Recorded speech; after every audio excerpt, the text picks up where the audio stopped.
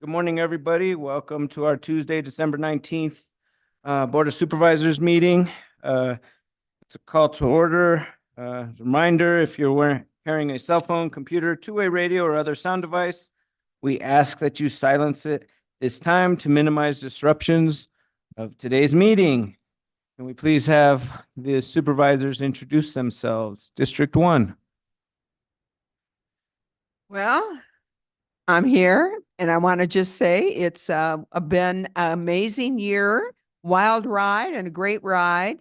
I'm sorry that the send-off is for one of our esteemed colleagues here, Matt Ryan, but it's been a great time with Matt, and looking forward to have a board meeting and a little celebration for Matt today.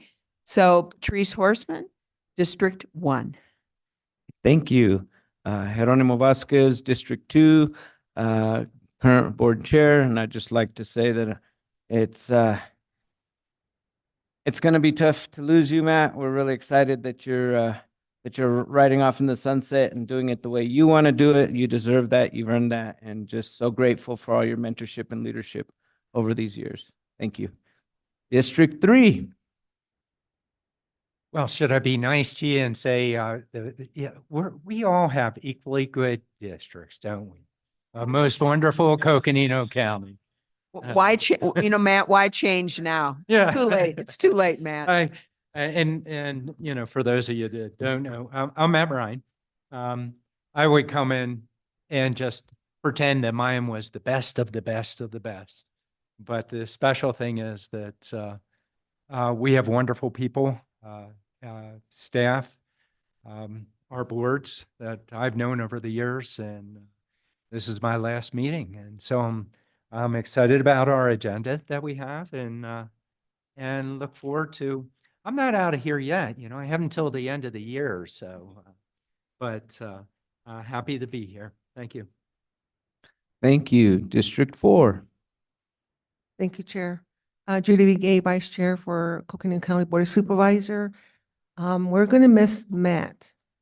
We can joke with him. He can get serious and stuff like that. And, and then having 27 plus years of being on the board, I think that's a long time to really, help and speak for the people out there, and what their needs and wants are. And so I just want to say we appreciate all the work that you've done and as a board of supervisor. And yes, there's going to be a huge void that we need to fill as a board member or after the elections come up. But I just want to say thank you so much from the bottom of my heart. And you consider all of us equal, and you help us in that respect, and then mentoring us, and we come to you with questions, even though we don't want to hear what you have to say at times. Anyway, but I just want to say thank you. Thank you so much. Thank you. District 5 is not here right now. She'll be joining us later. Right now, she's representing the county at a tribal meeting and will be here soon. With that said, let's go on now to the Pledge of Allegiance.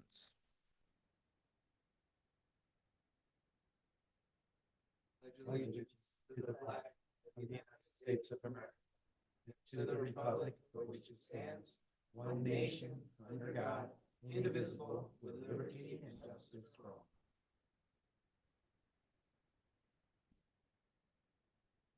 All right, now we will have a call to the public to allow for any comments from the public.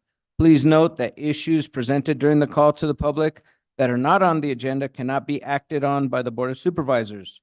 For items not on the agenda, individual supervisors may ask questions of the public, but are prohibited by open meeting law from discussing or considering the item. If you would like to make comments regarding the public hearing items, please hold your comments for the public hearing. Individuals are limited to 3 minutes for their comments. We will take the public comments from those in the room first, and then take public comments from those who have joined virtually. Clerk Daly will explain how the public can provide comment. Thank you, Chair Vasquez. At this time, if there's anyone that's present in the room that would like to provide a comment, you can make your way up to the podium. If you'd like to write down your comment and have me read your comment, you can also do that and provide me your comment form. For those that have joined virtually, you can hit the raise hand icon that will appear if you hover towards the bottom of your screen. If you hit that raise hand. It will raise your hand and notify us that you would like to speak. If you've joined by telephone, you can hit *9, and that will raise your hand and notify us that you would like to speak.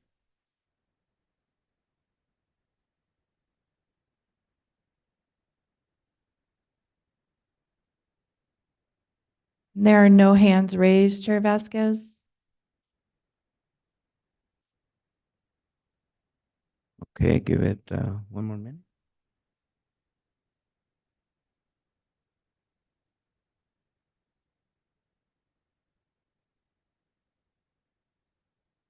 There are no hands raised at this time, Chair Vasquez.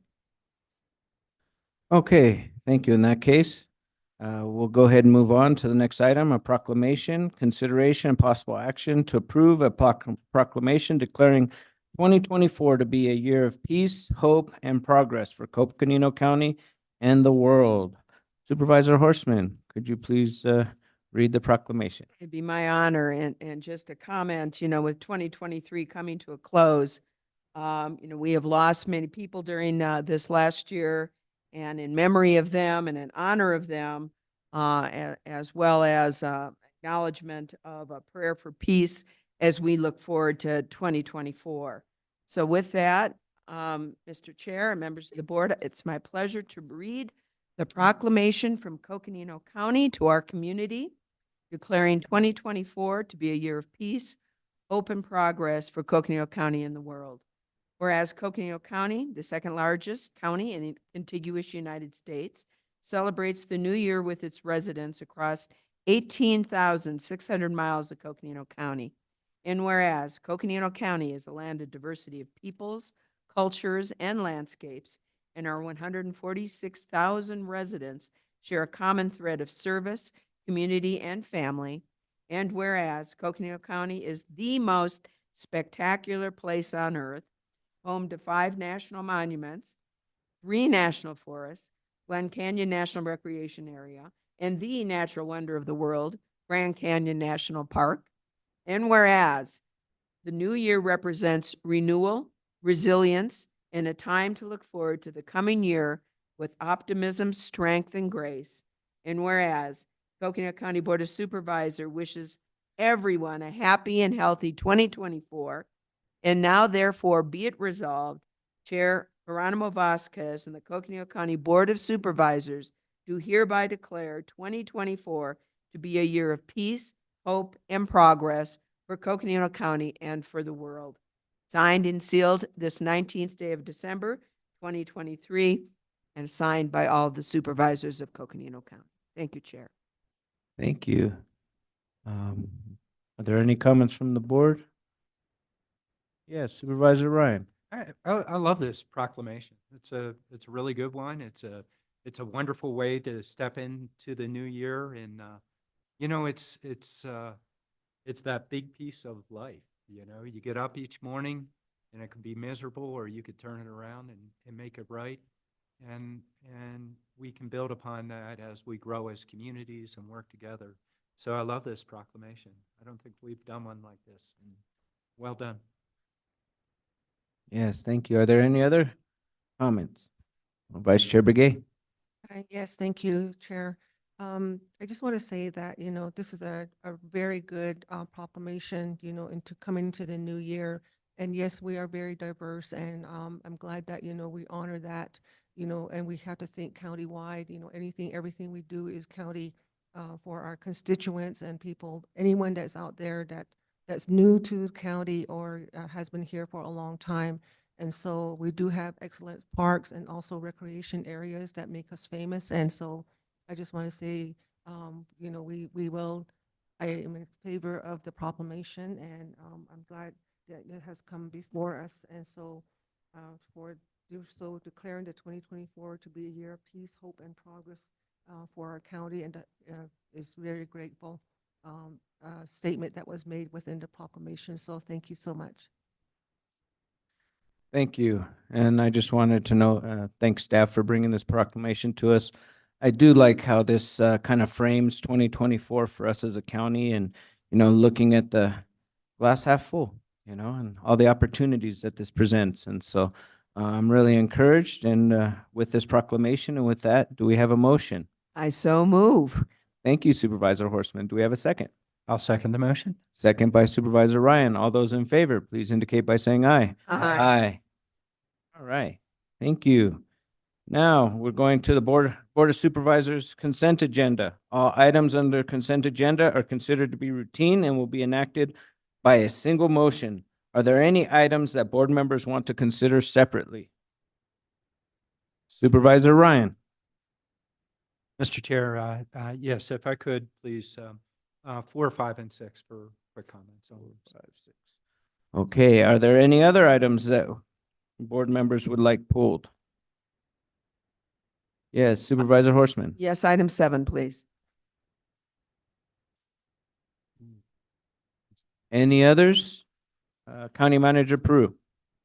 Mr. Chair, item 11, a reappointment to one of our county commissions. Okay, and number 11. Okay, in that case, can I get a motion to approve the consent agenda, items 2 through 18, minus numbers 4, 5, 6, 7, and 11? I'll move. We have a motion by Vice Chair Begay. Do we have a second? I'll second the motion. Second by Supervisor Ryan. All those in favor, please indicate by saying aye. Aye. Aye. All right, now we're looking at item number 4, consideration and possible action to approve a funding agreement and request for an additional $40,727 of community initiative funds from District 3 to the Highlands Fire District for 2 LED signboards. $25,000 was previously approved and paid by the county, but the project needed additional funding due to additional costs. Supervisor Ryan. Thank you, Mr. Chair, and I don't know if you want to comment, Todd, or, okay, that'd be wonderful. Really, we've been working on this concept for many, many years. And the idea is these are entrance points to the communities. And, you know, through the years, we've talked about it, but we've had the Brins fire come and drop ash. And, you know, I remember that people were pretty much starting to rake all their pine needles out into the streets and into their garages and really concerned. There were certain times during that we weren't sure where the fire was going to go. And a similar thing happened again with the slide fire, to the point that we did get into pre-evac status with the communities. And try as we may, we have our digital boards, our first responders, fire district, our sheriff's office. They're all there, but when the time comes, you don't know how fast the fire will be. Being on the windward side of our larger population base. So it seemed to make sense for that, as well as different community opportunities, especially through the fire district. It normally is the host, and they're a central point of the Mountaineer, Kachina Village communities to have a communication device. And digital signboards started to come out for these. And actually, it was Pete that had recommended, former chair of the Highlands Fire District Board, says, is there any way we could work on a communication mechanism? And through the years, we've talked about it, and Highlands tried to put together a package, but it seemed like every time we put something together, the price would go up more, and it would go up more. There's also the challenge of utilities aren't completely run, and so that is a big piece of what's happening here. APS is stepping forward and helping out, but I believe it could be done. And the great thing is it's one of those cooperative efforts, again, where we work together with our community partners, as we always do, pre-emergency, over the years, thinning, cleaning up properties, but being prepared. And if we're in the emergency, that's a big piece of what we're trying to do here. And so I'd like, if possible, Mr. Chair, I'd like to invite Chief Todd Miller up from Highlands Fire District. Please do. A moment. Thank you. Good morning, Mr. Chair and all the supervisors. Supervisor Ryan, thank you for your support on this. And thanks for a minute to speak to it today. So as Supervisor Ryan mentioned, this has been an idea for several years, and we actually started putting some work into it almost 2 years ago. And as he said, we faced some different challenges. You know, Supervisor Ryan, I think, has been through 3 directors in the time we've been working on this. I'm not sure. I have to poke a little fun. I don't know what that says about Supervisor. No, I'm kidding. Because it's your last day. I counted the red lights coming in that I stopped at, 13 to my house. There used to be 5. So similar idea. Yeah. Yeah. But yeah, started working with Gregory Nelson and then Tammy, and then most recently Jen Hammond has been a huge help with us. I have to recognize my folks, Captain Brandon Blue and Battalion Chief Mitch Lopez. So 2 years is a long haul, you know, not obviously not the whole time, but off and on working on this project. But it's going to be a huge benefit to our communities, as Supervisor Ryan said in the notice of evacuations. But also, we think a lot of great public information, you know, red flag days to try to have some other prevention type messages, things such as maybe, you know, plowing, if there's delays, things like that, or other weather events that we can know that we could use this sign for many, many things. So a big push to do it was the notice of evacuation, but I think it'll be tremendous value to our communities for lots of information and public information. So thank you for considering your support. Thank you, Supervisor Ryan, for your support, and Jen for your work on it. We're all really excited that we're almost to the finish line on this. So thank you for your time. Well, it's a partnership. Thank you, Chief. Yeah. Thank you. Supervisor Ryan, do we have a motion? Mr. Chair, if I may, I'd like to move that we approve item 4 as presented. Second. We have a motion by Supervisor Ryan, a second by Supervisor Horseman. All those in favor, please indicate by saying aye. Aye. Aye. Thank you. Good job. Congratulations. Next up is number 5. And- Mr. Chair, I'm kind of combine 5 and 6, just quickly. Over the years, there's been a need within our Parks and Rec system where we've been able to do a capital outlay when we initially built the parks, the Seapost project coming in. But as we're growing our community of parks out there, there's an opportunity now and again for a friends group to come forward. But not only that, a need for different needs depending upon which park. And so the concept here is to initiate a fund that could be built over time to draw from the interest and have it available so that we can trigger those friends opportunities, but also focus on those particular parks. Whatever the need may be, it might be maintenance, it could be leading into land acquisition or other opportunities that we have. I've always looked at parks as one of those really wonderful passive opportunities where communities come together.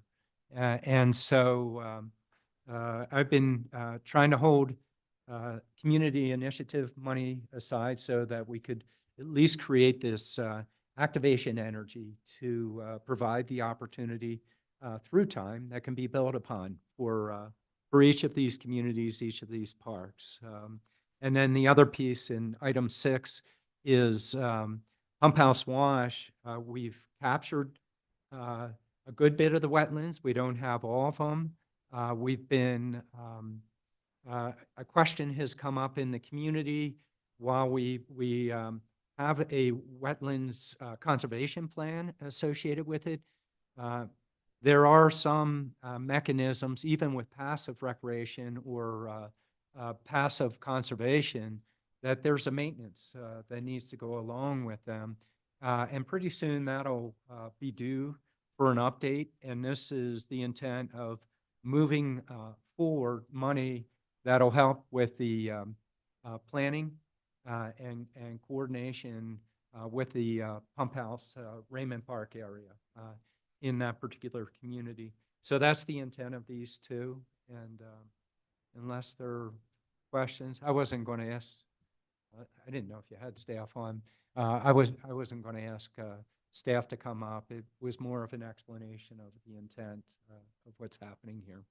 And while you're looking at these different sums, I will note that I've definitely made sure that the next supervisor through appointment that comes in will have a budget. They'll have almost the full annual operating budget for the office, as well as half of the community initiatives to, for that opportunity during the second half of the term for this next year. Or I should say not the term, but, well, it is the term, but it's the fiscal year. All right.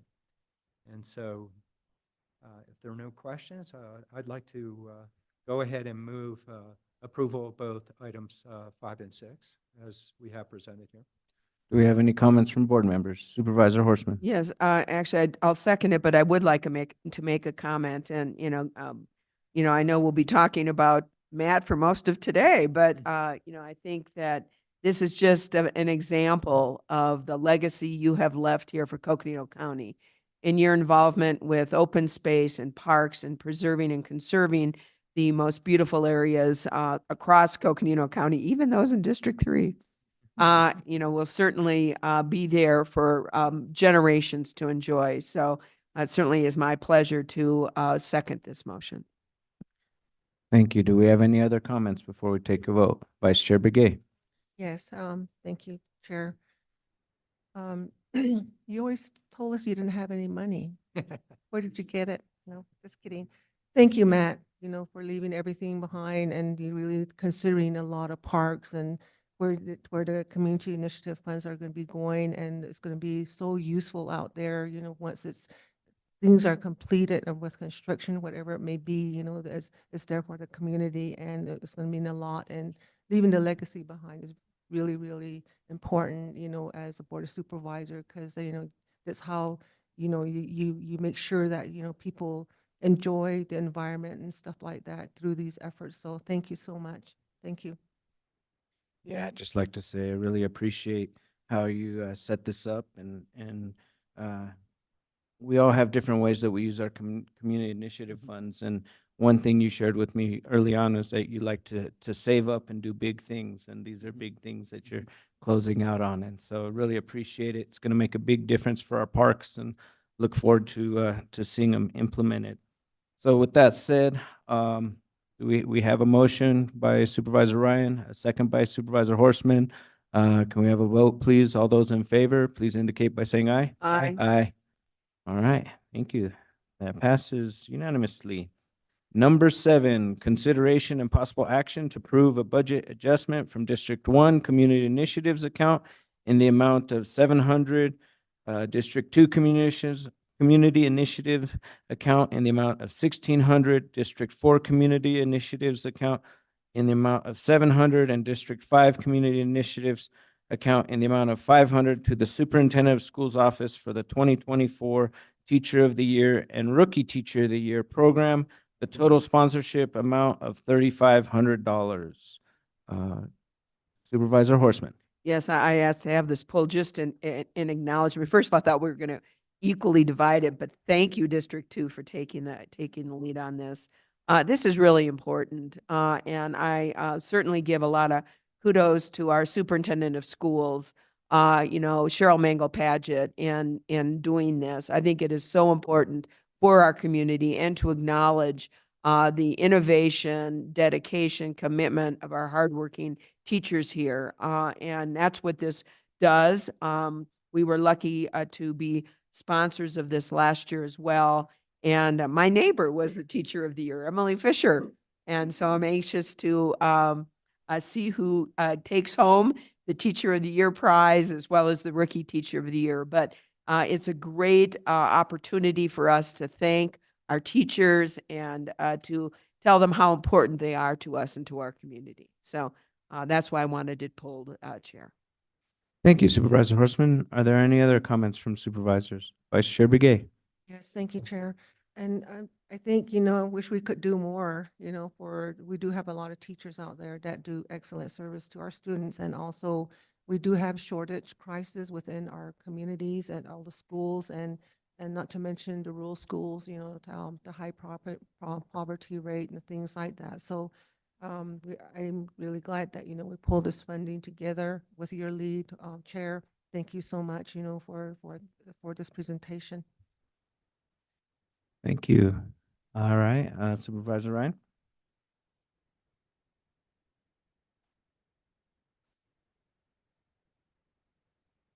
See, I did not do a set aside this time, knowing superintendent is doing a good job raising money as well, and did want to parcel out some money to the parks this particular time. So, Based But- on the CI funds that we just approved for Yeah. parks and stuff, we understand. yeah. But I do, you know, I will follow up with the comments, though. It means so much to our schools and to the teachers to have this opportunity. And I appreciate all the superintendents, but Cheryl Mango Yes. Pageant for, oh gosh, she brings the passion all the way through to really want to support and do this. So thank you. With that, I'd make the motion, Chair. Thank you, Supervisor Horstman. We have a motion by Supervisor Horstman, Second. a second by Vice Chair Begay. And before we vote, I just want to make my comments. I really value this Teacher of the Year award and the Rookie Teacher of the Year award. Last year, I had the opportunity to be a judge for the Rookie Teacher of the Year award. And it's just really cool to see these teachers go through this process and get recognized, because education is one of those professions that don't always get recognized for the value of what they bring to our society and don't get paid the way they should. And so these moments to celebrate teachers and celebrate educators are really important. And so it was with great pleasure that I was able to contribute my CI funds to this project. And so just really appreciate our superintendent's leadership. Had the opportunity to go to the ACO conference during the week and listen to some of the conversations of superintendents around the state. And we're very lucky. We have a great superintendent who is very engaged in those communications. So with that said, we do have a motion and a second. All those in favor, please indicate by saying aye. Aye. Thank you. All right, next up, we're on number 11. County Manager Peru, consideration and possible action to improve a recommendation for the Coconino County Workforce Development Board to reappoint Judy France to a term of December 17th, 2023 through December 17th, 2025. County Manager. Thank you, Mr. Chairman, members of the board. Also on with us today is Mr. Bruce Sopsack, who is the chair of the Workforce Development Board. Also, Judy Franz is on, who is being reappointed. So I want to make a couple of introductory comments and then turn it over to the chair of the Workforce Development Board, Mr. Sopsack, and then come back to the board for the motion itself. So our county governments and local governments throughout the country are very fortunate to have hundreds and thousands of citizen volunteers that serve on various boards and commissions. And then it goes the same here at Coconino County. You know, with regard to Parks and Recreation, Planning and Zoning, our diversity councils, you name it. Also, our Workforce Investment Opportunity Act Board. The board is made up of individuals from across the county that fit the required sectors that the law calls for. But with Supervisor Fowler not being here, I do want to call out and make some comments in support of Judy Franz. Judy has been a longtime supporter and active board member for a number of reasons, for a number of causes, and she's out of page and provides a lot of input for a lot of things that we do down here in the southern part of the county. Judy is always a champion for various things, but she's always very strong and very active to remind us, you know, there is a lot of county up north. And so and she's nodding her head to the affirmative. And so just want to echo and channel some of Supervisor Fowler's thoughts in support of the nomination, or the reappointment rather, for her to serve on the Workforce Investment Opportunity Act Board. At this time, I'll turn it over, Mr. Chair, with your permission, to Chair Sopsack, who will make some comments on behalf of the council itself. Please do. Thank you. Bruce? Thank you, Mr. Chair and Supervisors. I am here to speak enthusiastically about the reappointment of Judy Franz. She serves as the Executive Director of the Page Lake Powell Chamber of Commerce, and as we know, that is an important connection to the business in the Page and northern region of Coconino County. She also is a very, very busy person, and she's the Executive Director of Ambassador Guides at Lake Powell striper fishing. So we all know living up here that recreation is an important industry, and that gives us conduit to that. So I appreciate her time, and as we go forward with the Workforce Development Board and a very aggressive schedule for next year, we are lucky to have her, and I fully endorse her reappointment. Thank you. Mr. Chair, Judy would probably want to make some comments also at this time. Yes, please do. Oh, good morning. Thank you, Chair. Thank you to all. Thank you for those kind words. Paige, as we all know, has been a vital part of Coconino County. I've been with the Chamber since 2014. I also run the Visitor Center here, the Page Lake Powell Hub, since 2019, along with Ambassador Guides at Lake Powell. I'm very committed, and I'm very committed to the workforce because it's a vital part too of what we've all faced since the pandemic, especially. So I'm very proud to be a part of it, and I hope that I can continue to serve. And thank you for inviting me back on again. And I hope to give you everything I possibly can and then some. Thank you, Mr. Back to you all. Thank you. Thank you for continuing your service to Coconino County. We really appreciate your leadership and look forward to working with you moving forward. Do we have any other comments from board members? Supervisor Horstman. I would certainly make a motion to approve the reappointment of Judy Franz for a term from December 17th, 2023 through December 17th, 2025, and would certainly echo the comments made by our county manager and thank her for her hard work and her service to Coconino County, and really appreciate you agreeing to up your service again. So thank you so much. Thank you. We have a motion by Supervisor Horstman. Do we have a second? Second. A second by Vice Chair Begay. Are there any other comments before we vote? All right, in that case, all those in favor, please indicate by saying aye. Aye.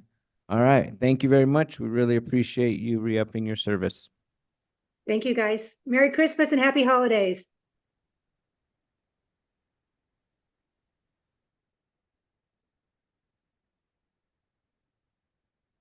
All right, now may I have a motion to resolve as the Flood Control District Board of Directors?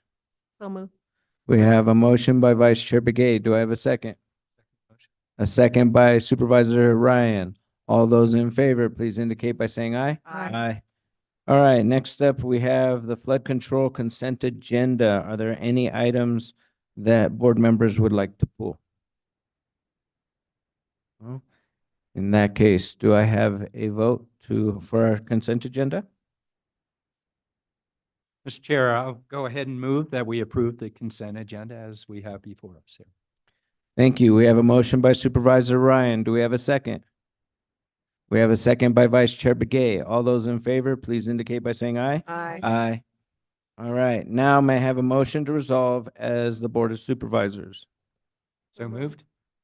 We have a motion by Supervisor Ryan and a second by Vice Chair Begay. All those in favor, please indicate by saying aye. Aye. Aye. Thank you.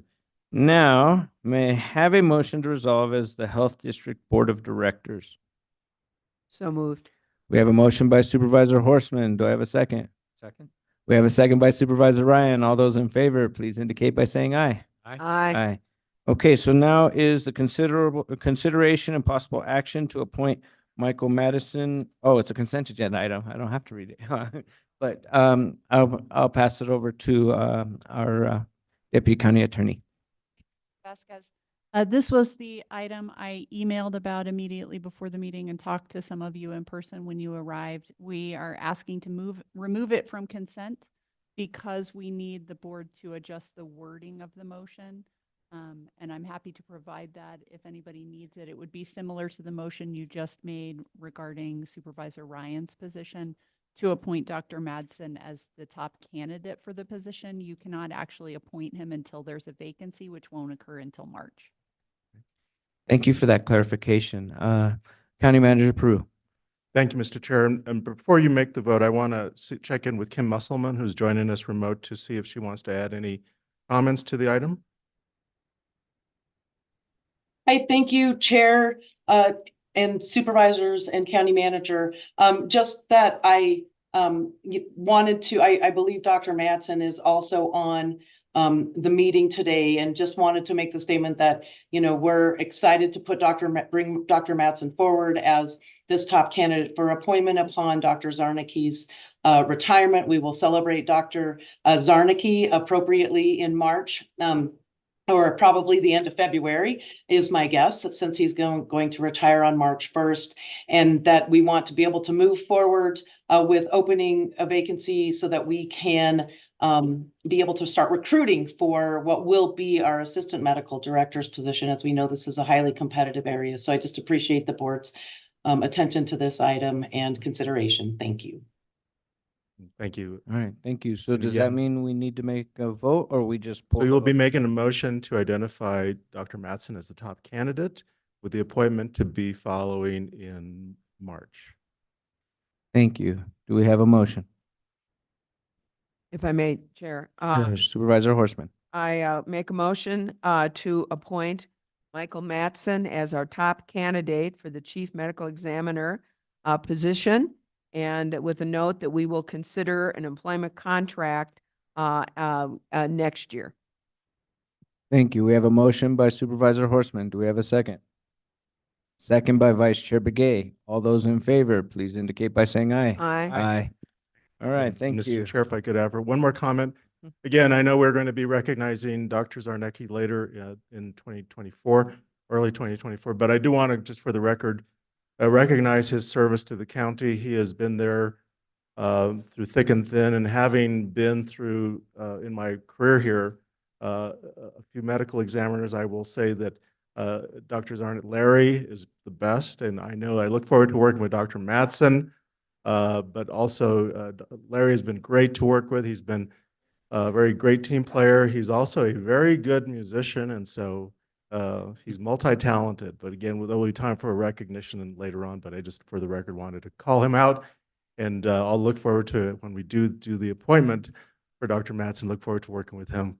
This is a very unique profession, a very unique service that we provide to the public. And so having the talent, as much talent as we have here at Coconino County, I will tell you that other counties look at us and we always tell them, go away.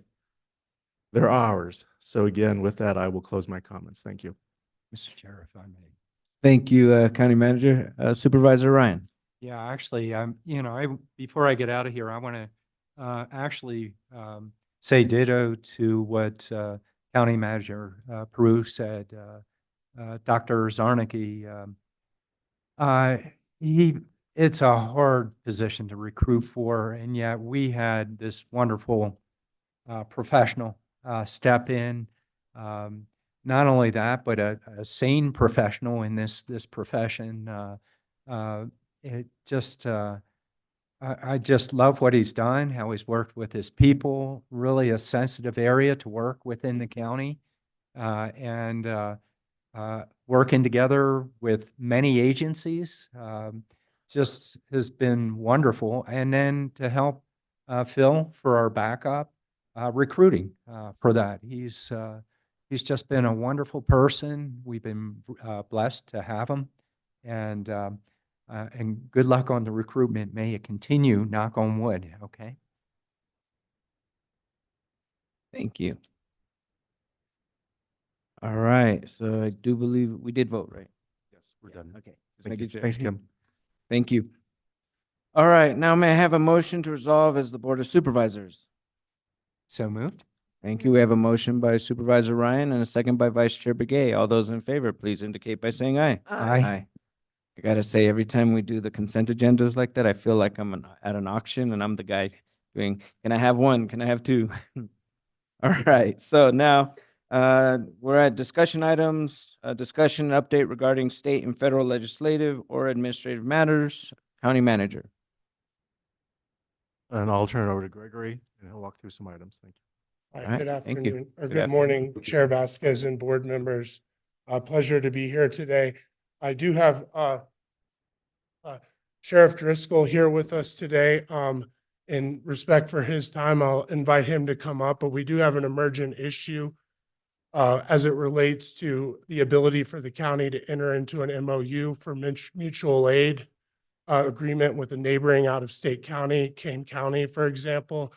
And we're seeking your direction today to add to our legislative agenda to support policies that enable local jurisdictions to enter into mutual aid agreements with out-of-state neighboring counties to enhance public safety during emergencies or upon request from the sheriff or other law enforcement agencies. And so just a background, historically, we've had an ability to enter into MOUs with Kane County for mutual aid.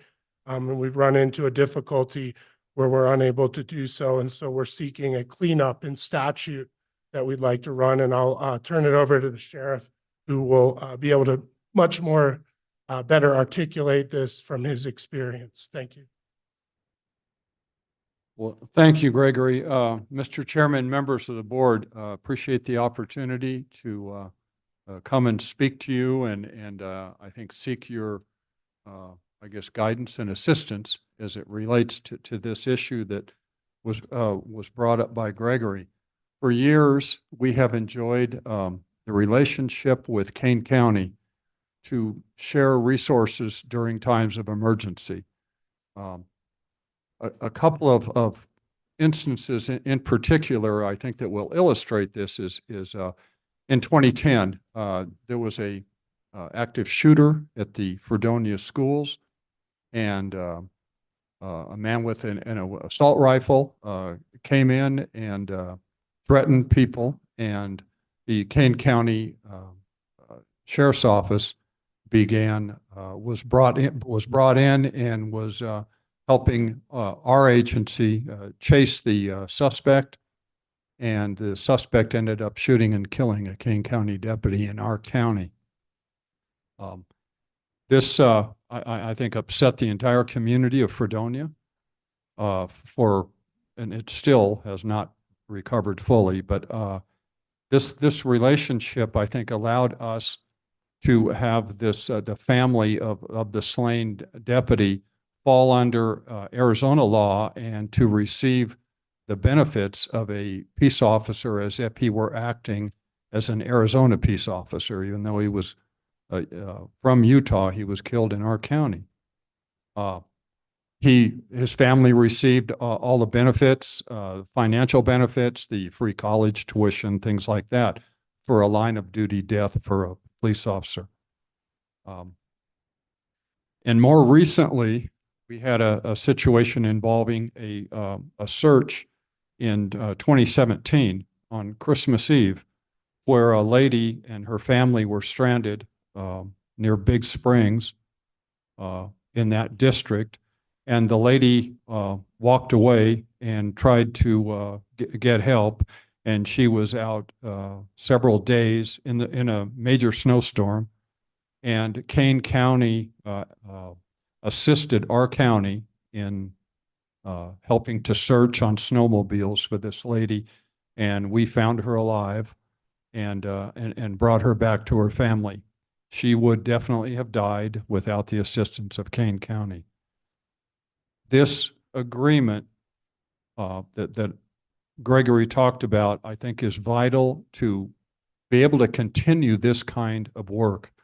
Right now, Kane County assists us a great deal in our search and rescue, in the White Pockets area, in what's called the WAVE, in a variety of search and rescue situations. We, in turn, from our county, will help them on domestic violence calls, on shooting calls that they have.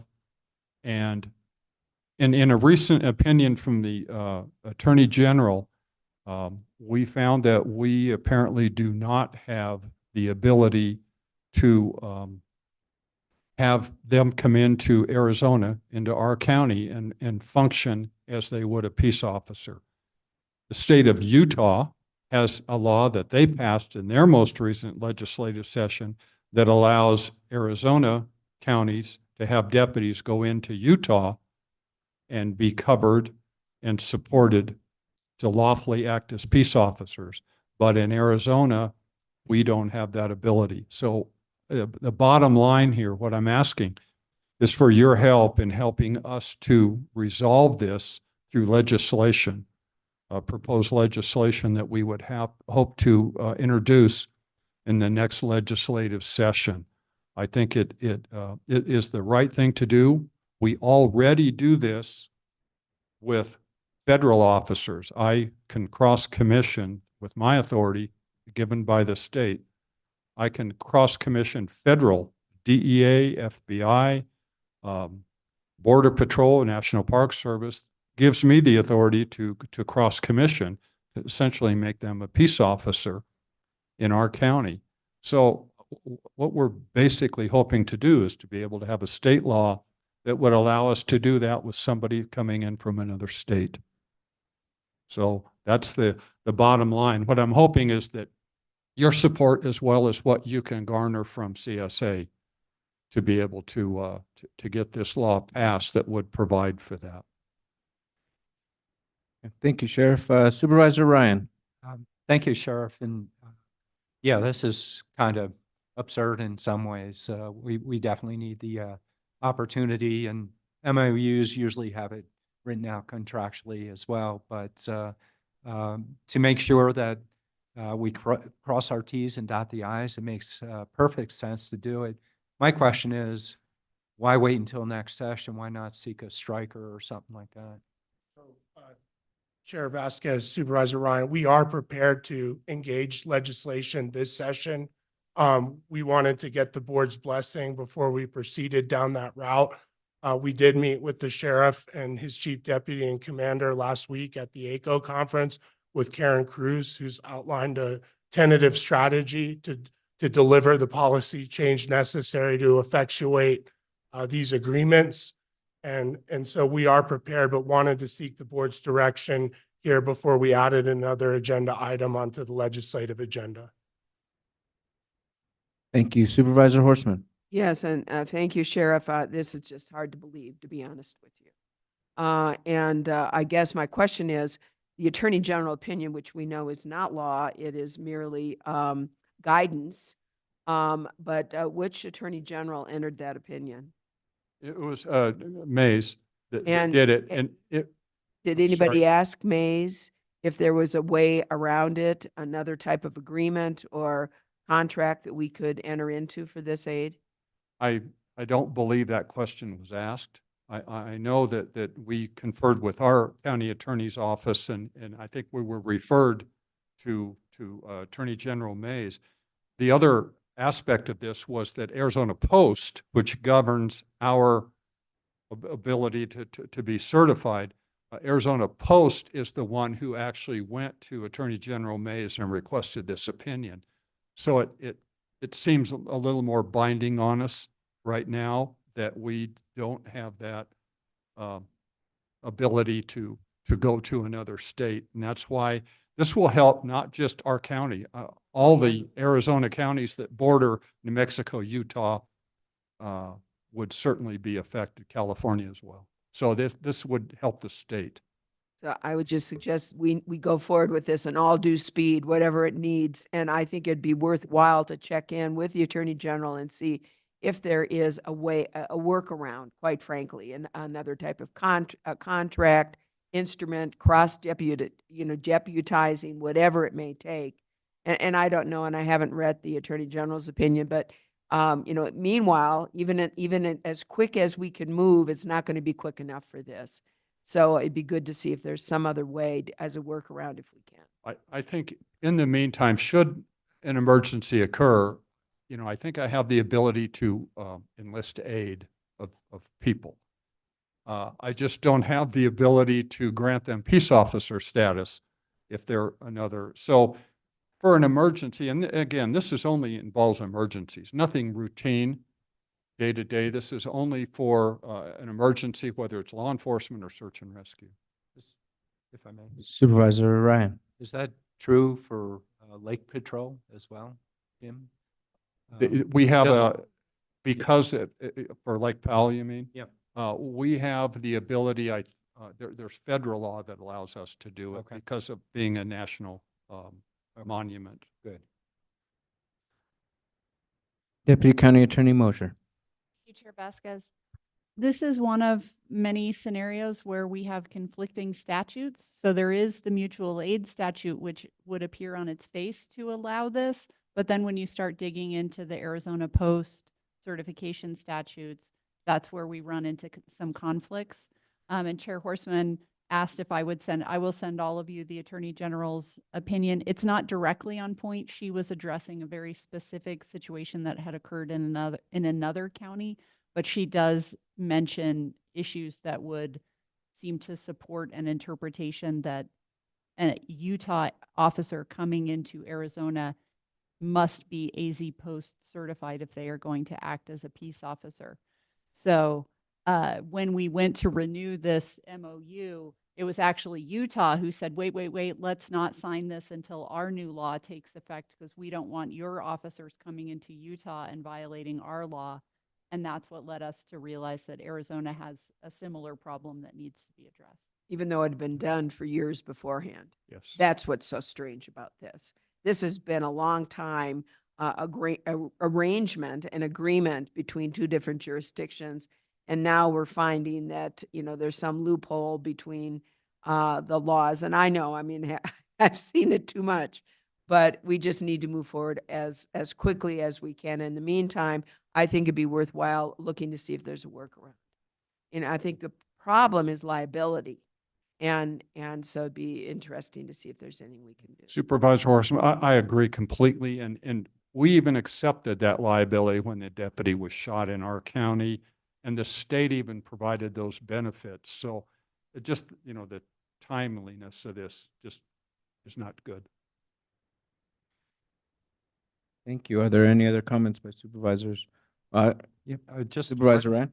I think it makes absolute sense that we support this and become proactive and hopefully get it through sooner than later. Thank you. And I will also say thank you to Heather and Gregory both for helping out and getting us going in the right direction instead of floundering and missing the deadline for new legislation. No, I agree, and I appreciate you bringing it to our attention, and it is something that we do want to remedy because up on the north rim of the Grand Canyon, we need that support. Sometimes deputies can't get there in time, and so having that ability to have some support from Utah is crucial to our not only law enforcement, but like you said, search and rescue efforts. And so thank you for bringing that to our attention and to the team. You hear unanimous. We want to see this pushed through as quickly as possible to get you that support.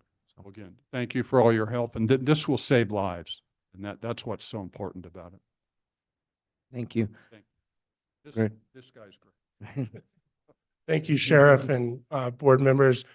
Just to give you a brief update, we did meet with Tom Torres here this morning at 10 o'clock with Karen Cruz, Wes Dyson, and myself, as well as Bill Boyd, to go over the language as it relates to the recapitalization of the wildfire emergency response line item. They did have some great feedback on the draft language that we have had. Representative Cook has agreed to sponsor the bill, but we're working through the language drafting so that we end up with the best language possible to reflect the intent and desire of recapitalizing that fund, as well as providing flexibility to the agency to upgrade infrastructure in the result of the changed watershed conditions that arise from post-wildfire flooding. So just wanted to give you an update on that. We should have a bill soon. Karen Cruz is on for this discussion, so she has heard your direction and will be reaching out to the various chairs of the committees as it relates to the sheriff's issue and the MOA for mutual aid. So we're moving quite along. The legislative session will convene on January 8th, and the LPC representative will have an invite down at the Capitol to attend the State of the State address by the governor. And so in lieu of continuing on with the state update, I'll pause there for any questions. Just want to thank the board members who've been down at the legislature. for all of your work and time spent down there, meeting with members, meeting with staff. And so that's been very effective. Karen's hit the ground running, and so we'll pause there for any questions. Do we have any questions or comments from board members? Supervisor Horstman. Yes, and I think all of us have been down there on this, and we really appreciate Karen Cruz's help on meeting with our representatives down there at the state level. And I'm really happy that Representative Cook is looking to do this. And I think it's really important, and for all the reasons we've said, that we need to have this line item budget for us in case of emergency, and we've certainly been able to use it in our past. Here in Coconino County, as has 11 out of the 15 counties been able to use it for emergencies when they arise in their counties. So thank you for your advocacy on that. Let us know how we can continue to help. We'll continue. Let's look at some time on the 17th and 18th to get you all down there again when session starts around that CSA board meeting. And just a note, though, we are hearing with the $1.5 billion shortfall, it's going to be a challenging year. We had one representative tell the chair this past week he's voting no on every single appropriations bill, including even $5 million for 89 that's in RTAC. So we will have to deal with that. We'll continue to put the pressure on, explain the need, the dire situation around the need for that mitigation. But we are hearing some challenging whispers in the wind from headwinds, if you will, from any new appropriations. Supervisor Horstman. Well, some of us have very strong feelings about the emergencies that we're now having in the budget since we started out with, budget surplus in the millions of dollars. So it's very disappointing. These are extremely important emergency funds that are necessary, not only for Coconino County, but throughout Arizona. And certainly we'll do what we can, and hopefully the legislature will get their budget back in order and prioritize it according to the needs of the state. Thank you. Are there any other comments? Board members, Supervisor Ryan. Thank you, Mr. Chair. The state's been there before. Alt fuels with Mr. Grosskopf. They make mistakes on what they set in motion as far as the budget. They can fix that kind of stuff also. But continued advocacy, explaining the real purpose, what's going on, appeal to the human component of what you're doing. You're all doing the right thing. So, but hopefully we'll get our legislature to consider that as well. Thank you. Thank you. Are there any other questions at this time or comments? Vice Chair Begay? Thank you, Chair. I think that, we've gone down there to advocate for dollars and stuff like that. I think we just need to continue doing that and support, one another as far as getting funds, to where we need them. And especially I'm thinking for the 89 corridor, that needs to be done, or else we're going to have more closures, if anything, hard rain comes around again, we're going to be stuck with people, not having access to health care and, even education and even to their jobs, coming in from all areas around northern area of Flagstaff. So thank you for all your efforts, and I know that the board is right in there with the staff here. So thank you so much. Thank you. Thank you. And then moving on to the local committee assignments, I believe that we were going to discuss that today. Your district director should have distributed 3 sheets to you. And so I'd like to start with the local membership assignments. And so we've heard from all board members, we've met with them, and we've even met with recommendee Adam Hess for his input as well on what he's interested in. And so basically, in lieu of, I can go through this and read it out line by line, or would you like to look at it and provide direction? What would be the preference, Mr. Chair? I'd like to hear what my colleague has to say, but I wouldn't mind hearing committee by committee, only because the community should know what our assignments and what our responsibilities are, so they realize how much we are out there advocating in our community on different levels. So that would be my preference, Supervisor Horseman. Well, with what you said, I'm going to go with the chair on this one. And it might be great if we could get some copies for, I know I have mine, but I don't think everybody up here has them. So maybe if we can get, if anybody is listening upstairs, if you could bring us some copies down. Yeah, well, Keith is going to go up and photocopy this. Apologies for that. I thought they would have been distributed on Thursday. Oh, All of us have them. So it would be great if it could be shared on the screen though, for the public.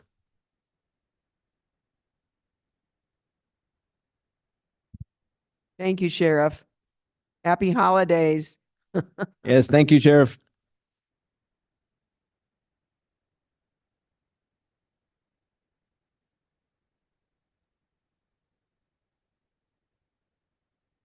If I may for a moment here. Supervisor Ryan.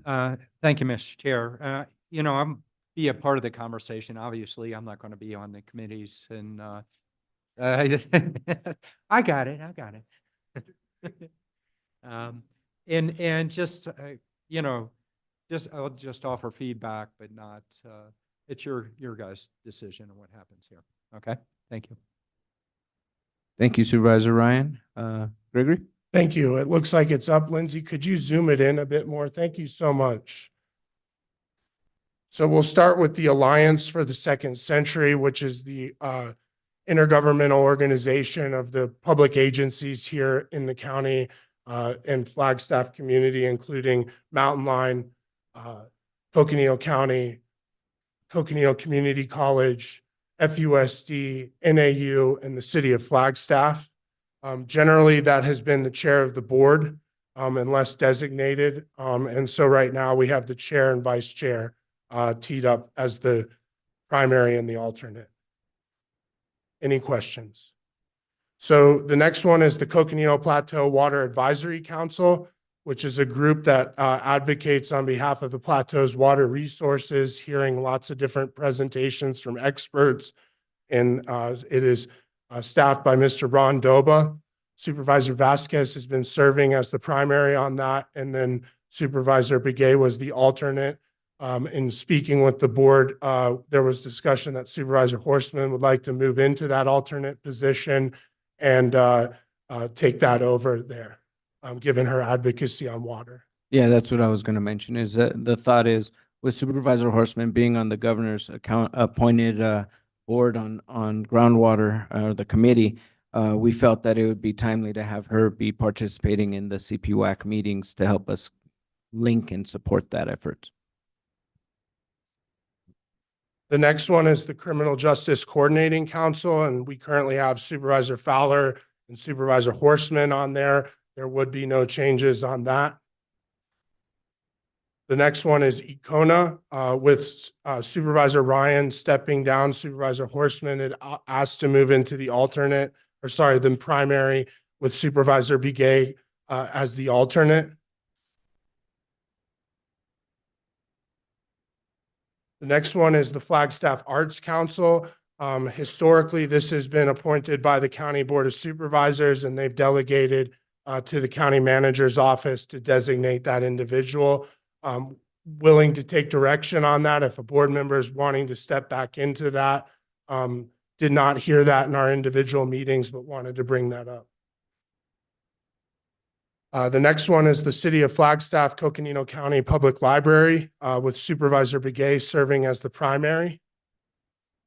The next one is Metro Plan with Supervisor Vasquez as chair of now Metro Plan with Supervisor Horseman stepping into the alternate role with Supervisor Begay stepping into the primary along with Chair Vasquez. The next one is the Forest Restoration Initiative Stakeholder Group with Supervisor Horseman serving on that with backed up and with Jay Smith from the Flood Control District. And then the Greater Flagstaff Forest Partnership, Jay Smith is on that as a board member, and it's there for your record, so you're aware of that. And then the NACOG, Northern Arizona Council of Governments, Regional Council. We have 2 Board of Supervisors seats, and those are currently held by Supervisor Vasquez and Fowler, with Supervisor Begay as an alternate, and County Manager Peru also involved in that organization. And then rounding it out, the NACOG Economic Development Council, we currently have Steve Peru as the public sector representative, with Supervisor Fowler as the elected official. And then the NACOG Transportation Policy Advisory Council is Supervisor Vasquez as the primary, with Supervisor Begay as the alternate. And then the Northern Arizona Intergovernmental Public Transportation Authority, also known as Mountain Line, Supervisor Vasquez as a member and Supervisor Begay as a member. Yes, Vice Chair Begay. Thank you, Chairman.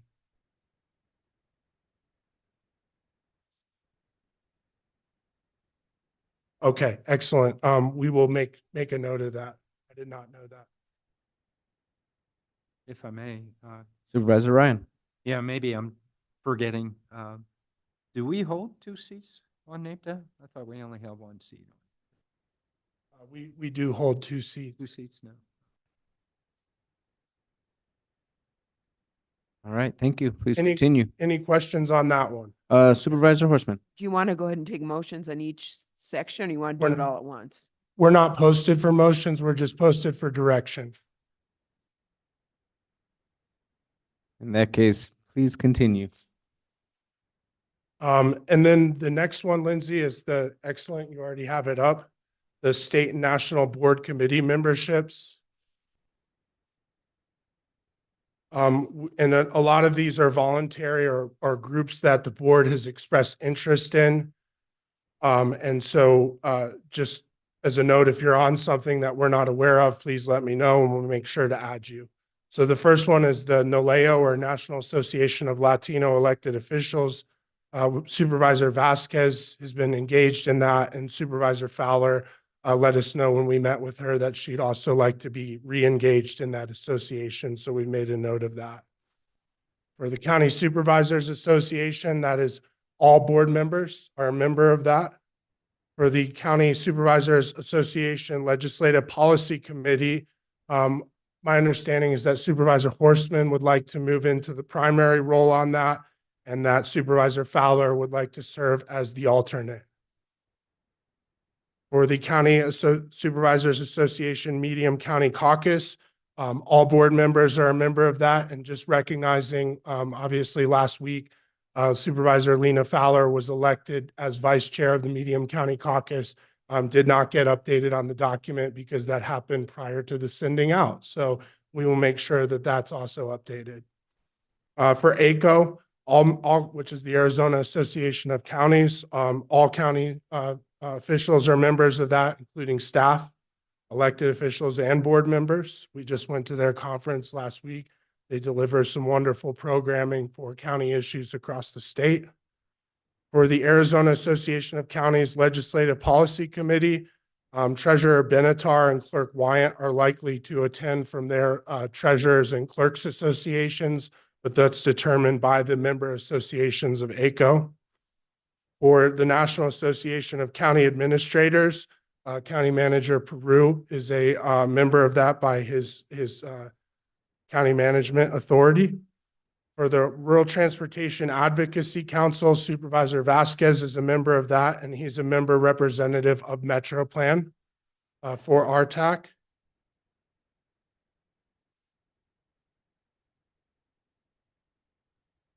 I'm glad it's not me, so. I'm ready. Some nice levity to the meeting, so.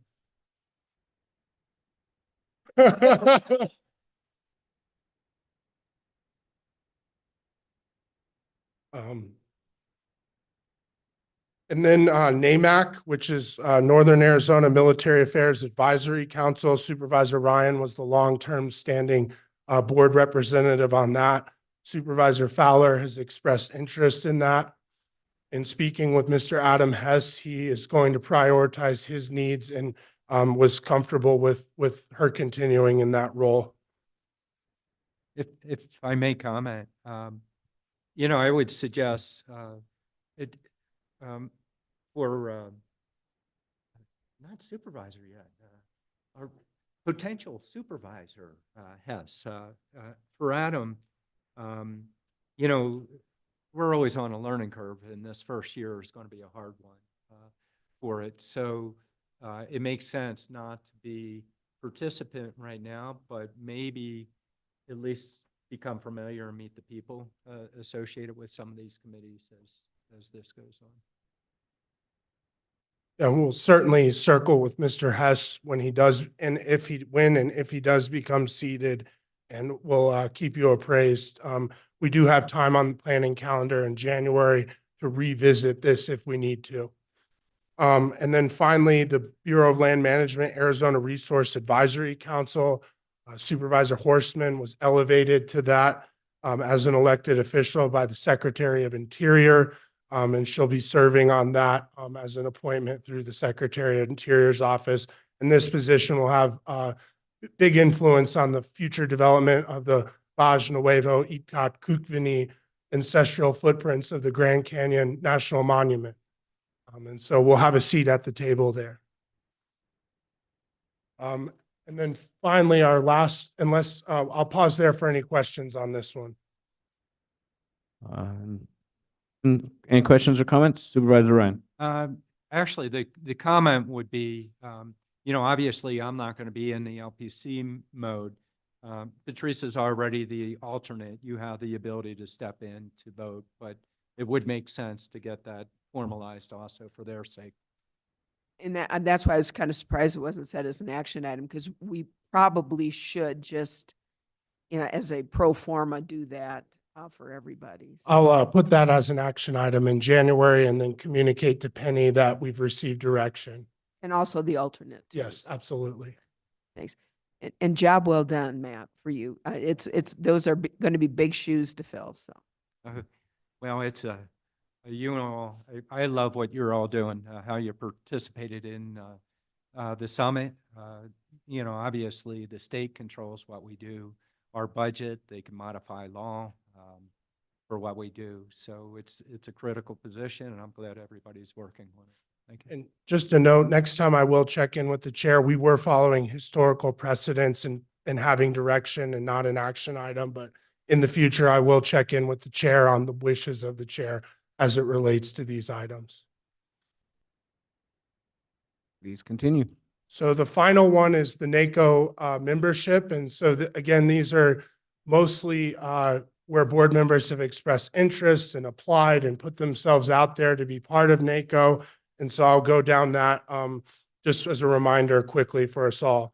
So for the National Association of Counties, we're all members of that as staff, elected officials, and board members. The National Associations of Counties Board of Directors, Supervisor Fowler is appointed by the NACO president. She's been appointed this year by the current president as well as last year. That is a presidential appointment unless it goes through the state association. For the Western Interstate. Hang on, Greg. On that one, y'all might want to keep track of when Rudy wants to, right now he's hanging, but he's not going to stay in like Manny did down at CSA. That became, he kind of lingered a little bit too long in that position. The intent was not to be for as long as Manny had gotten there. So it's something to take a look at long-term instead of dependency upon presidential appointment. That could go away in a year easily, but the CSA position, not trying to bump Rudy out, just see when his time is and consider that as a possibility there. Thank you. Please continue. Thank you, Chairman Supervisor Ryan. The next one is the Western Interstate Region, or WIR. And we're all members of that based on our location here in the Intermountain West. And then the next one is the Western Interstate Region Board of Directors alternate representative, of which Supervisor Horstman is that representative for the state, alternate representative for the state of Arizona, and confirmed by her colleagues of the 61 county supervisors at the County Supervisors Association. And Supervisor Horstman serves along with the primary, Richard Lund, from Greenlee County. The next one is the Community Economic and Workforce Development Policy Steering Committee. This is Supervisor Fowler serves as an officer there, which is again subject by presidential appointment, and she is the vice chair. For Public Lands Steering Committee, Supervisor Horstman is a member of that. And for the Outdoor Recreation Subcommittee of the Public Lands Steering Committee, Supervisor Horstman is a vice chair and also subject to a presidential appointment for that position. For the Transportation Policy Steering Committee, Supervisor Ryan served many years on this committee, advocating for transportation, not only at the county, state, and federal levels, but across the entire country. And so Supervisor Vasquez was able to get on that. Supervisor Ryan, you are currently still a member of that, but for the sake of this update, I did remove you from that list, so.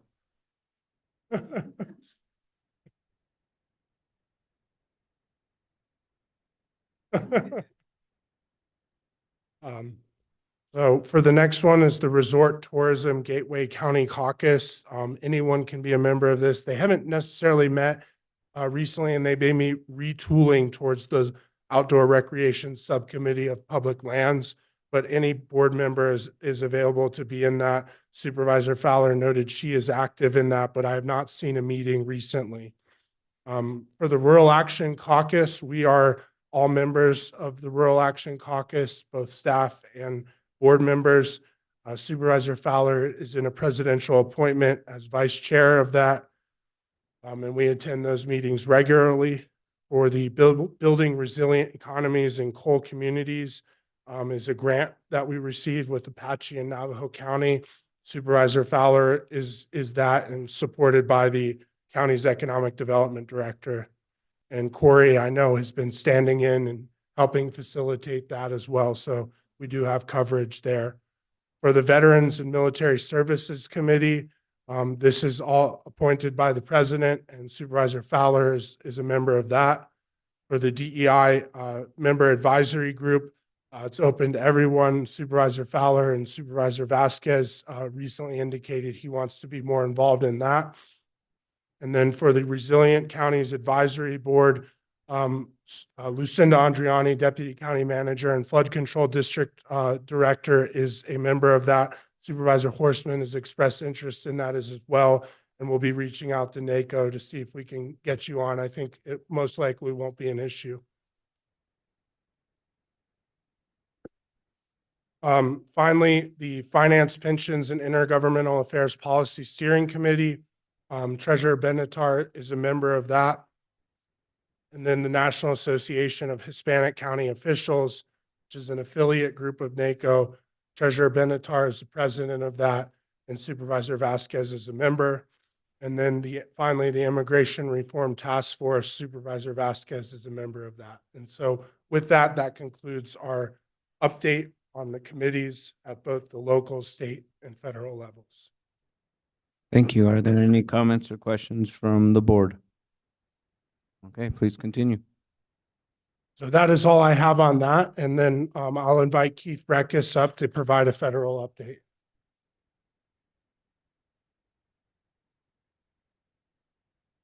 Good morning, Chair Vasquez, Board of Supervisors. I'll make my federal update pretty brief here, but the first item, I guess, is the House passed the NDAA, the Defense Authorization Act, which Bob Holmes mentioned they've done successfully for 63 years now straight. It is something that requires a 2/3 vote majority, and so with the current Congress, it's interesting to see that on this bill they could work together and get there. And there were vast majorities in both parties. So Republicans about 2-1 voted in favor, Democrats a little more than 3-1. With the Arizona delegation, all the Democrats voted in favor. On the Republican side, Juan Ciscomani voted for it, and the other 4 Republicans, including our rep Eli Crane, voted against it. Mostly there was a spread with the center voting for it and the right and left, far right and far left voting against. Although there is some nuance to our current congressman's position, a lot of his issues were against the military being quote unquote too woke. So he didn't want to vote for something that didn't ban abortions. But there is some complexity with local issues because he has also been advocating along with Senator Hawley from Missouri for more funding for Radiation Exposure Compensation Act. So even though he's usually opposed to more government funding, that's something to help people that have been exposed to uranium exposure. So that part of his position is add some complexity to why he opposed the final bill. But it's expected to be signed by the president and move forward. So at least on that part, the Congress is functioning and moving forward. That's one part of the bill. Then in terms of them not moving forward, as we look to some of our county priorities, the farm bill is not likely to pass early in 2024. It may not pass at all in 2024. The current farm bill extension extends to September 30th of next year. But there doesn't appear to be an early plan to get things through. And for some of our issues like forest restoration, good neighbor authority, it would be helpful to get a farm bill passed. We have some asks with both Senate offices on things we'd like to see in the farm bill. So we'll have to see how Congress plays out early next year, but the prognosis isn't real optimistic for getting a farm bill passed. So that'll be something we'll have to keep an eye on. The final thing that I'll talk about today is the offices have reached out for congressionally directed spending requests. In that case, it'll be our two senators, Senator Sinema and Kelly, who will be very helpful there. They'll probably have a joint portal where requests that go to one Senate office will probably be seen by both, and there'll be some collaboration on their part to push Arizona requests. On the congressionally directed spending, our House Representative Crane, who I mentioned earlier, is philosophically opposed to directing spending to the district or opposed to the idea in general of earmarks. So we're not likely going to reach out to him for that. We'll go through the Senate offices as we've done in the past. But what we can think about, and we'll reach out to the departments, is if any congressionally directed spending requests that we think we should put forward, we should start putting those together, and those get submitted in the spring. So the sooner we have those, the better. The other part of that is Bob Holmes and Anna Ma have sort of said the sweet spot is to look for things in the $1 to $4 million range. Larger requests tend to get rejected.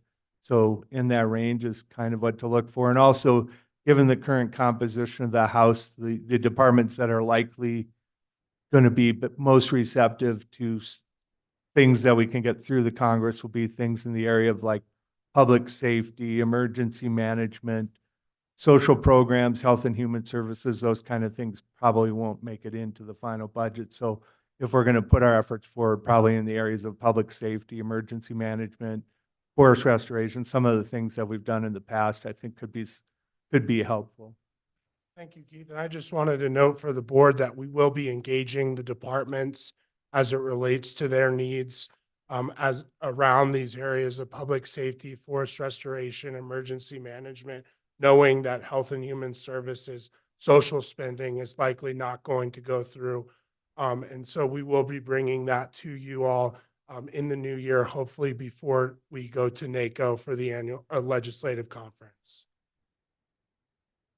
And the other thing we're advised about from our federal lobbyists is probably not to submit more than like 3 requests, and also not to double dip not to make 2 requests in the same bucket of money, because we don't want our own requests competing with one another, because it has got congressionally directed spending was very, very competitive last year.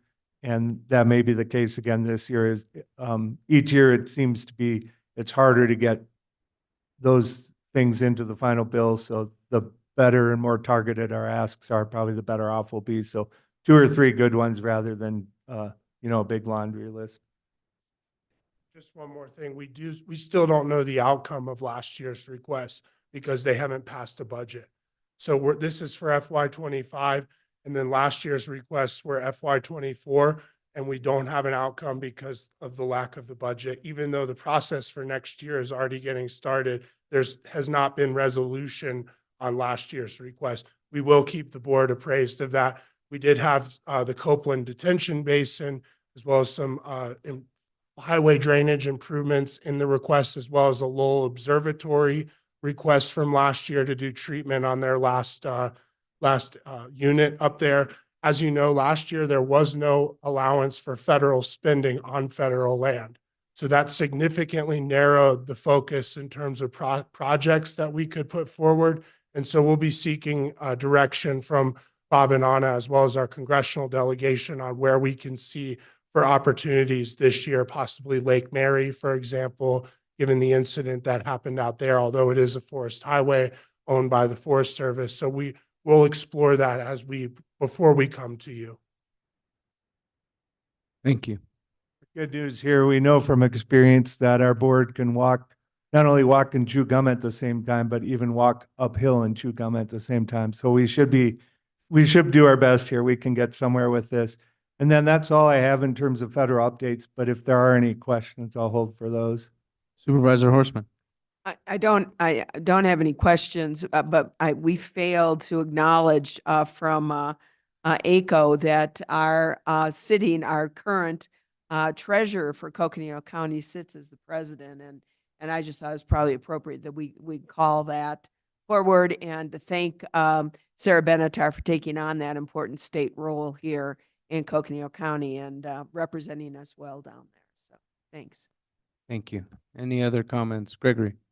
Just want to say thank you and happy holidays. I will be out of the office this week heading into next, but Keith will be here this week. If anything comes up, anything emergent, just give me a call. We'll be here to stand ready and to forge forward. Thank you. Next item is manager's report, but before we go, does anybody else need a bio break? Can we take a 5-minute break?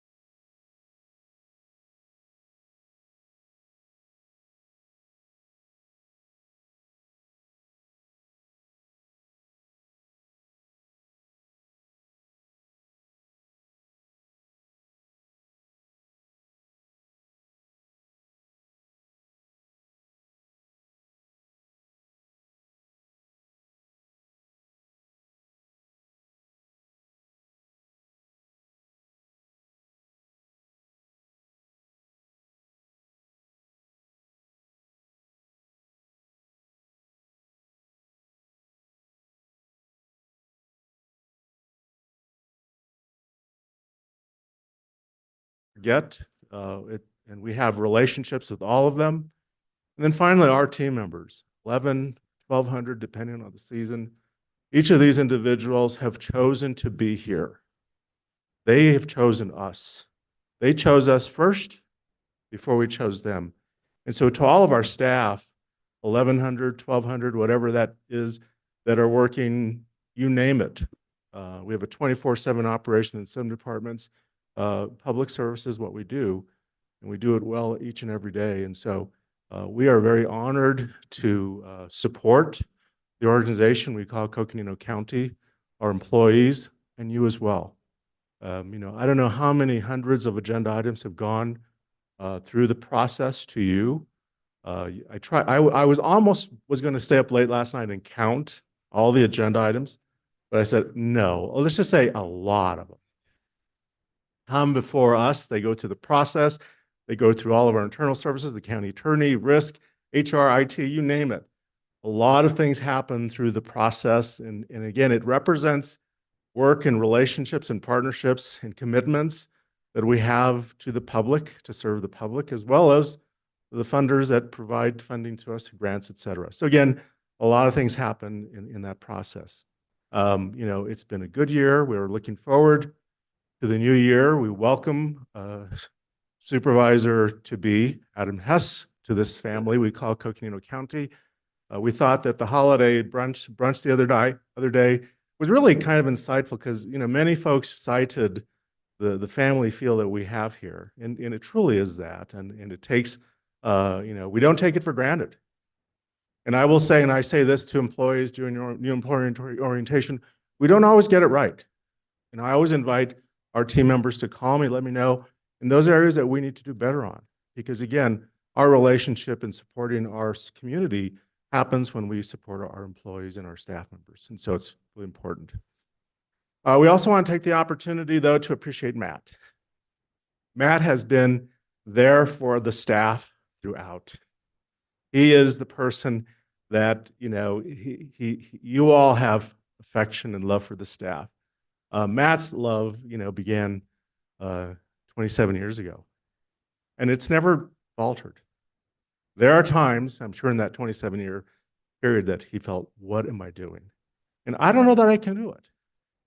There are some times that was probably on his mind, is that, you know what, I don't think I can do it. But he did, and he continues to do it. And we'll miss him. We'll miss you, Matt, because again, you have been our friend, our boss. We've known when we didn't get it right with you. And we understand those times when we could have done better, and you've let us know that, and we appreciated that.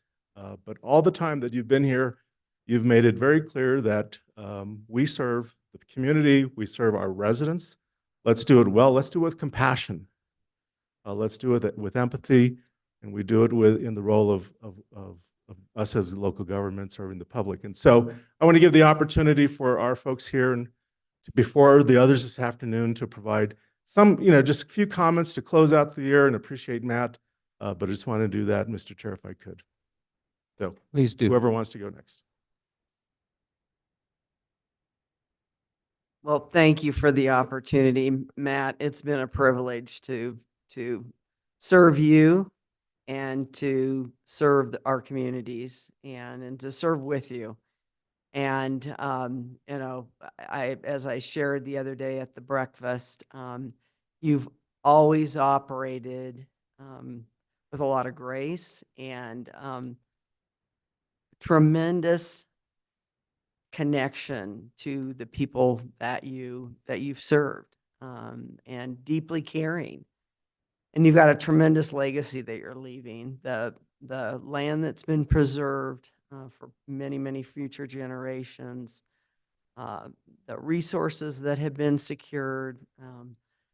I just think about the multitude of meetings that we've been through and, working with the community to secure the resources that we needed, for example, for the jail, for our roads, open space, our parks. You have always stepped up. Every one of those situations, every one of those opportunities that we've had, you have worked so hard to ensure that people receive the services that they deserved, that they've earned, that they paid for, and done it with tremendous respect. And I'll always respect you, and I'll always hold you dear in my heart as someone who really does represent public service. So thank you for everyone. And whether it was within your district or outside of your district, much of the disasters we've been through have been out of your district, but you cared for those people as well, and you put the resources forward and dedicated time and effort to support them. And I know they all greatly appreciate that throughout the county. So thank you for your service. We'll miss you. Thank you. Members of the board, Supervisor Ryan, thank you for everything in the past year. Definitely been a year of growth for all of us, and a lot of accomplishments. And I think it's important that we celebrate those. Supervisor Ryan, you never know exactly what you're learning while you are learning it. That's how I feel. And I was reflecting back, and we were joking about you taking me for a run around the Arboretum dressed for government affairs. And I feel like I passed that test, and I'm very proud of that moment, because we talked about open space preservation and land preservation. We visited the caldera. You showed me the Eagle's Nest. And you had me working on the Arizona Preserve Initiative. And at that time, Growing Smarter legislation was taking place. Grant Wood was the Attorney General, and there was a lot of movements in regards to that Growing Smarter legislation and the state trust land that could be preserved for open space through that Preserve Initiative. You had me working on that at the time. Now I understand better the significance of what was happening. At the time, I was excited to work with the Grand Canyon Trust and Nikolai Ramsey and Al at the State Land Department. And you really plugged me into those meetings and that work. And I feel like we made quite a bit of progress. And then to see that implemented, the open space preservation around Fort Tuthill, we were able to accomplish that. The munition cleanup at Fort Tuthill, Rogers Lake, just to name a few.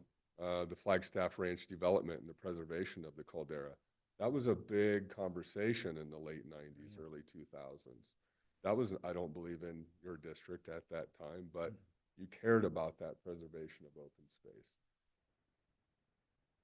So today, we can stand here, 2023, those practices, those principles, those values are still in place. That's still who we are in Coconino County, as an organizational culture, as a community, as a board. So thank you. I apologize. I'm going to make it brief.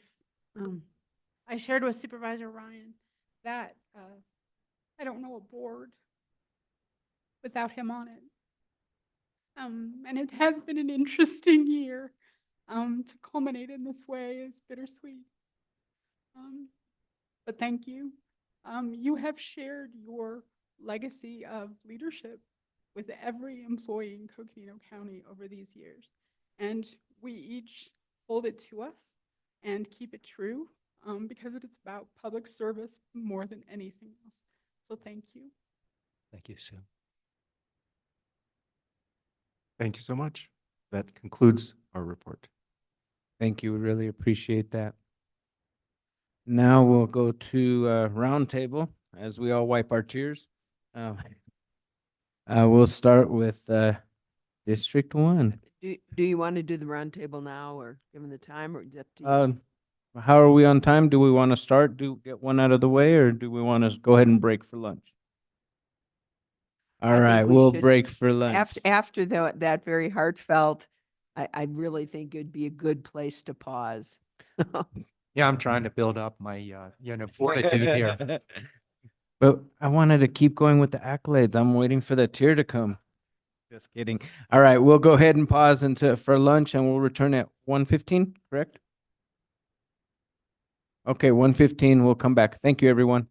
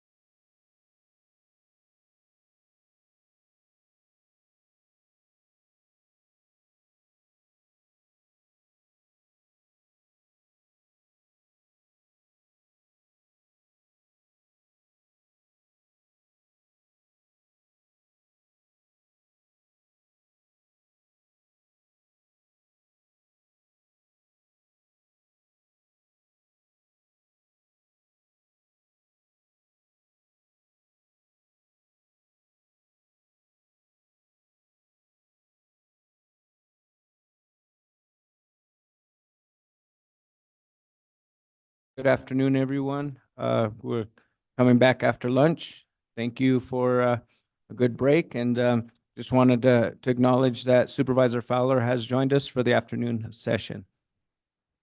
With that, it's our next item is the presentation on Coconino County expenditure limit by our manager. So, manager? Thank you, Mr. Chairman, members of the board. I will actually be turning the presentation over to Siri in a moment, but I wanted to just make some introductory comments. The next two items, one in your role as the Board of Supervisors and the one following in your role as the Directors of the Flood Control District, both are introductory presentations to the board and to the public, of course, with our broadcast today and those in the room on potential ballot measures for the 2024 election. As you know, we have been navigating, I guess is the best word, navigating our expenditure limit situation for this fiscal year. It's not a new issue, of course. All counties, all school districts, community colleges have an expenditure limit control requirement in the legislature. That's been in place since 1980. And so since 1980, we have been able to manage within our expenditure limit, as it has been said. But at some time, things change over time. And I'm speaking relatively more focused on the expenditure limit now. Certain things happen over time that compel jurisdictions, and the county is no different, from coming back to the governing board and to the voters to help us look at the expenditure limit strategically looking forward. Because in this case, while we will have the revenue to expend in investments in the community, the expenditure limit control does not allow us unless those limits are changed. And as I said, cities and counties, school districts and community colleges from time to time have approached the governing boards and then on to the voters to help us navigate that strategically going forward. In our case, again, life was different at Coconino County back in 1980. The cost of providing governance and community service and public service was different back then, just look at inflation alone. But you look at key drivers, and technology is one. You know, technology is much, much more expensive today than it was in 1980, when we really, you know, there was probably maybe one computer in the department back then, way back then, and now we have it that guides everything from, you know, our finances to our safety to our security, you name it, it's all technology. So that's been a big driver. Another big driver for us at the county has been our road maintenance sales tax item, which came to the voters, I think, in 2014. At that time, it was considered a different type of revenue, and I'll have Siri explain that more. But as a result of some secondary reviews by the Auditor General and Attorney General back then, they've reclassified that revenue so that it now counts against our expenditure limit. So those are big drivers to our expenditure limit as we see today. But again, it was enacted in 1980, and as a result of the cost of providing services changing, we're bringing this to the board for discussion today. We're prepared to have a follow-up discussion in January and forward this eventually for board consideration that would lead to a call for election. So staff would be recommending, get to the last page of the book first. We would be recommending eventually for the board to place it on the agenda, on the ballot for 2024. So again, I'll ask Siri to come up and walk us through the presentation. And then following that, in your role as a board of directors of the Flood Control District, you'll be hearing discussion relative to the crisis of wildfires in our region, locally as well as nationally. So, Siri?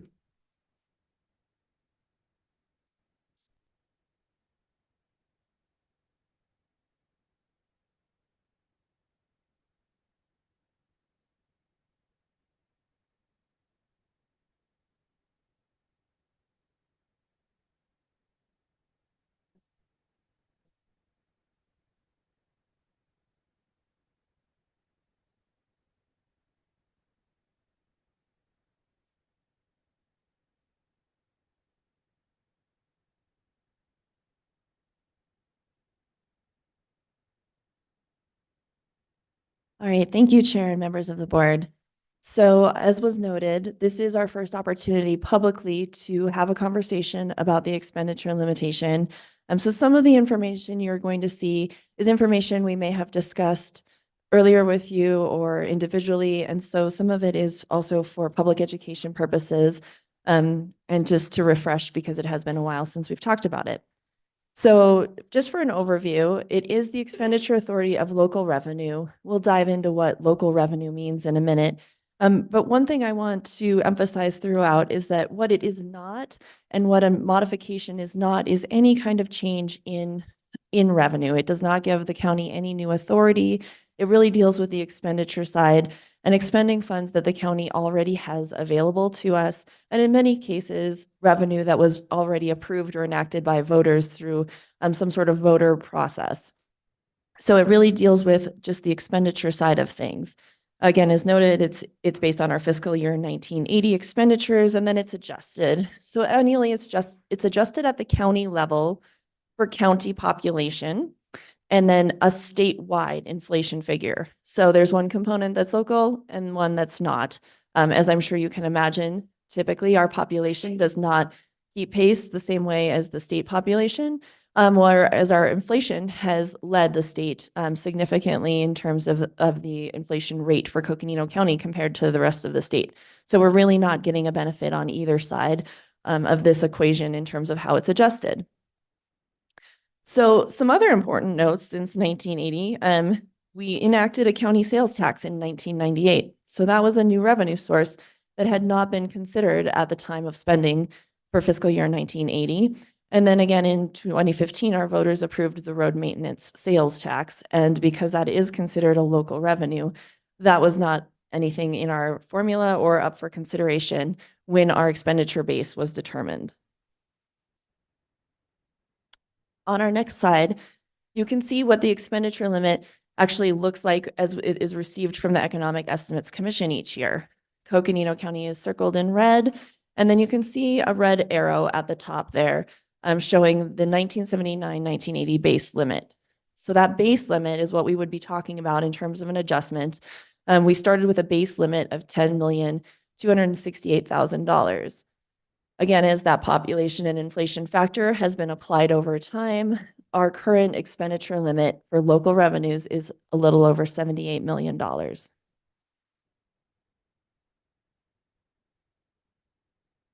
Some key terms as we dive in.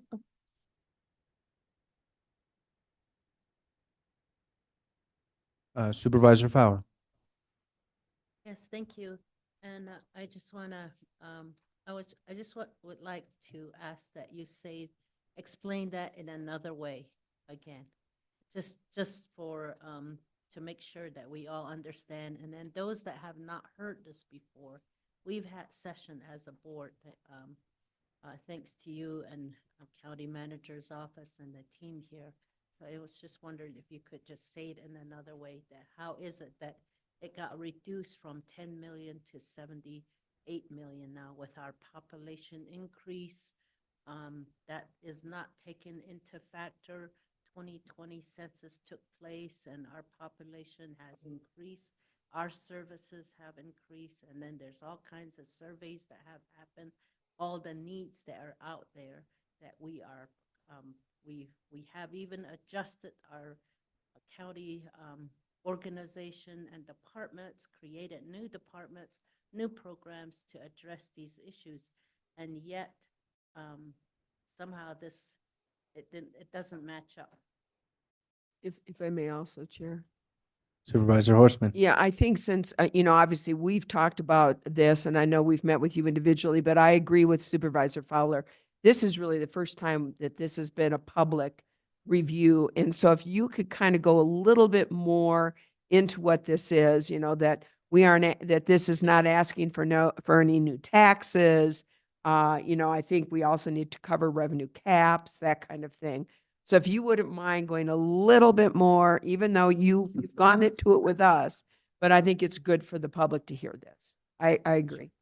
Yes, thank you, supervisors and chair. I will definitely go deeper, and some of it I will reserve for the next couple slides. But starting with the calculation, That's a really great point. Because what you're seeing on the screen, I forget not everybody loves the little numbers the same way I do. So we'll walk through it. Okay. So our starting point, it was almost like a snapshot when this was enacted, where they took actual spending in fiscal year 1980, the county's actual spending, not their budget, not future plans into consideration. They just said, what did the county expend in fiscal year 1980? And we're going to set a growth from that. Keeping in mind the history of this board has always been very conservative in terms of adding to the budget, adding revenues, forecasting. We have never been a county to live above our means or to forecast resources in excess of what we really truly conservatively believe will be available to us. So in looking at 1980, we had a very low property tax rate, and we had very low expenditure authority. As we compare to other counties, you can also kind of see, just kind of how we fell at that time compared to some of our other county partners.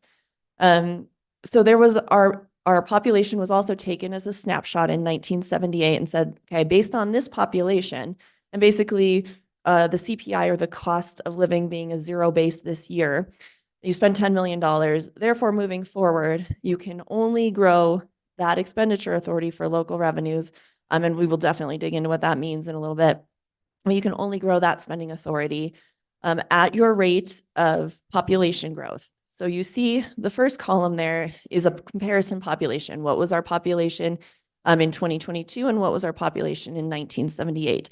So they're coming up with a population factor of 2.1378 for that. And so that's the first multiplication to get to where we are today. Now this is done annually. So if we were to look at this report for next year, we would expect that number to be 2.1379 or 80, or as was mentioned, possibly even lower at times when we've had census data, in particular the last census, where we know it fell during COVID and we lost population because students were maybe back home versus reporting where they normally would have. So we actually did see a reduction in that number as well that has impacted our spending authority. But it's our cumulative, again, based on that 1978 number. The second factor, you'll notice the inflation factor is exactly the same in that column for every single county. So again, they're not looking at what is the rate of inflation in Coconino County like they are for population. This formula is looking at the statewide aggregate inflation, again, over time for that same time period that's being measured, and then applied to that base limit. So that brings us to 78 million of local expenditure authority. It has no other tie to revenue. So as we mentioned on the last screen, in the meantime, the county in 1980 did not have a sales tax. We also did not have the road maintenance sales tax, which had gone to voters and was approved by the voters. But unfortunately, that did not amend in any way our ability to expend those funds.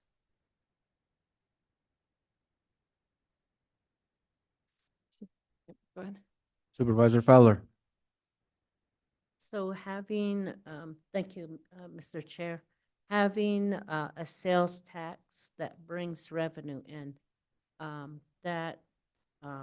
then just initiating those from the county, that actually played against our expenditure limit. Thank you, Supervisor. Is that how we? It allowed us to collect revenue, but it didn't allow us to expend it. So it brings our revenue up, increases the revenue, but our expenditure limit stays the same. So even though we needed the revenue for our roads, the transportation, and for our public health, we really needed that. We just could not. We worked I feel like a couple of years trying to really look at the public health, and we reorganized it and then initiated the public health district. That kind of just plays against us when it comes to our expenditure limit. It's included in that. It's not on the side. Thank you, Supervisor. Yes, for the county sales tax and the road maintenance sales tax. When it comes to the taxes that are under a special taxing district, including the public health, that is one area where we can have an exclusion from for those expenditures. So fortunately, we've taken multiple steps to align our revenue needs with the county's needs. And there are some things that come with expenditure authority, like public health, and then a few, or the others that, like the sales taxes, that don't. Mr. Chair, thank you. And so it's only the sales tax, not our special districts. Okay, that's all I wanted to ask. And we're getting to it, but I just want to make sure that we all understand where these numbers add up, where they come from. Yes, and in trying to explain it, one of the things I'll talk about is the status of where we are on our prior audits. It is incredibly complicated, so we're trying to keep it high level, but I think we would all be, maybe not millionaires, but maybe on our way there if we could totally understand this and have the expertise to just, contract ourselves out to other agencies, because it's a struggle. It's very difficult.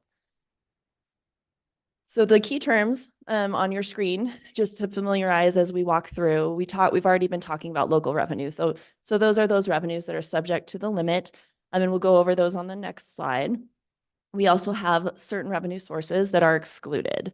And then there are things that can be subtracted. So when we walk through the formula, really we start with how much did we spend? And then we subtract certain expenditures and say that really doesn't count. The authority has said you don't have to count this in your total spending. So we're walking back from our audited numbers. And then we say, of everything else we spent, what kind of revenue did we spend? Did we spend grant revenue, which would be an exclusion, or did we spend sales tax revenue, which would be a local revenue? And we're capped at how much we can count towards that local component, regardless of what we actually spent. And then we have what's called carry forward. So when we have a difference there, when we go through that calculation, the way once we get to our total local spending authority, we can use carry forward to make up the difference. And carry forward is really just an accumulation of excluded revenue that we have on hand in our fund balance. So if we have earned investment earnings, for example, and we haven't shown that we've expended it yet, then we can say some of our spending was from this carry forward of prior year revenues that wouldn't have been subject to the limit. So more specifically, in the general fund, our general fund sales tax, our state shared sales tax, and our county property tax are all subject to the limit. That's specific to the general fund. We have a jail district sales tax, for example, that is not subject to the limit because it is the revenue itself is under the special taxing district. So we can expend those dollars through the special taxing district and be outside of the limit.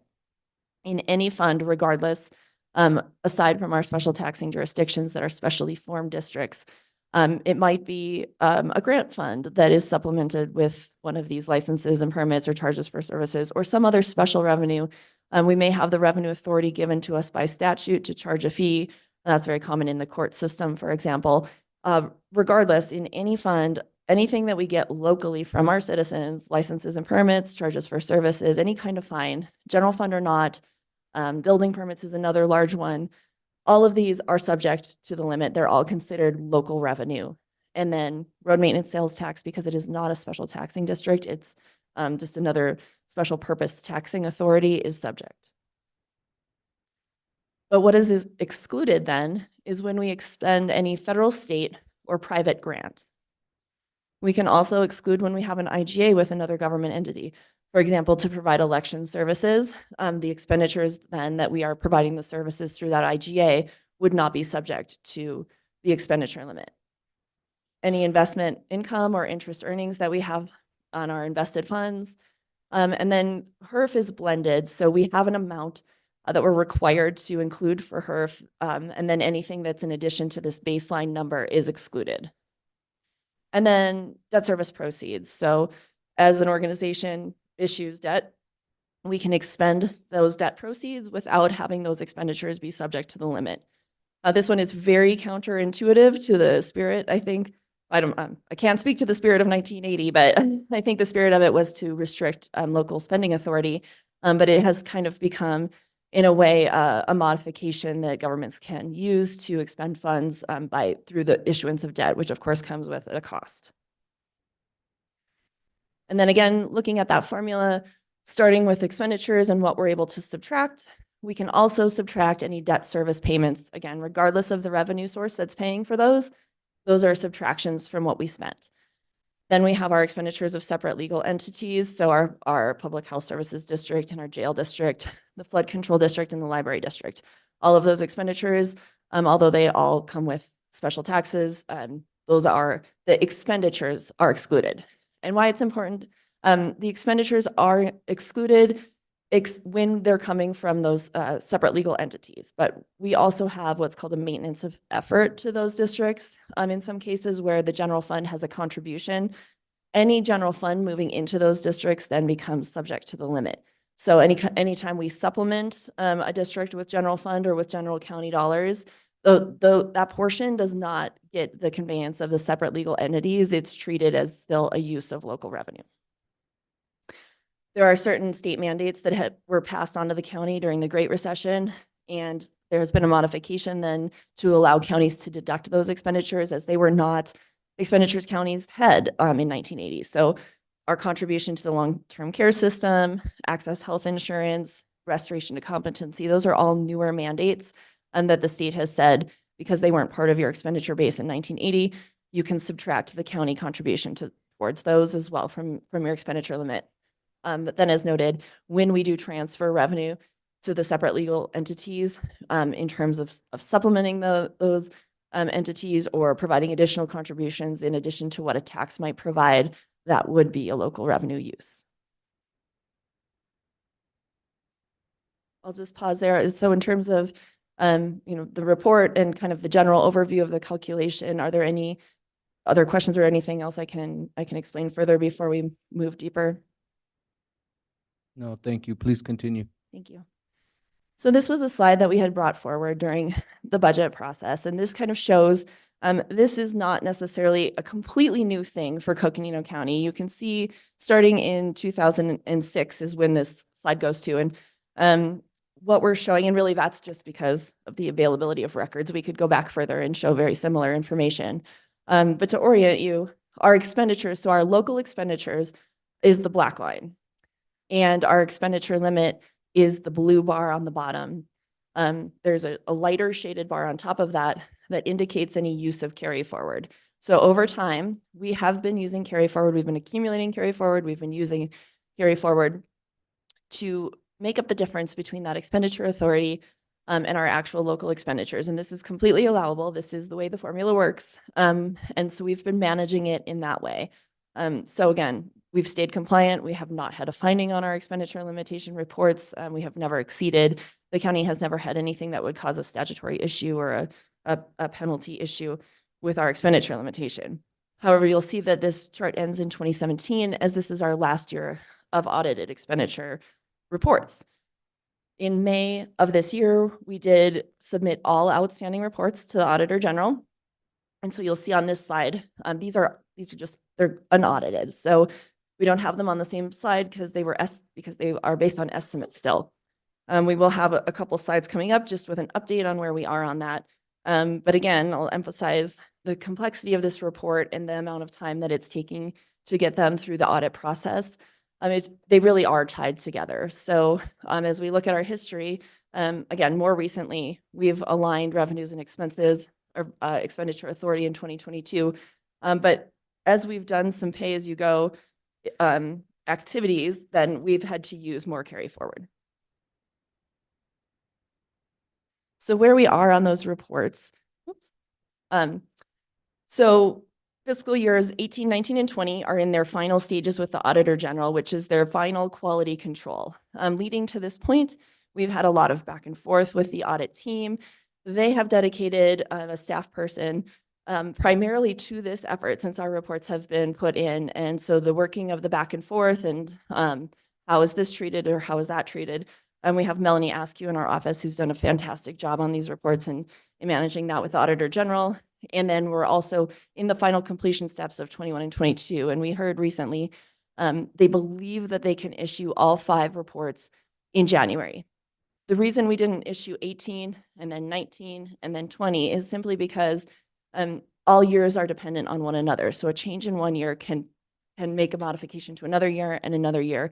And we just wanted to make sure that All things were being consistently treated throughout the report audit period. And of course, in the best interest of the county and to maximize our carry forward, it makes most sense with this many reports to really look at them holistically and issue them as a collective. So at this point, again, we've had a lot of back and forth on 21 and 22 as well. We're expecting very few changes at this point. So we're pretty comfortable with the numbers that we have, and they just need to go through that final quality control where they maybe clarify some of the notes to the statements or change the wording a little bit on on how we're explaining things, but we don't expect major revisions to the numbers at this point.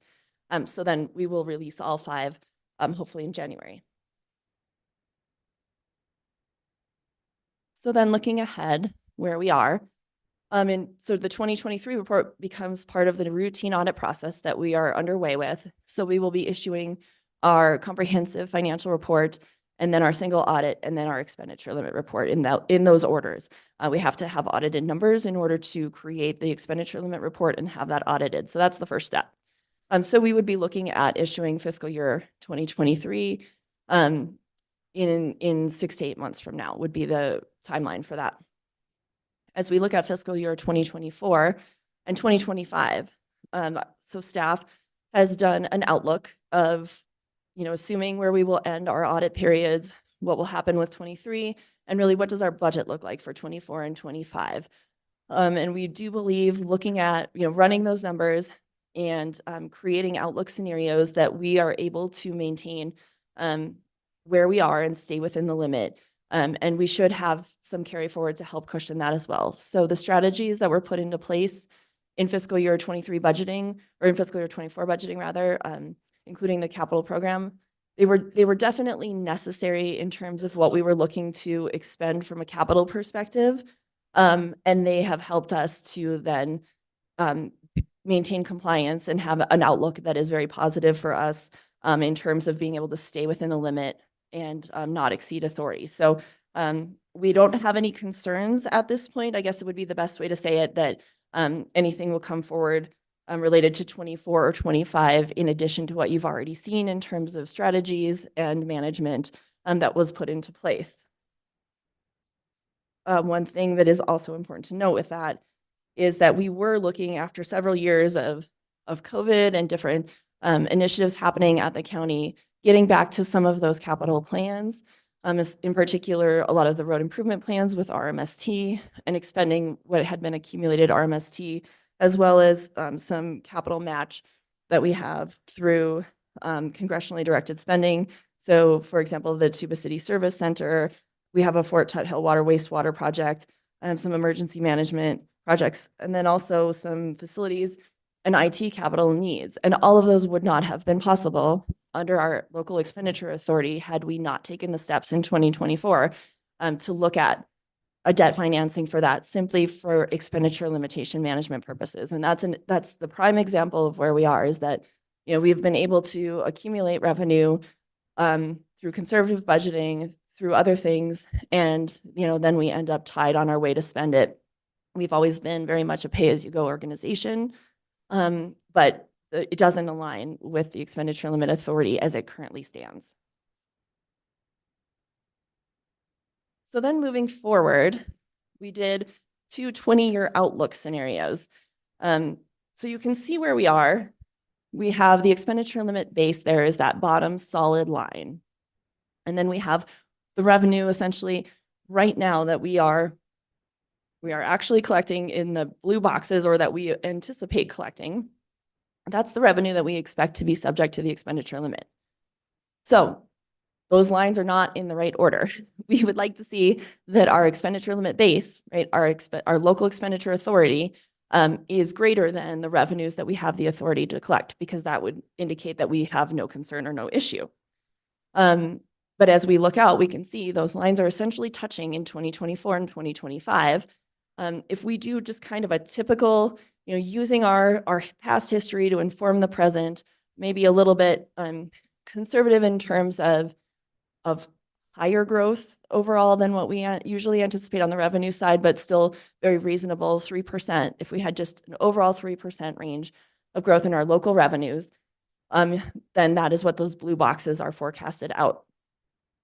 The expenditure limitation side, we used our population outlook and 2% inflation. So there's the Arizona Commerce Coconino County population outlook that was folded in, and then an annual average 2% inflation rate to grow that expenditure limit base. So the gap just keeps growing as we go year over year because our population inflation would not keep pace even with where we are if we weren't in any kind of tightness there between what our revenues are and what our spending authority is.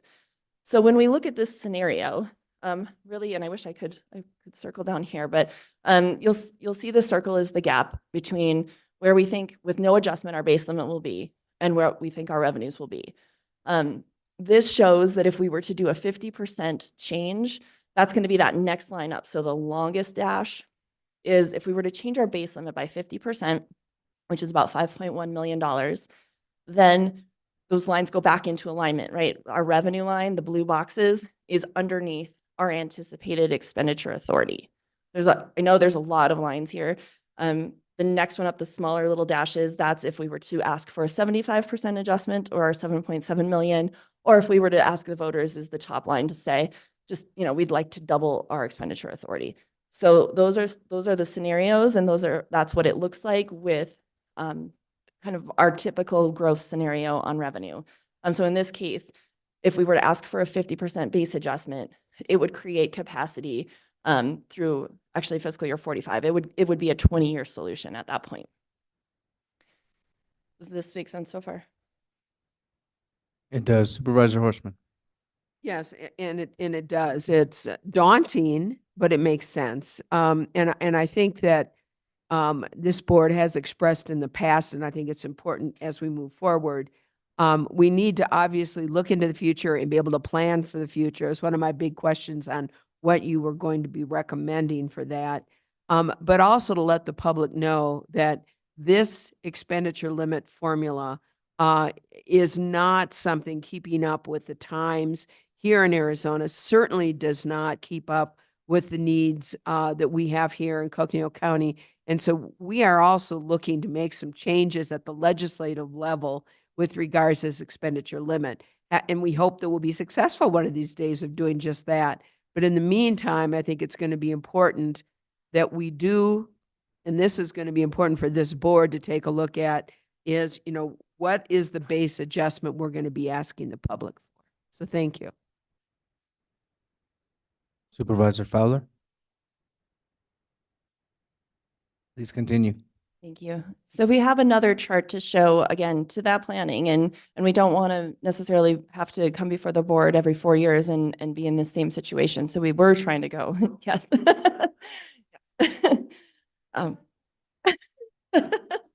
As much fun as we're all having. So we did an assumption of 4% revenue growth. And the reason we did that is because going back to that formula, Coconino County tends to have higher inflation than we sort of get credit for in the formula. We also tend to have a lower population outlook than the state of Arizona. Yet our largest general fund revenue source is state shared revenue, state shared sales taxes, and that is subject to the limit. So if the state population and growth formula comes through and we continue to have strong state revenue, that's fantastic. It gets shared back to the county. We wanted to have a scenario where our adjustment still would not be reflected. That red line stays the same. So what our base would be does not change because we don't get the benefit of the state population in the formula, but perhaps we could get some of the benefit of the state revenue growth in our county revenues that are subject to the limit. So we wanted to give two end scenarios there. And with this scenario, then we would have a very high confidence that, again, this would be a 20-year solution at the 75% base adjustment. And really kind of also skipping to the end, the recommendation would be for that 75% to be considered at least by the boards. So you can see the outlook for 50% and 75%. But the solid line representing a 50% adjustment in this case, those lines cross, right? So that becomes less than a 20-year solution. That becomes more like a 10-year solution, 10 to 15, depending on how carry forward might accumulate during that period of time. Whereas 75%, would give a whole lot more assurance that we possibly might not even be having this conversation in 20 years. It could be a 30-year solution. It could be a much longer term solution for the citizens. And again, to emphasize, it would not change our revenue picture in any way. So adjusting it to have that capacity does not mean more spending. It does not mean more revenue or more taxes. It simply means more authority to spend what we already have or, collected in revenue. Yeah, I think it's so important. We keep saying over and over again, we are not asking to increase our taxes or increase the monies paid by our community. Yes, Supervisor Ryan. Thank you, Mr. Chair. Yeah, kind of riding that same discussion is showing that we still have restrictions in place, that suddenly you get an expenditure opportunity, showing why it is controlled still. First of all, you gotta balance your budget, but going beyond that, showing those safeguards will help with the reassurance that, okay, we can allow you to expand, but are you going to go crazy? That's some of that conversation. Supervisor Fowler. So, having expenditure limit currently as it is, what is it that it's doing to our services? Well, how is it limiting us with services? How is it limiting us when it comes to the delivery of services? I can speak to that. Supervisor Fowler, members of the board, the limitation to providing services would be those services that are provided through the general fund. And so again, those are the funds, those are the revenues, and Suri went over the slide, those revenues that are counted against our expenditure limit. So those would be the area that we would be most concerned with. But at the same time, when we look at our grants, many of our grants have a local share that we need to provide. And so again, that would limit our ability to do the matches to those local shares. At the same time, we also see grants that are decreasing over time. And so many programs that we've had, legacy programs that have been with us for 20 or 30 years, we've actually seen the grants decrease. And so that would decrease our ability to hold services at base levels when those grants are reducing at the state and federal level. So those are concerns also. I think the other part of it is, as Siri indicated, the public's, the importance of the public input process is key.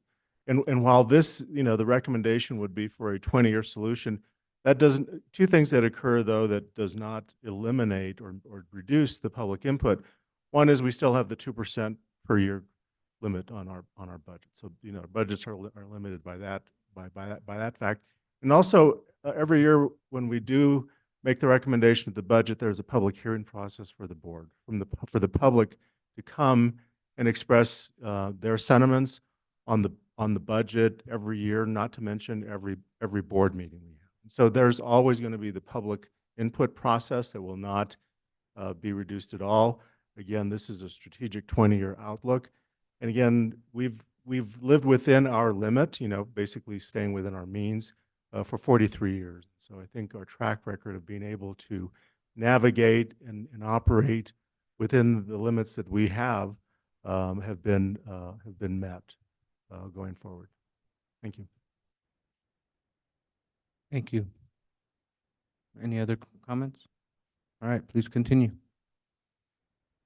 Thank you, Chair. So as we look then at the options that are available in the statute, we put 3 on the screen, but really I think you'll see we've boiled it down to 1. But we did want to provide that education in case you're talking to, a cohort at the city and they say, well, what about a home rule or something like that, just so that we have the full picture of those options. So statute does allow for a permanent base adjustment, which again will be the recommendation. The other 2, there's a home rule, but that only applies to cities and towns. So that's our answer as to why we would not be pursuing that or recommending it. And then there's, I know, it's only for 4 years though. And then the one-time override. And the one-time override, again, it's just a 1-year solution. We would be doing this every year, and it has to be for specific amounts and approved by the voters annually. So it really isn't a viable long-term solution. Really the only one is the permanent base adjustment. So this must be approved by the voters during a regularly scheduled election of the Board of Supervisors. So for us, I think we all know that's November 2024. So it's coming up, which is part of why we're having this discussion now. There is no limit on the amount of the adjustment we could request. So, our original limit was $10 million. We could ask for $100 million. We could ask, there's no limit. Of course, we want to be reasonable. So that's just one consideration. And then we have some other work that has to be done throughout the process, which again is why it's important that we start talking about this now. We have to do a proposal that gets analyzed by the Auditor General, and then it goes into effect for us would be fiscal year 2026 if we were to be successful in a 2024 election. So for fiscal year 26. And it's a permanent base adjustment. So at that point, that report that we saw at the very beginning, instead of saying $10 million, would be adjusted to say whatever amount that it was adjusted by. And then the subsequent calculation would reflect as though our expenditure authority had been that revised amount back in 1980. There's some other administrative work that involves the Auditor General's office, but for the board, it does require a resolution and then some other documents as well that are required throughout the statutory process. So with that, again, the board requirement for it to move forward would be a resolution. And that is required before we send anything to the Auditor General's to kick off the review process that is, up to a 4-month process. And it requires a 2/3 vote of the Board of Supervisors to be placed on the agenda. The next 2 slides before I move to them will let you know these are illustrative only in terms of this is kind of the higher end, if you will, of a timeline that would take place. The board can certainly expedite the process from what you're seeing, but we wanted to lay out a couple pieces of information in terms of what is required on a timeline. So in order for the board to move forward again with that at least 2/3 vote to put it on the ballot, we would need to do a public hearing that has some publishing requirements. And we would need to do 2 public hearings actually, where on the second one, after the second public hearing, you could make the call for the election and adopt that resolution. At that point, then again, illustratively, at a minimum, we would want to get the package to the Auditor General by July. And then there are some things in August in terms of the pamphlets and the voter requirements through elections that we have to do, publicity pamphlets, pro-con statements, those kinds of things leading up to that November 5th election day. So of course that date doesn't change, but everything else really, we can always go earlier, but we wouldn't want to go any later on some of these dates. And the second thing you'll see then is illustratively, if we were to move forward with kind of a longer term planning process, building this out for the public, we could follow this timeline and have time for multiple discussions with the board, or you could choose to say, move forward with publishing and initiate that public hearing process at any time. So it's really up to the board's desire and discretion in terms of how we move forward. But if more discussion is needed, we could meet again in January and February to present findings or to follow up on any other information you're interested in, but we would want to make the call for election by April so that we make sure that we are compliant with all the election required deadlines and that we kick off the rest of that process and primarily then start that voter education campaign as well. And the last slide we have before we go into discussion is just some resources and references for you. So if you have trouble sleeping at night and want to read statutes or packets, there's all sorts of fun you can have. Supervisor Horseman. He'll send us the Cliff Notes. Supervisor Horseman. Unfortunately, this keeps me up at night. You need to know that. I don't know if reading's going to make me go to sleep. I think it's important for the public to know that we are now at our expenditure limit. And what does it mean, for example, if we did not go forward and ask the voters to allow us to exceed the expenditure limit? What effect would that have on to the county? Yes, thank you, Supervisor and members of the board.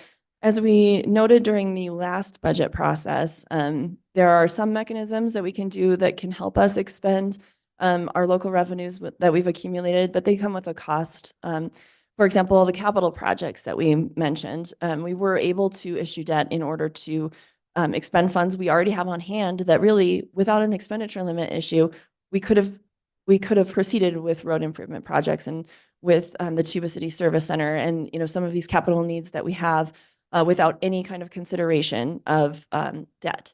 But this last round, we did have to issue debt in order to, again, expend those funds simply because the use of debt proceeds is not subject to the limit, whereas the use of that accumulated cash essentially is. So that's one impact is it's a greater cost to our taxpayers, and that means less we can do because we would be spending money on the debt issuance costs themselves and then any, associated costs for interest on borrowing. But that's still a very short term, because many of our needs are not capital, they're just general operating in nature. And so that's only one solution and a partial solution. Without a solution on this, we would be limited in what our budget would look like, regardless, again, of the revenues we collect, which means we would be looking at potentially increasing our fund balance, accountability to the citizens on collecting tax revenues that we don't have the ability to spend. It could change our budget discussion and our budget allocations if we don't have a longer term solution. Thank you for that. Supervisor Horstman. Yes, and I think what you're saying, I'm just going to try to just cut right through it, and correct me if I'm wrong, is what this could mean is, since we are now at the expenditure limit, that in order to stay below that expenditure limit, we would have to start looking at reduction of our needs and reducing our services to the community. Is that correct? That is correct. And then my other question, and I obviously was not doing a good job asking it, is, okay, so let's say our needs are so great and we do not want to interrupt the services to our community, so we exceed our expenditure limit. What's the penalty that happens to Coconino County if we do that? Yes, thank you, Supervisor. So there is absolutely a penalty to the county for that. It's a revenue penalty. For every dollar we exceed our limit, once we've exhausted all our carry forwards, we would have a penalty on our property taxes where we would not be allowed to levy a tax until we had recovered the amount of spending. And it can be tiered. And so if we expend by certain ranges, they may do a multiplier effect essentially on that penalty, so up to 4 times. And so keeping in mind, our local property taxes for county property tax is only $10 to $11 million a year right now. It's very low. So if we were to exceed even by 10% right now, that would be $7.8 million. We would be looking at foregoing property taxes for nearly an entire year as that penalty. Supervisor Ryan.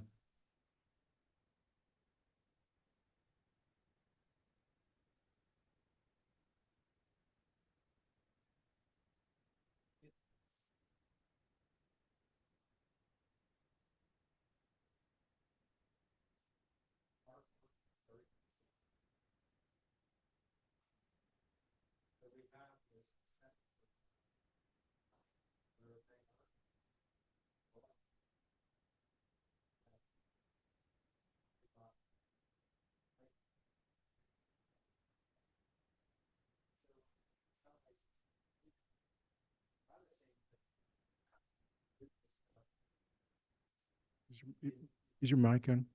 Sorry. You want me to repeat that all over again? No. No.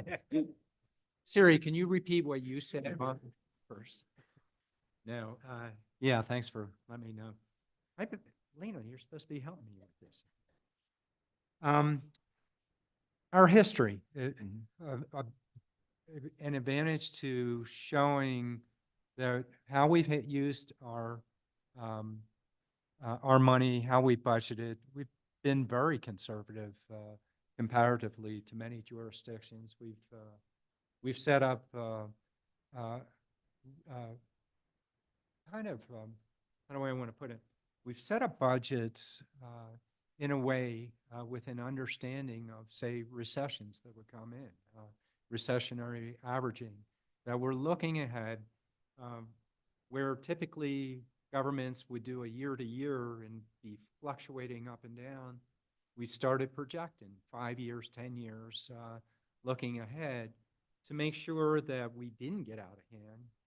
And yet by the same token, we could provide services when we didn't have the revenue coming in, when the greatest need comes, and that's when people come to us. And so a lot of our history will help us in this discussion of we have been working hard in a very frugal, conservative style, And when we've brought issues to the public, we've brought them out in initiatives, and we're doing the same thing here. For those of you that are going to go out in an election, it's a discussion about, here are the pros and cons, this is what we evaluated. We have a great story to tell. If you don't agree with our story, you don't think we've done that, I feel that we have, but you have a choice. You can vote yes, you can vote no on this. But I think it's real important to show that we have controlled it. And then other examples that are kind of, apropos for right now is showing the federal money that came in this past year and how we did have to do the issuance of debt. We wouldn't have been able to put that money to use had we not been able to do the issuance of debt. So the transportation component that you were talking about, that's probably not the best example, but the idea of we have the revenue from what people voted for so that we can implement services, but if we're capped, we can't implement what we have revenue coming in for. So the percentage looks like it's overwhelming unless you put it in the context of the conversation. So my thoughts are, this is a need. It's very important. We've got a great record. We need to tell our story. I was suggesting to Steve, but this is important information. At some point, we're going to need to boil it down to layman's language, to help tell that story as well. So there's probably more, but I've said enough for now. Supervisor Horstman. And again, I'm cutting to the chase, okay? So if I'm wrong, you let me know. But as I understand then, from what you've said, is that we are now at our expenditure limit. Either we, if in fact we are going to continue, we need to reduce the needs or reduce, we will not meet the needs and we will have to reduce services. If we exceed our expenditure limit, we have a dollar for dollar penalty on our property tax, and they can actually increase that penalty up to 4 times. So property taxes are our major source of revenue for Coconino County. Is that correct? Thank you. Collectively, yes, Okay. in terms of, yes, all districts, but general fund, a little less, but yes. Okay. And so one of our major sources of revenue, we would Yes. lose. Is Mhm. that correct? Yes, that's fair. So that would mean we'd have to reduce our needs and reduce our services even more. Correct. I mean, obviously, to me, it's a no-brainer. We are in a position where, for a number of reasons, number one, some of the reasons or some of the things that are now included as part of our expenditure limit, like, for example, we had our voter-approved sales tax on voter maintenance at one time, on road maintenance. And at one time, that was not included as part of our expenditure limit. Now it is included as part of that expenditure limit formula. We have had disasters and emergency responses that we as a board need to serve the needs of our community, and that has come out of our general fund. That certainly has affected our expenditure limit. And we are now at a point where we are in need of a review and a relook and assistance from our community in order for Coconino County to continue to serve the people in Coconino County, continue to be there for the emergency responses that unfortunately are going to come into the future. So for me, Chair, it's a no-brainer that we must go forward to the public, let them know where we are while we're here, and ask for their assistance to exceed the expenditure limit. And given the timeline you've laid out for us, it's pretty quick. And so I would urge, and I know I don't have to urge people too far because I have a feeling my colleagues feel the same. We really need to move forward on this with all due speed and get this information out to the community. So thank you. Supervisor Ryan. And just probably I would reframe that, not so much to exceed the expenditure limit, reset it so it's current day, it's still within our budget. Yeah. Supervisor Fowler. Thank you. Thank you for going over this again and really starting to share with the public. We've been working on this for many years. We've been really, your office and manager's office, the board, and really the department heads. This has always been a very, it's been concerning. And we work within what the state legislators enact. And that's where this is coming from. It's not just Coconino County, it's across the board in Arizona. So this is something that we just need to, bring forth to the public that we are now at that point. We don't have a choice to do that. And we're just, we were reviewing budget, and we have to maneuver our way through so we don't hit the expenditure limit and then be cited for it. So we don't want to do that, and so we're going to have to go out and do. I know there's a lot of public education and on-site education that's going to take place. Look forward to being involved in that. So just thank you, Mr. Chair. Yes, thank you. And I just want to add that I agree that this is probably one of our most pressing issue, because this impacts how we can spend our budget moving forward. And so it is really imperative that we get an early start and educate the public about why this is so important and why we need their support in order to raise our expenditure limit. So thank you. Vice Chair Begay. Yeah, thank you, Chair. I think we really need to take a look at the expenditure limit, and then also making sure that, looking at services again right now that we have, and making sure that we're not, really pushing it, for really not pushing it to where we have to use other funds, to try to like bailing ourselves out. So, and yes, we do need the education out there. And so somehow, again, layman's terms, PowerPoint presentation that's consistent all the way around, where we can share with the people out there. So, so anyway, I just want to say that it's unfortunate that, we haven't had another increase in the expenditure limit, but, somehow, I guess we're going to have to really look at our own services and our own, things that we have projects that are listed that we want to have done. So, and certainly some of them are beyond our control, like the floods and the, certain expenditures, but still, I think we really need to take a look at it again. And Steve, I think you have that, that to look into. I think that we should do it right away. And, as everything is coming up, rush short, days are just flying by, and we need to get on the ball here and get rolling. So thank you. Mr. Please, County Manager Prue. Thank you, Mr. Chair, and thank you, board members, for your comments. A couple of notes to add to the conversation.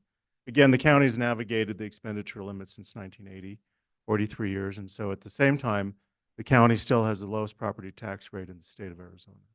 That should be it's very noted to that. Yeah, at the same time, we do receive a good share of sales tax, and we certainly want to acknowledge the importance of the economy in our region, and our ability to look at economic drivers is very important, especially in our region, given the sales tax dependency that we do have. At the same time, we're also looking at a strategic solution. And so, yes, while we're looking at this in terms of navigating the next few years, we're also looking at for the next 20 years. And this is a strategic move going forward, looking at our strategic plan as it relates to our financial, not health, because, our revenue is good. We do have, at this time, a good revenue base to work from. At the same time, it is in an organization that we have not historically grown the organization based on our needs. And we look at our FTE counts, we still have departments here at the county that still have the same number of staff, that we had 10 and 20 years ago. And that's a very important part of our existence. And so there's the need to serve the public will always be there. Our ability and capacity to serve the public is key. And so in this past year, navigating our expenditure limit, we utilized financing to take care of capital. And so I do want to emphasize capital was used. We did use financing for capital, not for operations. And so, but however, without the capital that we did invest in, we're looking at key equipment to service roads and other pieces within the organization. So it's a we're very well positioned looking at our expenditure limit today, but again, looking at it going forward is important. So with that, I think what we'll be doing for the January 9th meeting, we'll be bringing back additional information, not additional information, but bringing this issue back so that we can look at a scenario, one of the scenarios that Siri presented today, so we can move on this and proceed forward. Thank you. Thank you. Any other, yes, Vice Chair Begay. Yeah, thank you, Chair. Steve, with that, these scenarios you're talking about, by programs, can you dissect those into like, individual, where all these, expenditure limits are being spent at, and how much of the dollar amounts that we have to cover is being used in those areas? I think, that would really help, also, in explaining a lot of this, what's going on here in our organization. So I'm just thinking, that would really be helpful too. I think probably the best reference for that is going to be look at our annual budget. Yeah. So when you look at our annual budget, within each of the department, there is a general fund share. And that would show very clearly and very quickly what department and how much of the department is dependent on general fund. And so, that's an important part of that. Well, also, of course, when we look at the budget on an annual basis, we look at, the general fund budgeting for departments. And some departments are 100% general fund funded. Others are not, based on other grants that they receive. And so, the general fund is allocated to every operation we have here at the county based on the annual budget. I was looking at the chart that, see the gray portion of it, carry forwards that are being used to offset the expenditures. That's the whole part I'm talking about. Yes, thank you, Vice Chair. Really, as it was noted by County Manager Peru, it is like a comprehensive look at running through that formula. So starting with all expenditures, not necessarily expenditures by individual department or area. So when we use carry forward as a solution to make up the difference between local spending authority and actual expenditures, it's going to be general fund. Most of the time, it's going to be general fund accumulated revenues that are not designated for any particular purpose or do not have any kind of activity associated with them. The biggest part of that I could say is are things like our PILT revenue that is received by the county for just general operations. It is not designated for public safety or internal services or anything like that. So coming to parsing it out by individual purpose would be, is not something we could necessarily provide, other than to say proportionally any department that's supported by the general fund has been supplemented, if you will, through the use of carry forwards to make up that gap. Supervisor Ryan. I was going to tease you, Siri, but I'll be nice. Actually, I think probably emphasizing a point that Steve was just making, it's that reminder of, we have departments that may not have had a new person added, and yet we've had growth of a need for services over a long period of time. Or another piece would be, we have a metro level of visitation that comes to the county, but we have a small tax base in which we're trying to handle services that are a lot of people that aren't from here that are impacting us, and so there are multiple areas that we've been able to get by, but we're getting at so much more, and to look to the future and our needs associated with it, just to accommodate that base level of service is a key piece of what's going on here. Thank you. Thank you, Supervisor Ryan. Any other comments, questions, or comments? In that case, please continue. Can I just add? Mr. Chair? Supervisor Fowler. You know, the magnitude of the impact on the county and the county services is just, we're barely scraping the surface. I mean, we're just what is being held back and what could be. No, I think that is the story that we just have to tell. And we've been really holding back all these years until we're at the point where we just can't do that anymore.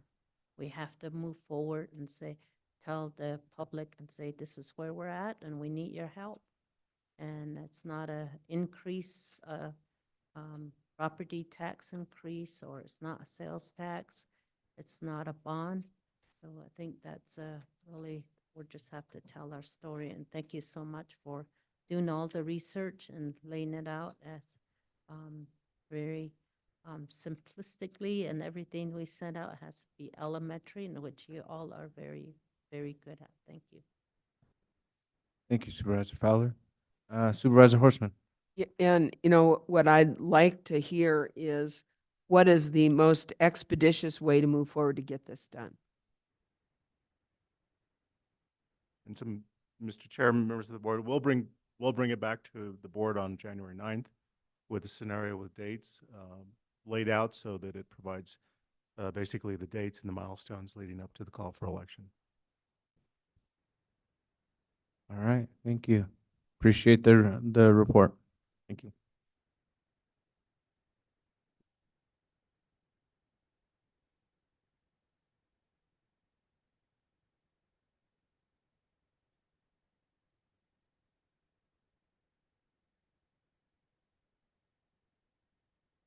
Lost my chair's agenda. Back on track. Yeah, I got it. Thank you. All right. Now can I have a motion to resolve as the Flood Control District Board of Directors? So moved. We have a motion by Supervisor Ryan. Second by Vice Chair Begay. All those in favor, please indicate by saying aye. Aye. Aye. All right.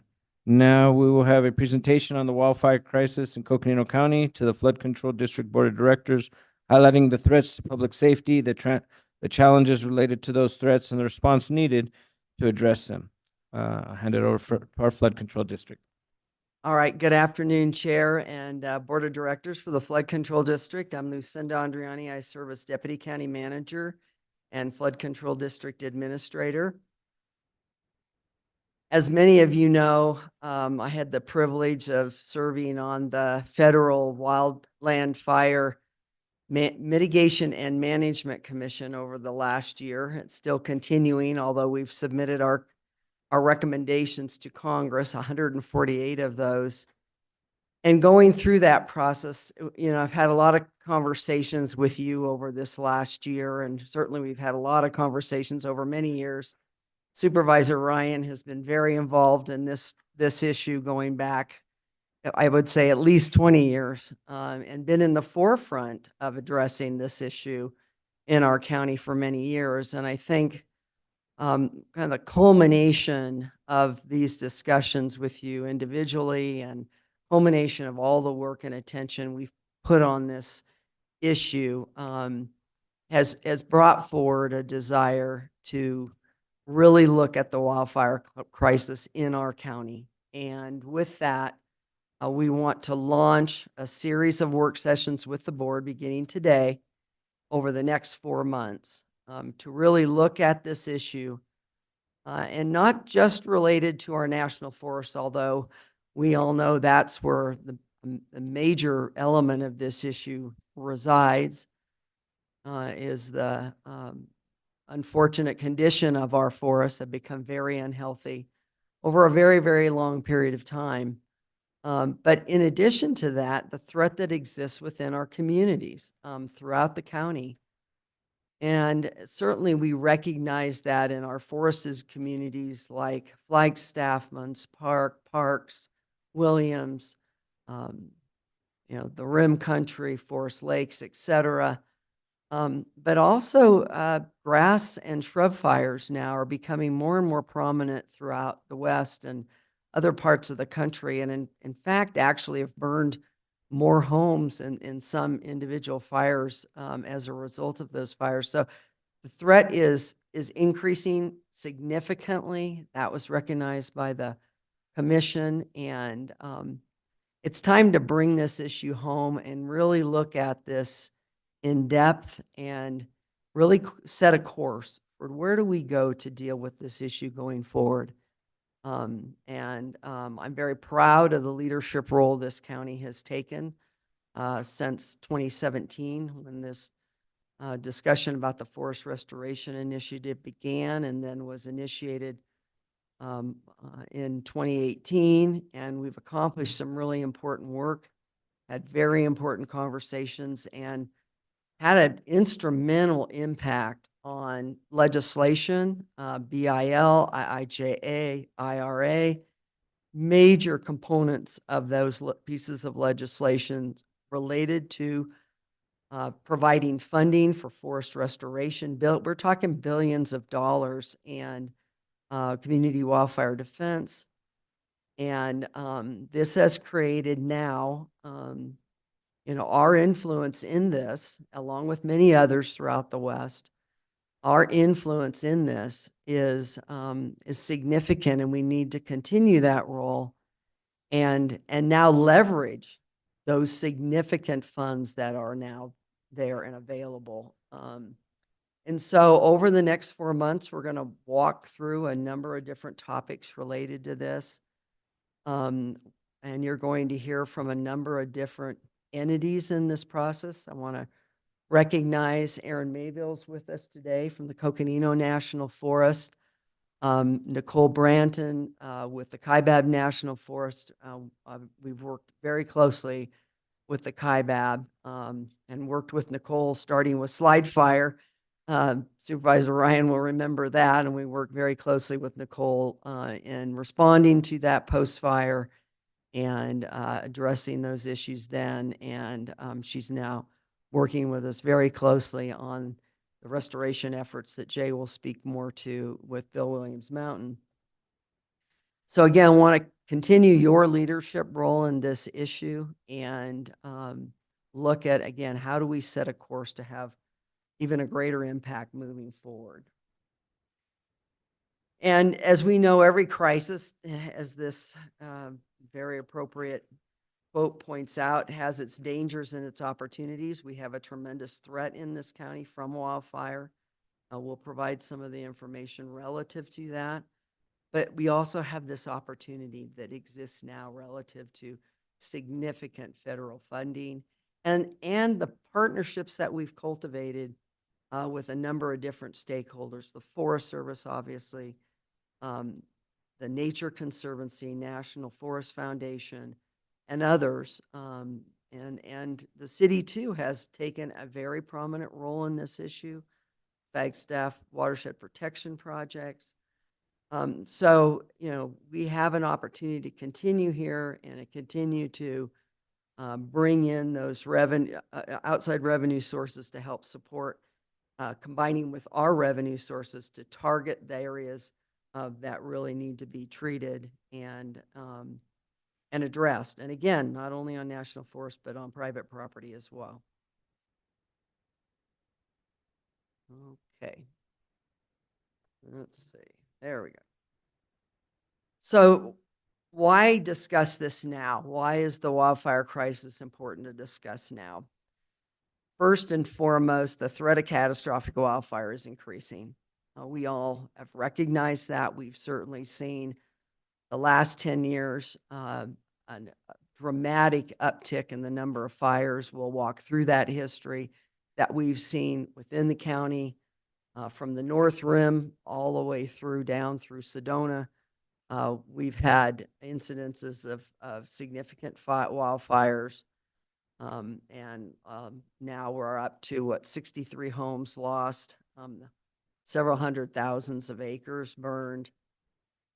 Second, there is this unprecedented opportunity again to leverage federal funding. And I think we're very well positioned because of the communication that we've had historically and continue to have.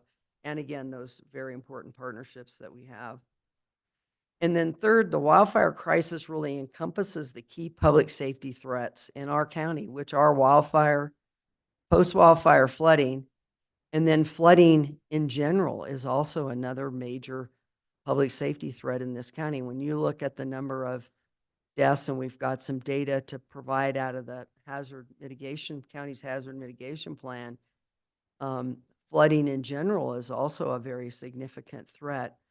And as you're well aware, we've had very limited resources to address that. Last night, we were in Tucson speaking with them about the potential for flooding in that area, not related to post-wildfire, just a very large watershed, that the Coconino Wash, that flows through Tucson, and what a significant threat that poses to that community, which is the gateway to the Grand Canyon. So several very important reasons to be here today. As we march through this, the intention is to really identify some key areas where we particularly see a significant threat. And when we get to the end, I'll march through a little bit in terms of what these future sessions some of the topics that will be covered, and we'll talk further about that then. With that, I'm going to go ahead and turn it over to Jay, and he will talk more specifically about the threat and what's involved, and then we'll come back a little bit later and talk about how we're going to move forward. So.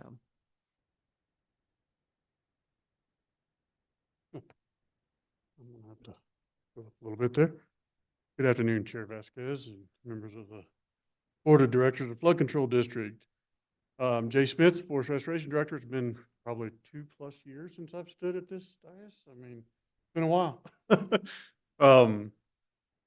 So as we talk about this threat of wildfire and how it's increasing, I'm not going to read through these quotes here, these studies that we've looked at, but kind of bring back to mind that what we've been using, that there's no longer a fire season. It's all year round. Some of the Marshall Fire started December 31st in Colorado. We've never had fires start in the middle of winter before. And that's, our own tunnel fire starts in April. I mean, it's just unprecedented, the timing now that we're seeing for these wildfires. And so it just continues to increase the threat year round now. All of Arizona's 10 largest wildland fires have occurred in the last 20 years. And we found this, and let's be careful with some of the statistics. I mean, we find there's wildfire risk models, but 93% of Coconino County properties are at risk of wildfire in the next 30 years. Now, that's a pretty big window. But really what that's just saying is that we live in a fire adapted community ecosystem. Our communities are among this. And as Lucinda pointed out, as we look now at some of the grass fires, that it just is increasing across our whole county, this threat.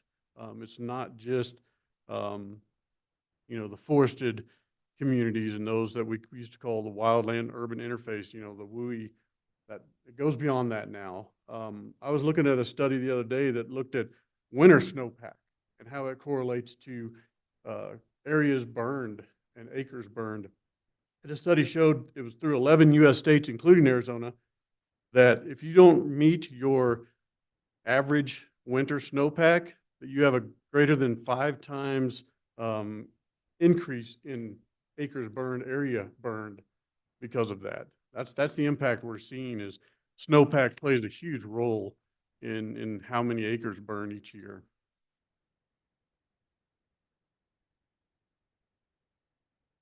And as Lucinda pointed out, it's not just wildfires in forested areas now. It's this grass and shrub fire that we really need to look at.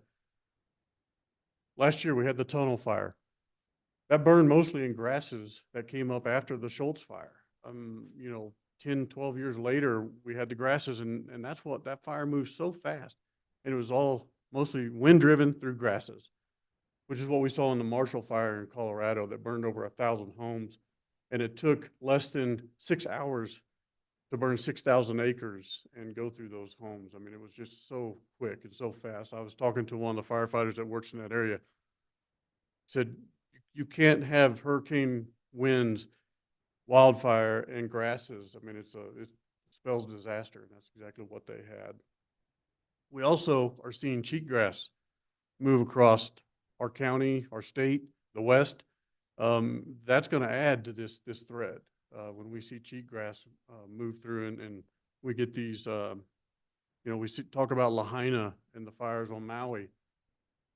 They've done the after action reviews and they've seen that it was the invasive grasses that really caused that fire to move as fast as it did and grow as fast as it did. It was the non-native grasses.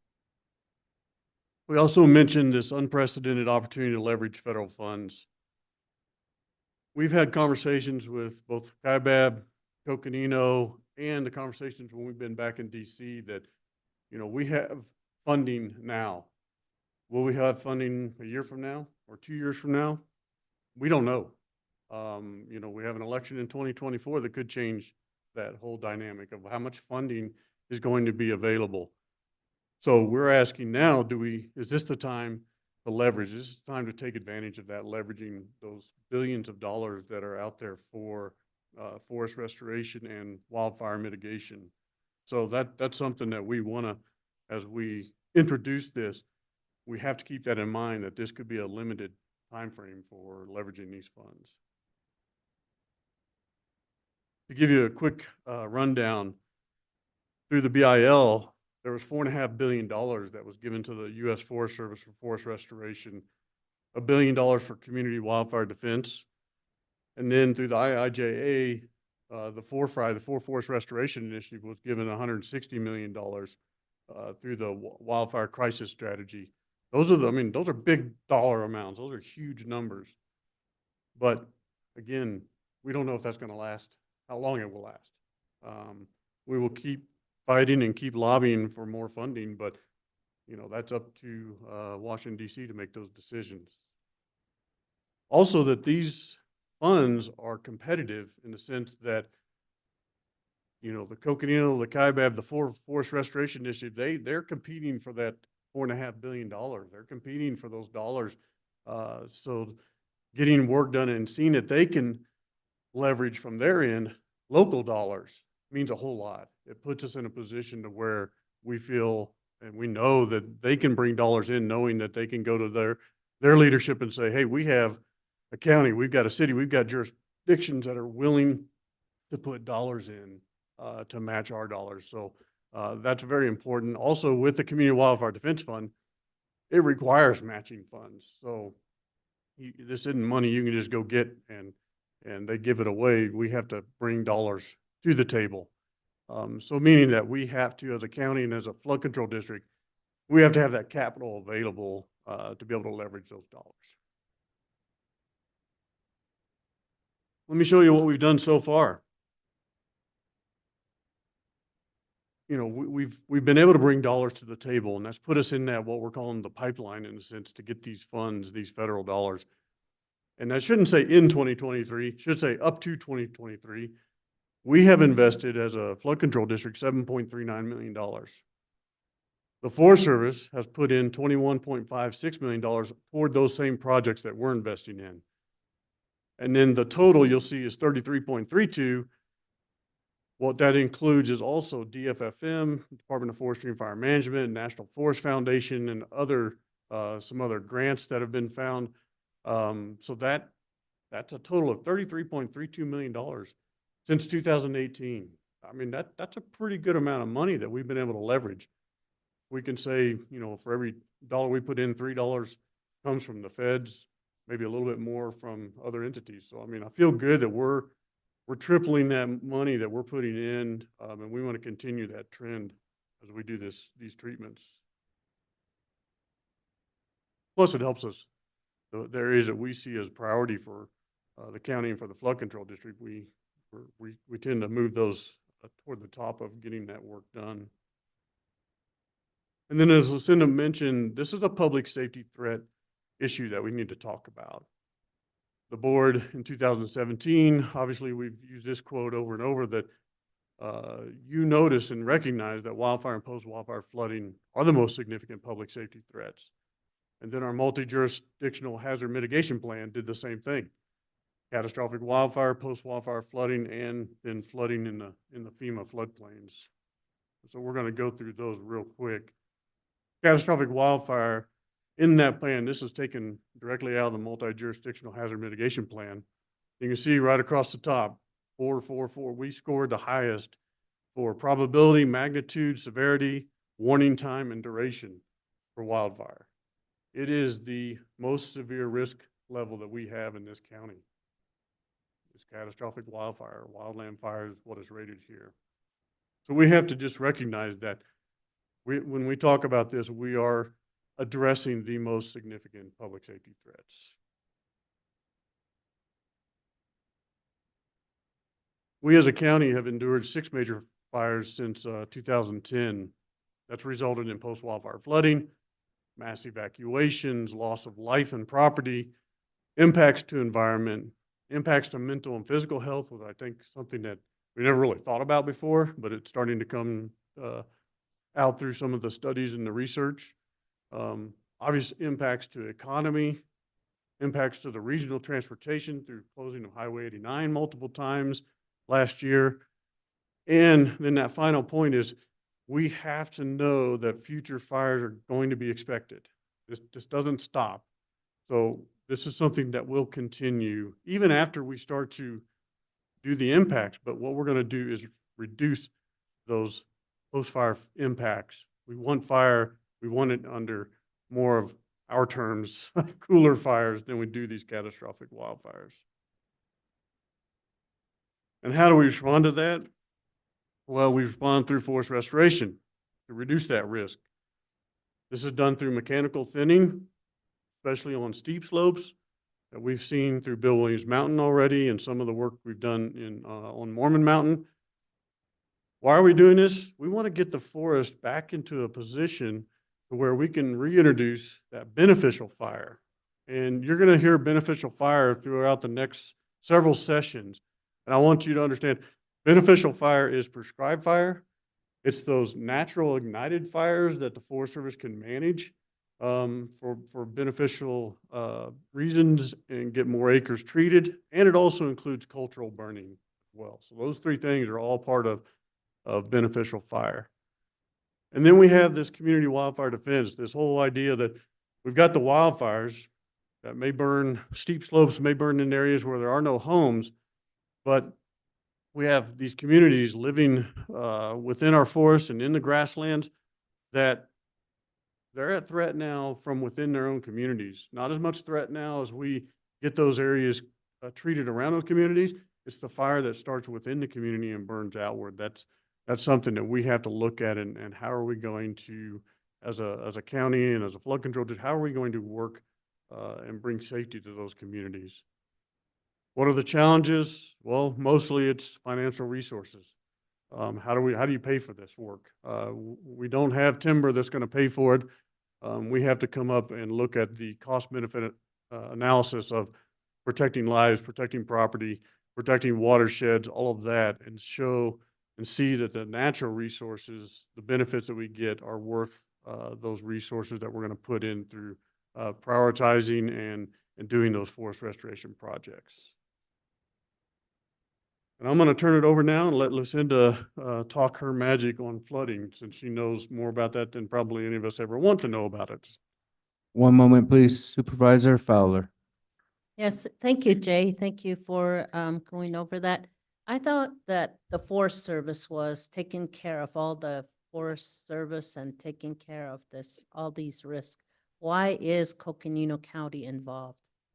So the Forest Service is taking care of a lot of it, but they don't have the funding to take care of all of it either, especially on the steep slopes that we've looked at with Bill Williams, with the Upper Rio, and those areas going down into Oak Creek Canyon to Sedona. Those areas, as we've seen, are costing upwards of $17,000 an acre to treat. And the Forest Service just doesn't have the funding to treat all of those acres. And because we've seen the economic impacts and the ecological impacts that impact our county and our flood control district, you know, we saw that it's the benefit outweighs the cost, even to the county, for those kinds of work to get done. And it helps us to kind of push the priority of our areas that we want to look at into what the Forest Service. I'm sure Aaron will speak to this a little bit at when we bring him up at the end. But you know, while this is federal land, there's still not enough dollars through all this money that can treat all of these acres fast enough to protect our communities. So that's why we're involved. So isn't the federal land supposed to be funded by the federal government, and that's how these are addressed across the country? And why is the county money being used for that? And the So district money? typically it was, but the way it's been moving because of the cost of all of this now, especially in areas like the Southwest where the timber doesn't pay, there's not enough value in the timber, that the Forest Service has moved to a model of using local funding to help supplement work on federal lands, just because they haven't had the budgets to do that. And so it's been a model over the last 5 years, closer to 10 years, where the Forest Service has gone out to local jurisdictions and said, we need your help. We can't do it alone, and we need your help. So while it is federal land, you know, we've all recognized that you know, the benefit outweighs the cost. Yeah, thank you. I know the public would be asking that. So Oh, yeah. that's why I'm Yep. asking you No, those great question. questions. Yep. Otherwise, Yep, but it's an thank important. you. We've been working on this since 2010, and just really learned so much about this relationship that we have with the Forest Service and then other partners that we have. And that's just, it's grown through the years, and it is critical that we really pay attention to this.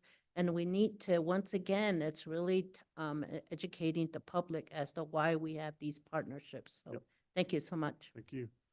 Thank you. Supervisor Horseman. Excuse me. I'll go ahead and wait for right now. Any other comments at this time? Okay, please continue. And I would add to that, as we move in to talk about post-wildfire flooding and flooding in general, you know, we were talking earlier about the expenditure limit. The general fund had to loan the flood control district $15 million to deal with the disaster. And so, you know, there are impacts that come across the county because it impacts other departments, not just flood. It impacts public works. It impacts, health department is involved in response. Certainly, you know, you look at the wildfires, how much Parks and Rec is impacted. Everybody's impacted across the county. We're all involved in that. There's costs, sheriff's department, significant costs in managing wildfires with the sheriff's department. So, but moving to flooding, If I can, Yeah, that's what Supervisor I was Horseman. going to say, and I was going to wait.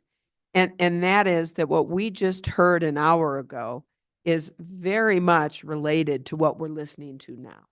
And I think you just underscored that. And I think that's something that's important for the public to understand where we are and why. and I think, you know, to look at that and the money that we're spending, we've been very fortunate to secure significant grants for the post-wildfire flooding in particular. But this cycle of that continuing, it's going to continue to drain the county and the district over and over again. So, but One still, moment, please. still fundamentally, it's about public safety. Yes, thank you. Supervisor Ryan had a comment. Yeah, actually, I mean, I was doing the same thing. I thought, well, I'll wait until later, but I mean, there are pieces to remind ourselves, because we've been living it for as it's gotten worse. You know, the fire danger, the growth in the catastrophic wildfires, and one thing that, you know, we look at, you know, the first step when the city approved their bond measure to go out and thin Dry Lake Hills and Mormon Mountain, a proactive approach that our community has supported on that. That makes sense. You could look at the Forest Service and their data, and when thinning has occurred, how fire behavior modifies. Absolutely. It And, works. and, I can remember it just like rolling right towards, what is it? Uh, Gosh, I can't believe I can't think of the community down south, in, the Blue Ridge area. It was ripping through. Yeah, tinder It, fire.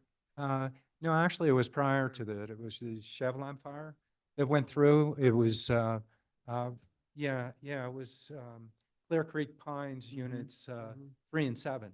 It was ripping right towards them, and then it hit a thinning as it was approaching the community and dropped down on the ground.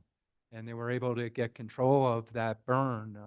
That if it hadn't been thin there, it would have just rolled right through the community. So, yeah, we're Same kind with of Slide Fire in Kachina Village, right? yeah, absolutely.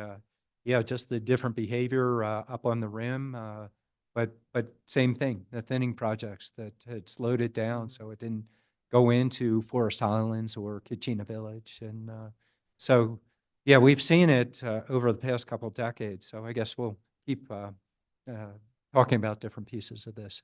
Thank you. Thank you. So turning to the flooding, these again are some statistics from the county's multi-jurisdictional hazard mitigation plan that was updated in 2022. And you can see where flooding, flash flooding, and post-wildfire flood, ranks very high in terms of a threat as well. Another very significant threat within the county. And contributing to that is this drought threat, which is contributing to the wildfire threat.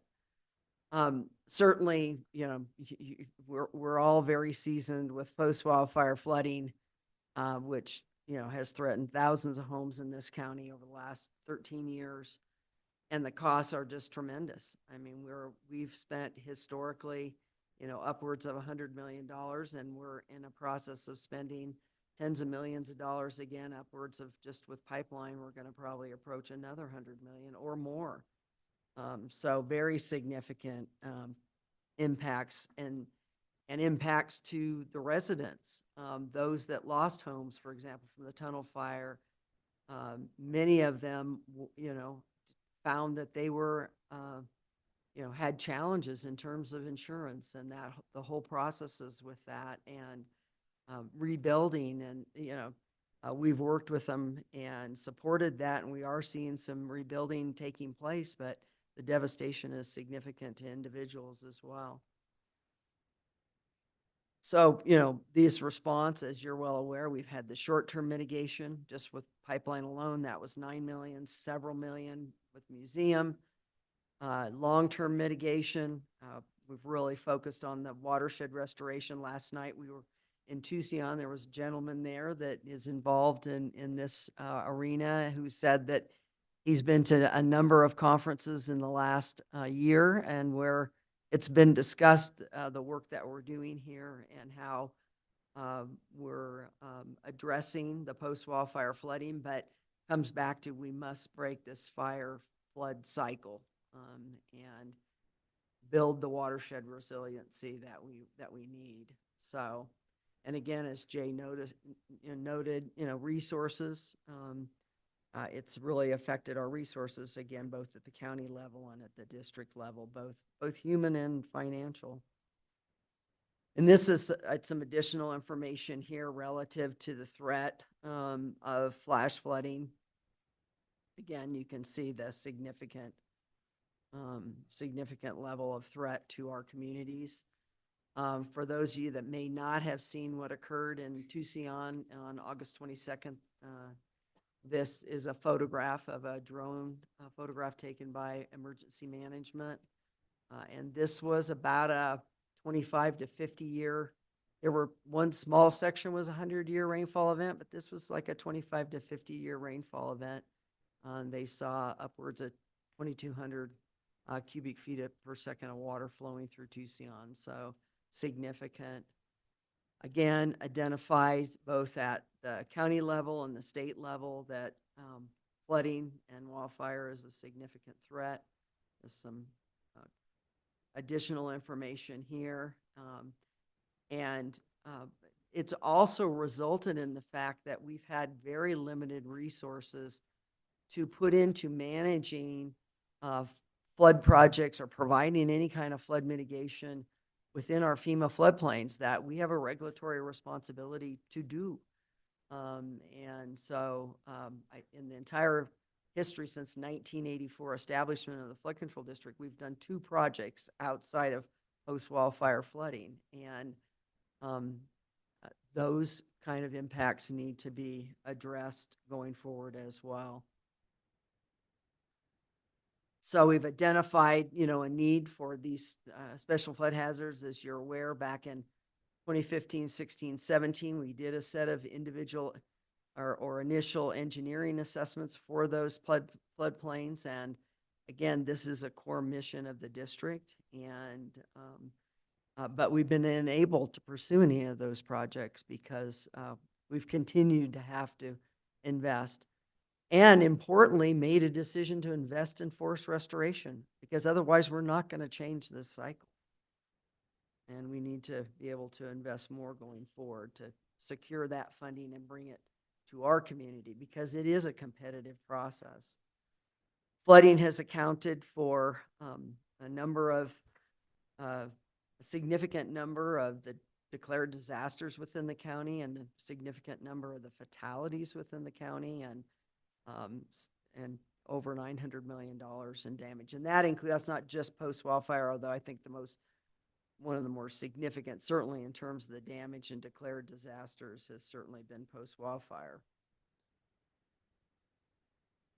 I'm going to go ahead and ask Aaron to come up and make a few comments from our partner, the Forest Service. And we're very fortunate to have Aaron. Aaron has come to our forest here in the last several months from Colorado, and he's had a number of experiences with wildfire and his history with the Forest Service, and they're doing a lot of good things in Colorado as well, and he brings that background and that expertise, and we're really excited about working with him and moving our efforts forward. So with that, I'll turn it over to Aaron. Thank you, Aaron. Thanks, Good afternoon, Chairman Vasquez and the board. Thanks for having me. Aaron Mayville, Forest Supervisor on the Coconino National Forest. It was mentioned I'm also here representing Nicole Branton and the Kaibab National Forest too. She couldn't make it today. I haven't been able to publicly say this, but Supervisor Ryan, congratulations and thanks for all your service. And I'm a size large. If I can get one of these shirts, those are awesome. That's me. I just have a few things to kind of add to this. It makes my job a lot easier when partners carry our message forward, and you've heard a lot of that here already tonight or today. So I just want to kind of maybe emphasize a couple of things. First is just around the wildfire crisis. The Forest Service has taken this seriously as of a couple years ago, instituting what we call the wildfire crisis strategy. It's our agency's posture and strategy to address what we want to do around the wildfire crisis. The way I kind of describe it, and I'll just summarize a lot of the slides that you saw today and where the agency sees itself in this. That you have to be living under a rock not to know that wildfires are increasing in duration, in intensity, in cost, et cetera, across the West. The reasons for that, as was, I think, very aptly demonstrated here today, are many. But the way I kind of describe it is if you imagine a Venn diagram with 3 circles. One of those circles is fuels, what we call fuels, and it's the agency, the Forest Service, and other fire community has done a really good job over the last 100 years of putting out fire. So it's something we've been proud of for many years. Unfortunately, what that's meant is a buildup of fuel in the forests. And when you hear unhealthy forests, when you hear we're out of balance, that's largely the reason why. I'm not saying anything you all don't already know. The second circle of that Venn diagram is more of a community-based situation we find ourselves in. We're at a point now in the West, especially, and this community is no different, where there is more development in the wildland-urban interface. There's more stuff, power lines, homes, communities, people, things, and more things to burn. That adds to the cost, the duration, and the intensity of this fire. Now, the Forest Service has a role in that as a partner, but that is, I think, all of our, burden to bear. The third circle in the Venn diagram is climate change. Again, we can talk about why and how at a different time, but there's no doubt that is changing the duration. As Jay said, we're no longer in a fire season, it's a fire year. So all three of those things are kind of conspiring. We find ourselves right in the middle of that Venn diagram. The agency, again, the Forest Service, has taken a wildfire crisis strategy approach to this and designated 21 priority landscapes across the western United States. Those landscapes are receiving funding, attention, targets, and expectations associated with that. And the Forest Restoration Initiative, of which the Coconino and Kaibab are a part, was the very first of those priority landscapes designated across the West.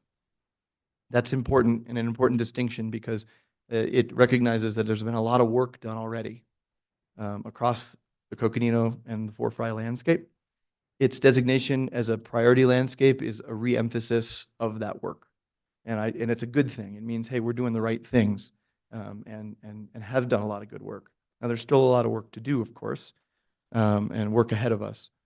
I will say we're well positioned here in a number of ways, and the presentation outlined a lot of that.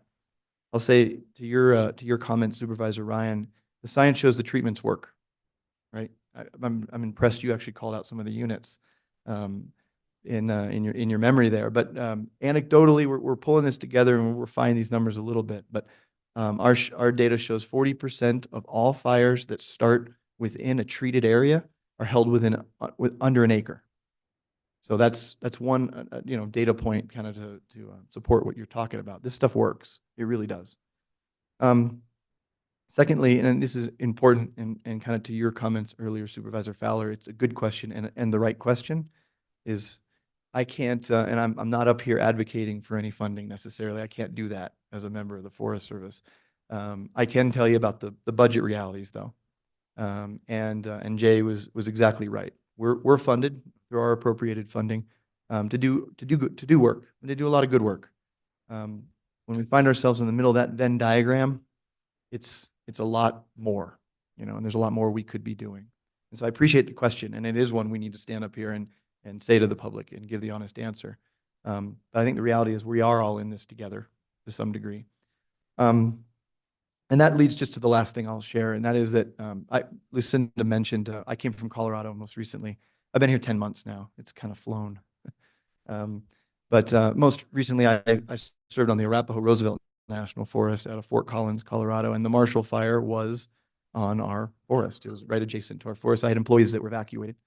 Prior to that, in 2020, we saw the largest and second largest wildfires in state history burning at the same time in 2020.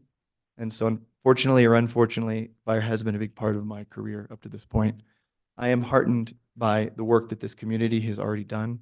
The partnerships are strong with the city, with the county, with, as mentioned, National Forest Foundation and others. And so I think we're very well positioned, but really glad to be a partner with the county working through this together. So I'll stop there and happy to answer any questions. Thanks again for having me. Any questions from board members? Supervisor Ryan. Not necessarily questions, but really appreciate you being here and the partnership that we have had, Karen. And yeah, there is a lot of work to be done. It's work, as we continue to help the community understand what we're trying to do. I think that's a key component. So I appreciate you being here. Thank you. Supervisor Horstman. Yes, and it's great as always. It seems like you've got an office over here. You've been over Need a here on key that. code or Yeah, something. exactly. Key card, yeah. And that's a good sign. And he's leaving. We're kicking him out. So, but I think it does speak to the partnership between the Forest Service and Coconino County on doing we've got 3 national forests here in Coconino County. And to do the ongoing work that we need to do now and will continue to need to do in the future. So I know that we've been working closely in the Coconino with the Upper Rio and the prioritization of getting that Upper Rio done because of the extreme potential of catastrophic wildfire and what that would mean to this community. So when you're asking why federal and county partnership, that's the example. It affects the economy, the health and safety, and our environment here in Coconino County. So we certainly do appreciate your partnership. I also think it's important that we do acknowledge that the Forest Service, National Forest, U.S. Forest Service has put in more money in the investment of the forests and the Department of Agriculture since national forests were created. Ever and ever. And so it is historic. It is an historic opportunity for us, Coconino, where we have 3 national forests, to try to leverage the funding that is available now. I would hope that commitment to our national forests will continue in the federal government, but we can't rely on that. And I know that's another reason that it's important for us to take a look at this now. So thanks for being here today. Pleasure. Thank you. Supervisor Fowler. Yeah, I just want to thank you as well. Just, across the country, we are the County Board of Supervisors, and there's over 3,000 counties. And they all, the regions take a different, everybody has their own approach. There's a movement, some movements, and that to believe that the solution is just to take over the public lands and just start developing it.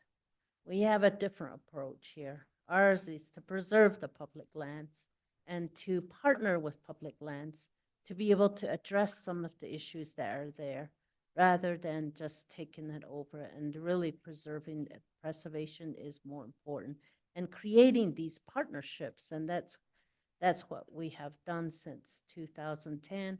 There's probably fires prior to that, but 2010 is the big fire that happened on Schultz, and it just happened to be the year after I was elected into office. So been through all of this, and just want to really emphasize the partnership that is here, and and it goes all the way to DC, and it's known throughout the country. So I just want to thank you for your you coming here and helping us to address some of these issues, and then just showing up at all of many of our events as well. That is real partnership. So I just want to thank you for that. Thank you. Thank you. We live here, Yeah. It's an important We live distinction. here. Yeah, thank you. That's the thing. That's the key. We live here, and how do we address our homelands? So. Thank you, Vice Chair Begay. Yes, thank you for being here this afternoon, and it means a lot that, we're working together to get, to ensure the safety of our people out there and to preserve homes and everything that comes with it. So I'm really thankful that you're here, discussing these items and being a part of the presentation. And so that means a lot to the board here. So thank you again. Thanks. Yeah, I'd also like to thank you for just being visible and present. I think after some of the fires and your predecessors weren't as visible as the community might have liked. And so you're making up for that by being here and being present. And so we appreciate that and look forward to your leadership moving forward. Thank you, Chairman. Thank you all. Thank you, Aaron, and Aaron and Nicole and Matt McGrath will be participating in several of our future sessions, and we'll get into a lot more detail, and particularly relative to what is the funding that's needed, how can we support that in terms of securing that funding, additional funding that they need, and we're continuing to have those conversations, and I want to really appreciate that the supervisors meet monthly with the forest supervisors. And I think that has been establishing that and having that direct communication has been really valuable, I think, for everyone. And I think that allows us to have some tough conversations sometimes, but to understand each other's realities. And it'd be great if we could just wave a wand and get all the money here and do what we need to do, but we're competing, and because there's a lot of need with 21 landscapes that are, heavily impacted by this issue. So to wrap up here, summarize, again, why are we here now? 3 main reasons. The threat of wildfire is increasing. We have an unprecedented opportunity to leverage federal funding and potentially other funding, private funding as well, nonprofit funding, organizations like the Nature Conservancy Foundation, National Forest Foundation, and that the public safety threats to this county are really encompassed within this wildfire crisis. And today, I had a conversation with Channel 3, and the reporter asked me, why are you personally so invested in these issues? Why? And I said, well, first and foremost, the public safety threat. I don't want anybody living in this county to live in fear. I think when people live in fear, irrespective of what's the motivation for the fear, that's not healthy and it's not good. And you don't feel good about where you live if you have to live in fear of, be it wildfire, post-wildfire flooding, any other kind of threat. And then the second is that I have 2 grandsons, and I want them to be able to know this mountain and know this territory and know our communities and know our forested areas and know our tribal lands and understand the significance of those and what those all mean in terms of the environmental value, the value to water or clean air, and et cetera. So I said, these are the reasons why it's so important. So as we move forward, this says 6 months. We're probably looking at more 4 to 5 months conversation, discussion. And right now we're scheduled to have 2 work sessions a month, dedicating 2 hours each to this discussion. And there'll be a set of topics that we will be covering, of which some of these will include the next session, which will be on January 9th, will focus on forest restoration. Really, many of you understand what it is, but some of the public doesn't. We need to go over overview of forest restoration. What is it? What have been our priorities? Why? And then really we're going to do a deep dive into the wildfire threat, specifically in the Upper Rio de Flag watershed. And as you're aware, we've been working with Jay Fuller, Joe Leverage, who's here today, they've conducted a study of the flood threat based upon a very in-depth analysis. We did a preliminary analysis, as many of you know. We got funding from FEMA back in 2015 and did that preliminary analysis that pointed to the risk in this area. And Joe's come back now and done a much more in-depth study. He's going to review the results of that study. That study information was provided to NAU's Economic Policy Institute, who now has also conducted, is finishing up economic impact study related to that potential of post-wildfire flooding and its impacts on communities like Fort Valley, certainly all the way from Fort Valley all the way through Flagstaff. So they'll be reporting on those results. So that'll be on February 6th. Then we'll come back after that and really then hone in working with the Forest Service, and they'll bring a lot of this forward. Is what is the plan, the current plan related to forest restoration in the Upper Rio, and what does that look like, and what are the resources that are needed, and so forth. So we'll do another deep dive into that piece. We'll also get more in-depth information relative to the other areas that are at threat and what types of needs do those areas have for restoration and resources. In addition to that, other discussions we'll have is relative to, again, we talked about the threat within communities. And we've had a lot of conversation over the last year and a half since this community wildfire defense program was established within the Forest Service to fund work on private property within communities. And as you're aware, Jay, that we recently submitted an application for an initial grant to that program to conduct a countywide, develop a community wildfire protection plan. And for our rural communities, working with our rural fire districts as well as Flagstaff and the greater Flagstaff areas, developing a plan as well. So then those areas will then be eligible for to apply for project dollars. So we want to walk through that and what are the resources needed to support that going forward, to get projects done within communities and reduce the risk within communities. So a lot of different topics. We'll also be talking about our special flood hazard areas and what are the threats there and what needs do we have related to those areas as well. So a lot of conversation, a lot of discussion over the next 4+ months, and we look forward to getting your input and feedback as we move through this, and ultimately coming out with a plan of how are we going to move forward and implement what we need to do to reduce public safety threats in our county. So thank you. Really appreciate your attention today and appreciate your continued leadership on these issues. Thank you. Are there any questions or comments to follow up? Supervisor Horstman. Yes, obviously we're passionate about this issue, I know. And I want to thank you, Lucinda, and Jay, and also our forest supervisor from the Coconino to be here today to talk about this.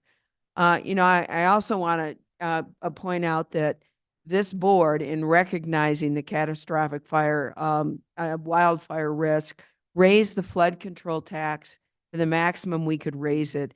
And this board made a commitment to set aside $33 million over the next 5 years for forest restoration, to work in partnership with the Forest Service and the city of Flagstaff to get the job done, or to work to get a very big job done for our community.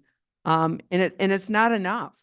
The risk is not only real, and it's not going away. With climate change, it's only going to increase. And this board also has an unprecedented opportunity, because the federal government has the monies available to assist and work in partnership with Coconino County to do the forest restoration, some of the projects that we must get done for this community. Forest restoration, we've heard, has been proven. That's a pretty amazing statistic that the supervisor indicated.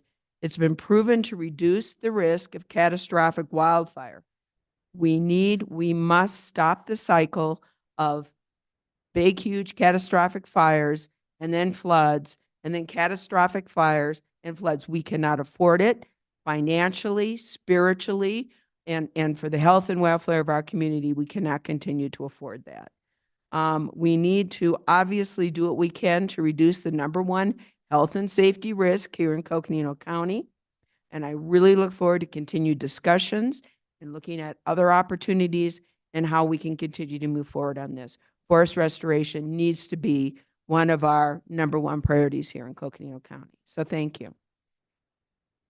Thank you. Any other comments from supervisors? Supervisor Fowler. I'm really happy that you have included drought. We don't talk about drought, and yet it is right here.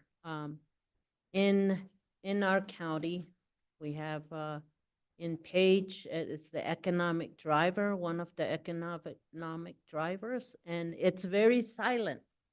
We've had over 20 years of drought, constant drought, and then when it hits, but look at what happened with our economy in Page. That's within Coconino County. So when we talk about wildfire, flooding, and all these events that are happening, and in that conversation, I know we have our flood district, and we created the Forest Service, the forest restoration, but silently, drought is always there. It needs to always be part of the conversation. And so that's really part of the climate change that was mentioned. And I'm just really happy to see that it is part of your chart now. and I think it should always be there. Even though we don't have forests in that region, in the Page region, we still have the drought that is having the impact on there. So I just want to just mention that. So thank you. Any other comments? Vice Chair Begay.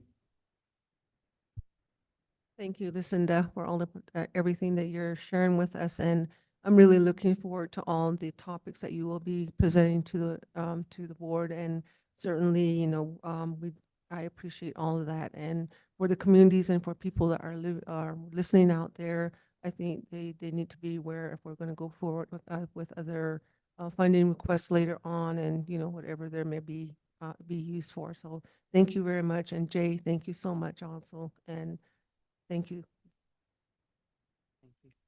Thank you for the presentation. Again, just to reiterate what my colleague said, this is important stuff. It's important that the public understand why we're going in this direction that we are. It's also important, I thought that was interesting that came out, that historically there've only been 2 projects outside of post-wildfire flooding that have been done by the Flood Control District. And I know that's something that we've been asking for a while, yet these crises keep getting in the way. Hopefully through this process, as we're going through these work sessions, we can discuss and get input from our different communities in Coconino County and see what kind of projects can be done, despite the limitations of funding and possible expenditure limit issues moving forward. And so it's really important that we continue to have this conversation, and really appreciate the presentation and the work by the whole team in terms of presenting it to the public, and also the guidance moving forward, and using best practices that were identified by the National Committee. So thank you. Thank you. Thank you so much. Appreciate everything. And, you know, we're all working in concert because, you know, everybody's intertwined and the economy is intertwined. And it all affects, you know, we all know it all is affecting everyone, right? Thank you. Thank you. All right. Is there anything, Manager Peru, in between now and the 4 o'clock public hearing? No, Mr. Chair, you'll resolve back as the Board of Supervisors and then take a break until 4 o'clock. Public hearing at 4 o'clock is time certain. Okay, so may I get a motion to resolve as the Board of Supervisors? So moved. Okay, we have a motion by Supervisor Ryan and a second by Vice Chair Begay. All those in favor, please indicate by saying aye. Aye. All right, and now we will take a break until 4 o'clock for our public hearing. Thank you, everyone. All right.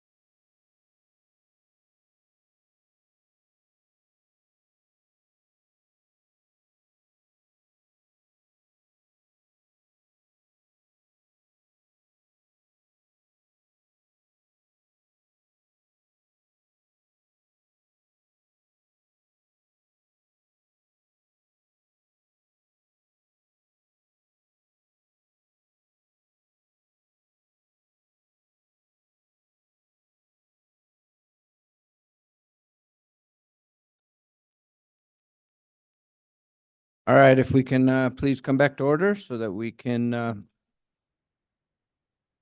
have our next item is a public hearing. This item was continued from October 10th board meeting. We'll have staff present, and then I will ask for the comments from the public. At that time, Clerk Daly will provide instructions on how to provide comments in person and virtually. First, we will start with the staff's presentation.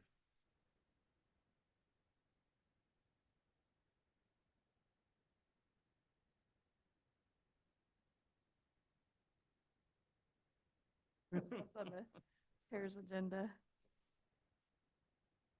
Yeah. Here's your clicker.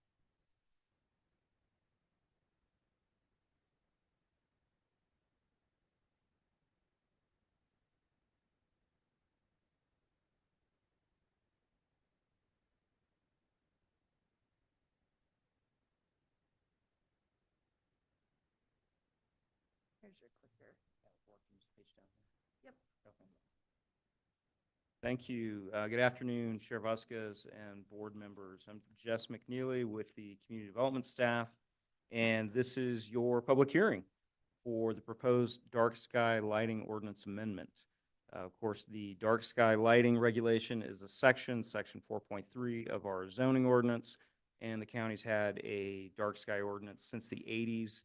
This update is really needed to address current needs, particularly for the observatory community and changing technology.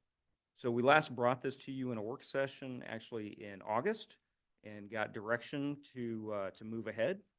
We did some public outreach for comment and got some public comment, and we then took this to the Planning and Zoning Commission in a public hearing last month, and they forward to you a recommendation for approval.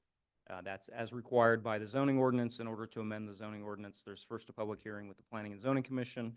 They give a recommendation, and their recommendation is approval of the proposed ordinance in your packet.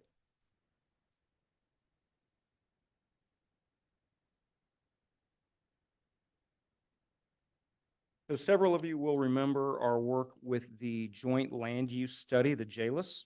Our county was the lead organization in that effort, along with partners with the city, the Naval Observatory, and Camp Navajo. This lighting ordinance update is really directed by the JLUS study. It was developed by a work group of local stakeholders and experts starting in 2019.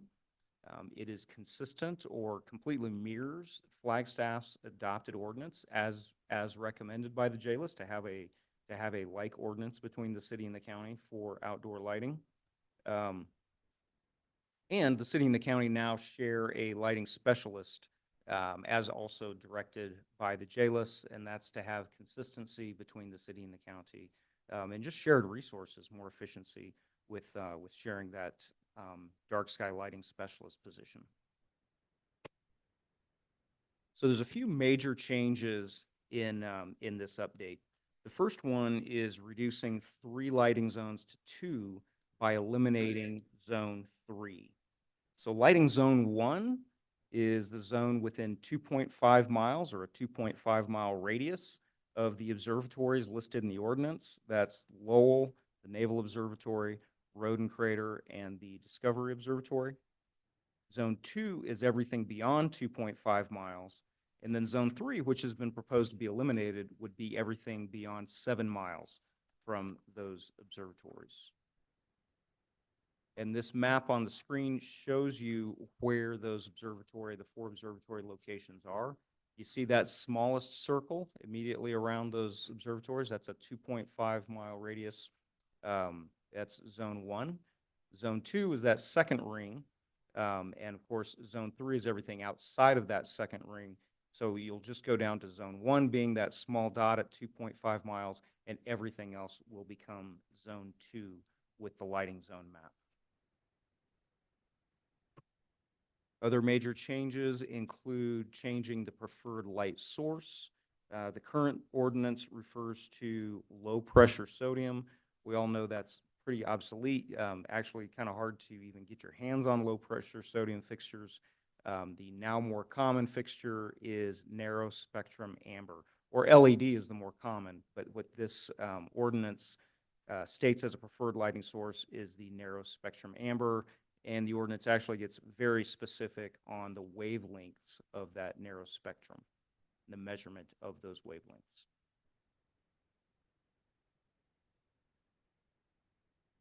So other major changes to the ordinance include shielding. So on the screen here is the shielding chart from the draft ordinance. Full shielding of outdoor lighting will be required in Zone 1. Partial shielding is allowed in certain circumstances in Zone 2. And this chart really breaks that down, similar to the chart we have in the current ordinance, but this is an update. And of course, this is only reflecting lighting Zone 1 and lighting Zone 2, as lighting Zone 3 is proposed to be eliminated. And here's a little visual example of full shielding on the left. You don't see the bulb at all. It's tucked up under the fixture, so the lighting is all completely directed downwards. And on the right would be partial shielding, where you are seeing a portion of that bulb. Also changing with this ordinance is the maximum lumen output. So in the upper left-hand corner of this slide is the existing or old lumen chart. And you see there on the lighting zones, it lists zones 1, 2, and 3. And in the lower right-hand corner is the updated chart with Zone 3 removed. And it is more restrictive on the lumens per acre allowed for the different uses.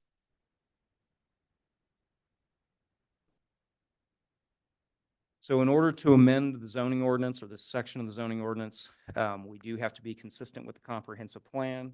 So here's the one goal in the comprehensive plan under the community character section and 4 policies that really direct us to do these updates.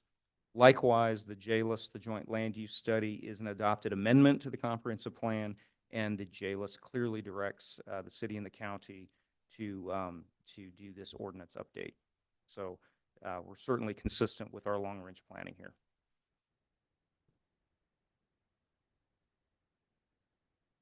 So with permitting under this ordinance, it will be structured to align with the city. As we discussed, the city and the county share a joint dark sky lighting specialist.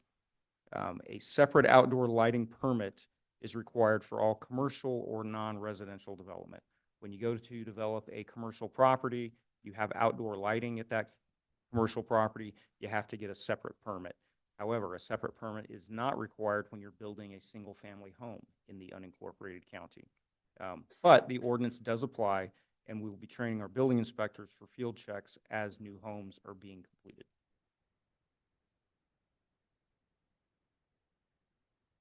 So like all things under the zoning ordinance, a property owner retains legal nonconforming, or commonly called grandfathered rights, with older developments that were legally permitted when they were built. So previously permitted lighting does remain legal. A 25% increase in use, that could be the number of dwellings, could be the number of parking spaces, would require full conformance. A 25% increase in lumens, those lumens that were permitted after 99, would require conformance. And of course, when you're getting your outdoor lighting permit for commercial development, that's when this is checked. So when we took this to the Planning and Zoning Commission for their public hearing last month, no members of the public chose to speak at that hearing. And overall, the Planning and Zoning Commissioners were very supportive of updating the ordinance. They're certainly supportive of the JLIS direction of having this ordinance mirror the city's code. Planning and Zoning Commission certainly expressed appreciation for the Dark Sky Coalition and the work group input. They feel this is a balanced, effective ordinance. They do encourage future updates to the ordinance to include what one would consider a layperson definition for light trespass. They seem to have some confusion among them as to what would constitute light trespass under the ordinance. So when we posted this ordinance to our website for comment, we had it posted for over a month. We did receive 5 total comments. 3 were very supportive, and they were actually requesting increased enforcement. One did express some concern that the light trespass limit limits their property enjoyment and basically brings on complaints from neighbors. And then, like all things out there for public comment, we did get one that was pretty wacky that kind of linked LED lighting in general and in this ordinance to various conspiracy theories. So of course, the recommendation that we forward from the Planning and Zoning Commission's public hearing, they could make the findings required by the zoning ordinance to recommend approval of this amendment, specifically AM 23001, and they forward that recommendation to you in this public hearing for amendment for adoption to the county's zoning ordinance. And with that, I would be happy to stand for any questions. We also have Mark Stento here with us, our compliance manager for the county and code enforcement. And Mark is a lighting expert and formerly served in that shared position between the city and the county as the dark sky lighting specialist. Any questions, Chair Vasquez? Are there any questions or comments from the board? Not this time? Okay, please continue. Well, as a public hearing, Chair Vasquez, I believe we do need to open the hearing for public comment. And of course, the recommendation for approval is what's forwarded to you from the Planning and Zoning Commission. So we're hoping for a motion and a vote on that recommendation. Great, thank you. And so now that the presentation is done, we will open the public hearing. It is now open. We will now take comments. When you're called on to speak, announce your name and place of residence. Each speaker will have 3 minutes to speak. Please make sure that your comments are directed to the topic. Clerk Daly, please explain how those here in person and those virtually can provide public comment. Thank you, Chair Vasquez. At this time, if there's anyone that would like to provide a comment during the public hearing on this item, you can come up to the podium and speak in person if you're in the meeting, or you can fill out a comment card on the table and provide that to me and I can read it for you. If you've joined us by Zoom, you can hit the raise hand icon that will appear if you hover towards the bottom of your screen. You click on that, that will raise your hand and notify us you'd like to speak. If you've joined the meeting by telephone, you can hit *9 and that will raise your hand and notify us that you would like to speak.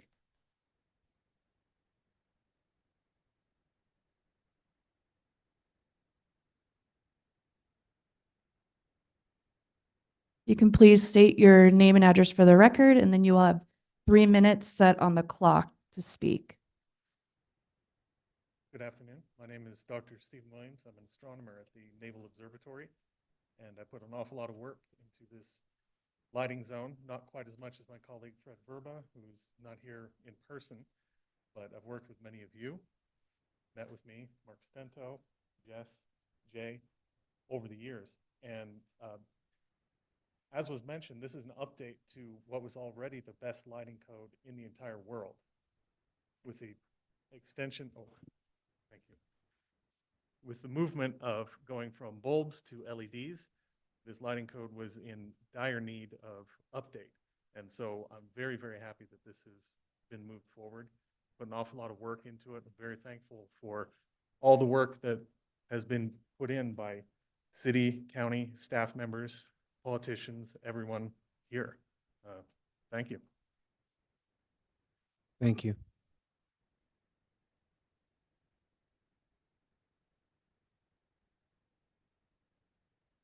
And if there's anyone here in person that would like to provide a comment during the public hearing, you can make your way to the podium.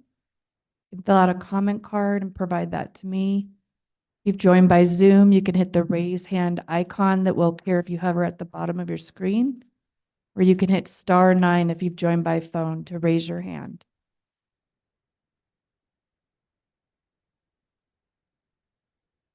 Just have to make a comment, and I'm sorry for Sure, that. But Supervisor Horsley. I just have to say, it's good to hear from the Naval Observatory, but I thought you were going to say this lighting code is absolutely out of this world. Sorry, I had to say it.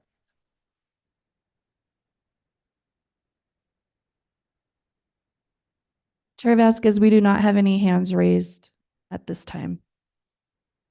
Okay, so if there's no more public comment, we'll now close the public hearing. Supervisors, are there any questions or comments on this ordinance? Supervisor Ryan. Thank you, Mr. Chair. And I can't sit silent on this one. Actually, this started a long time ago, many, many years. And as Dr. Williams had mentioned, it was really neat, the presentation during the conference in Albuquerque. For astronomers, we were invited to present on what we had been had been doing within the community, but you laid out the history of when it began, when they had the big floodlights to attract people to the Orpheum, et cetera. Past boards, past councils over the decades have really looked at the importance of astronomy, the importance of dark skies in this community. You kind of play it a little bit forward. Parks and Rec, working on implementing our county parks and open space initiative, initiated a discussion with the Naval Observatory as well as Camp Navajo when we were looking at Rogers Lake, and as a recommendation that came out of the regional plan. So a lot of community involvement that led to that. That helped move us towards getting the joint land use study done through the military, a grant that we had to request, but we had to request, they had to request a little bit of how you had to go about it. But we ended up being the primary as the county, but we had the city together with us with multiple groups, whether it would be residents in the area or our representatives from economic, from Econa, as well as adjacent partners in land agencies, Forest Service, state trust lands. I'm going to miss somebody, Game and Fish. So it was really a nice concerted effort. But one of the recommendations, as noted by Jess, was that we continue to work together to help with this, particularly to protect the mission of the Naval Observatory, which is a critical mission nationally, internationally, from an economic as well as a strategic perspective. And so this is an implementation goal that was sought, along with the position that Mark, now he's not in that role anymore, but we discovered at this conference that Mark is a rock star, and everybody that if we present, everybody wants to talk to Mark on how do you really do this. But Mark was our first enforcement officer, education enforcement officer associated with this. So that was a big piece of it. Dark Skies Coalition, they've always been a great proponent for what we were doing and how to do it. FMPO actually was the sponsor of the conference that helped bring us together. Okay, so metal halide and low and high pressure sodium are starting to phase out, but LEDs coming in. What do we do with this this new technology? And they came up with this SLED study, street lighting. I always forget the EDS piece of that acronym, but basically street lighting and what to do and how to deal with the new technology and move into an amber LED if possible. Layman's terms for all the lumens and all the measurements that you guys are so good at putting together. And then the community. I mean, we have a lot of people out there that just as hobbyists, really, they're interested in astronomy or you just love looking at the Milky Way that's out there in your community. So it's many people in many ways, which something that we've always done, and it was time to do it. And so I think we've really progressed quite far. And when it comes time, I'd love to make the motion associated with it, but I think each member would probably want to comment on this. We have strong support from the original regional plan and actually decades before us of our communities knowing how important dark skies are to us. So I compliment everybody on their work and their input for helping us put together an even better dark sky ordinance that we have before us. And so, and then if we pass it, I think the next move would be working together with our partners that don't fall under either the city or county codes to enhance our communication. Whether it's the school district or the community college or the university, those that aren't beholden to our ordinance but practice it. Camp Navajo is a great example. They don't have to abide by our ordinance, but as they've taken a look at potential of developing an industrial campus out there, they committed to their desire to meet the dark skies piece. We still have to work through the heat component of what's created out there, but different part of the energy range.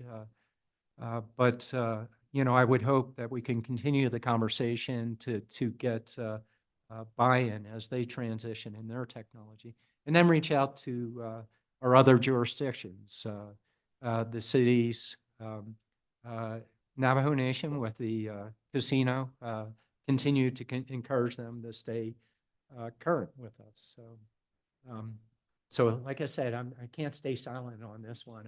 I want to compliment everybody for their great work on this. Thank you, Mr. Chair. Thank you, Supervisor Ryan. Are there any other comments from board members? Yeah. Supervisor Horstman. All right, thank you. And, I want to thank all of those that have been involved in the dark sky initiatives here in Coconino County and the city of Flagstaff.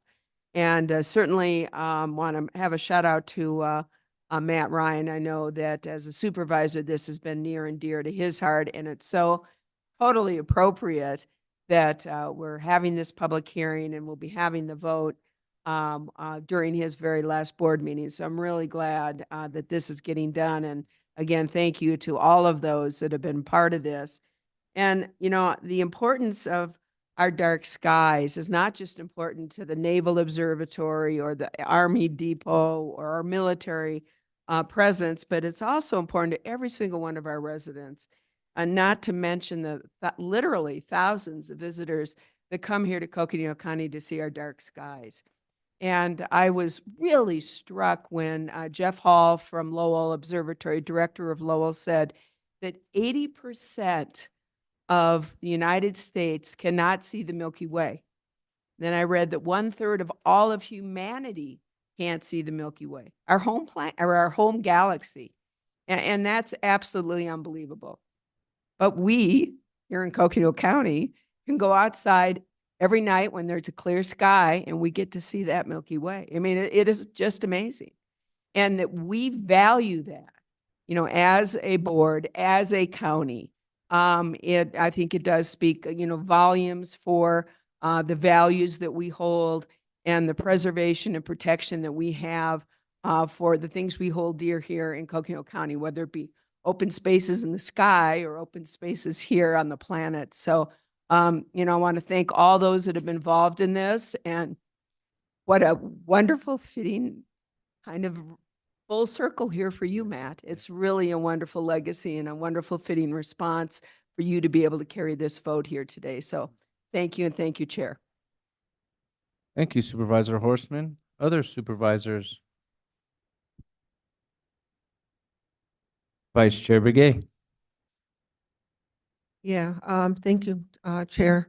I just want to say that, having that public hearing and there were no comments, that really tells a lot that the project is being supported by the constituents out there and people that are willing to preserve and protect, the dark skies. And so I just want to say this is something that I really look out for when things come to our, to us for approval, or, I mean, recommendations for approval. So I just want to say thank you for that. And then really aligning this with the comprehensive plan, you know, we really need to, any project that we do, anything within the county, we would have to make sure that we're involving the comprehensive plan efforts. And then, and so I just want to say thank you. One thing I have a question on, there were only another public comments that were made outside, is that there were, how did you handle the people that, that were requesting increased enforcement, or that were expressing that limits property enjoyment? And then one last one is that it highlights, one comment linked to the ordinance and led lights to health concerns and conspiracies.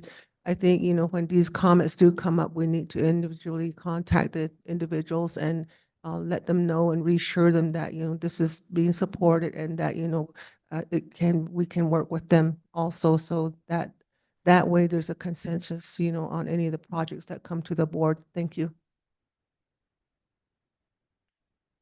Thank you, Supervisor Fowler. Yes, thank you. This is a tribute to Supervisor Ryan. In one sense, you know, we've been working on dark sky for since I've been on the board, and the prior to that too. So I just think that it's just really amazing how we have a living document that we can update. And then we have great partners that are so invested in the protection of the sky. And that's what we really need. And I just want to, it's not just in this area. We as Native people, we live with the season. Our ceremonies are start and end based on where the constellations and where the universe is. And so just thinking about how the sky really every day, how we live our lives, and looking at the sky and knowing when to start, you know, certain at night, you know, when I was a little, when I was young, I would be asked sometimes, and others would be asked, you know, where's this constellation? Where are they? And they run out and then run back in, and it's not time to start that song yet. And then as it goes on, go out and then come in and says, okay, it's time now. And that song starts. So when you think about the sky, we're here talking about protecting Lowe Observatory to do its work, or the Naval Observatory to do its work, or the partnership that we have, and then the economic development. It goes into all of those aspects. But in another sense, though, we also live by the stars, the dark skies, and just really how our lives revolve around that. So I just want to thank everyone for really protecting the dark skies and protecting our way of life, our way of thinking, our way of how we conduct our own lives as Native people. And I know the animals live that way as well. The animals and the environment, the air, and the water, it all is controlled with that. And so I want to just thank you on behalf of all of the Native people and our environment and our wildlife and the water people, we call them water, and then the birds. This is how we live. This is the way life is revolving around the stars and where they are, and just the whole universe.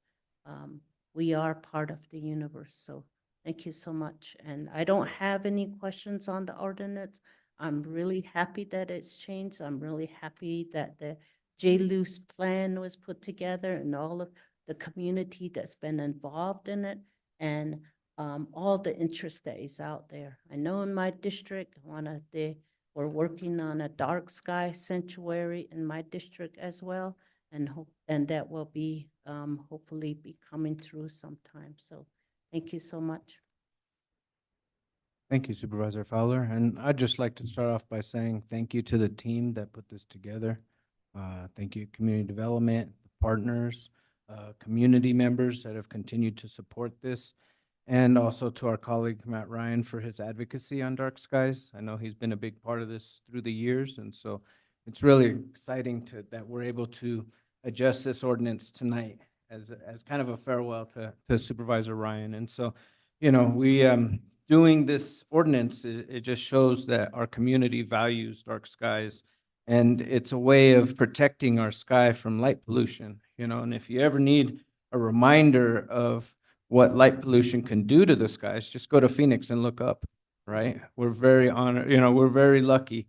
Supervisor Horstman stated it earlier, just how much of the world and how much of the United States can't see the skies so clearly, and we're blessed with clear skies. And a lot of that has to do with forward thinking of our predecessors on the board, our community members, our partners that value dark skies and continue to do so, and constantly working to increase our protections for something that we value, you know. And this does help with the attraction of tourists to our community, our economy, but it's also, just as Supervisor Fowler just eloquently stated, it's part of keeping the balance here in our community, and it's something very special. And so it's very, very special tonight to be able to pass this ordinance or go through the amendment to this ordinance as recommended.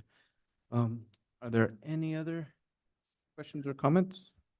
And where are we? So, in that case, may I have a motion to adopt ordinance 2023-9, approving a text amendment to section 4.3, lighting standards of the dark sky zoning ordinance AM-23-001. We have a motion by Supervisor Ryan. If I could state during it, that, you know, that the change is consistent with the goals and objectives and policies of the comprehensive plan and the ordinances. We spoke about it during our comments. Also, our staff, Jess, has pointed that out in the review of that we have presented to us. The change will not be detrimental to public health, safety, comfort, convenience, and welfare. Just as you noted with the economy, but many other aspects, that it won't have that negative impact. That the change will not adversely affect the established character of surrounding neighborhood, nor be detrimental to adjacent properties. If anything, it'll be beneficial associated with it. So I can make those findings, and just noting that to Jess, Jay, Mark, you know, Fred, Stephen, there are so many people that worked on this. Jeff Bowman over Bowman at the city of Flagstaff. Key people that really worked really hard on it. But with that, Mr. Chair, in making those findings, and we also have them listed as Jess had noted in his earlier presentation, I move that we approve ordinance 2023-09, approving the zoning ordinance text amendment to section 4.3, lighting standards. Thank you, Supervisor Ryan. I always learn something new from you. Do we have a second? We have a second by Supervisor Horstman. It's my honor to second it. Yes. All right, in that case, all those in favor, please indicate by saying aye. Aye. All right, thank you.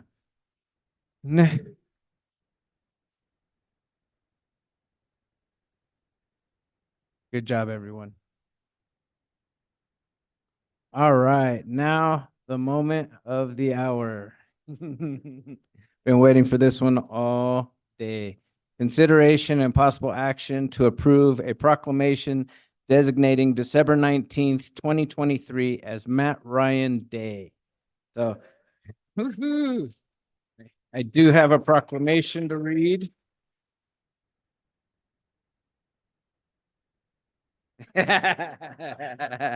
Lena, the good news is the day's almost over. All right, so here's the proclamation. Coconino County proclamation designating Matt Ryan Day, December 19th, 2023. Whereas Matt Ryan has served as Coconino County District 3 Supervisor for 27 years and was chair of the board in 1999, 2003, 2006, 2009, 2014, 2017, and 2021. And whereas residents of the city of Williams, portions of the city of Flagstaff, part of the city of Sedona, and unincorporated areas of southwestern Coconino County, like Munns Park, Kachina Village, Mountain Air, Pinedale, Mountaindale, Forest Highlands, Belmont, Parks, and Red Lake, were his constituents, as well as the residents from Blue Ridge and Forest Lakes prior to the 2010 redistricting. And whereas from 1975 to 1978, Ryan served in the United States Marine Corps and in 1986 earned a bachelor's degree and a secondary teaching certificate from Northern Arizona University.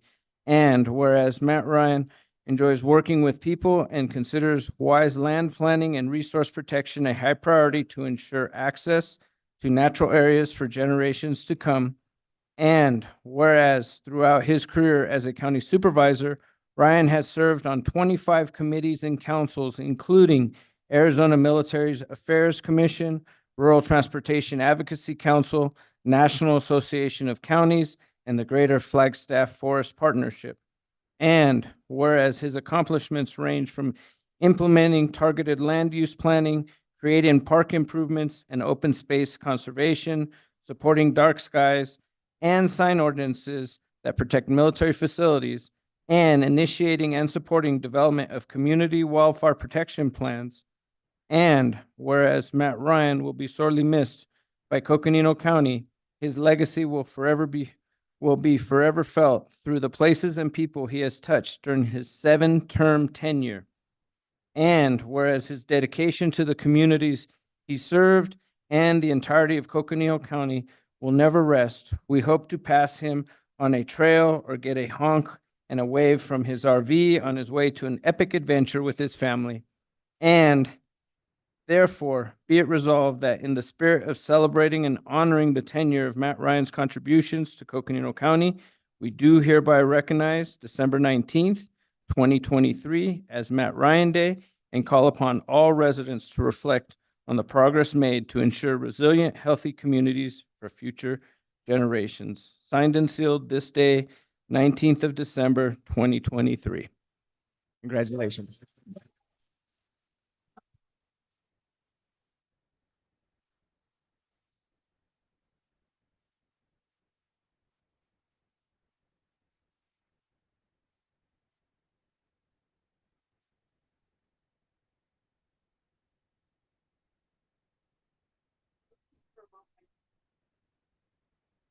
Yes, can we have a motion, please? I can't make them. I need that. I'm getting the motion, making the, I, I made the motion. Thank you, Supervisor Fowler. Can I get a second, please? Second motion. We have a second by Vice Chair Begay. All those in favor, please indicate by saying aye. Aye. All right. I abstain, Mr. Thank you, Supervisor Ryan. And then on behalf of the county, do have signed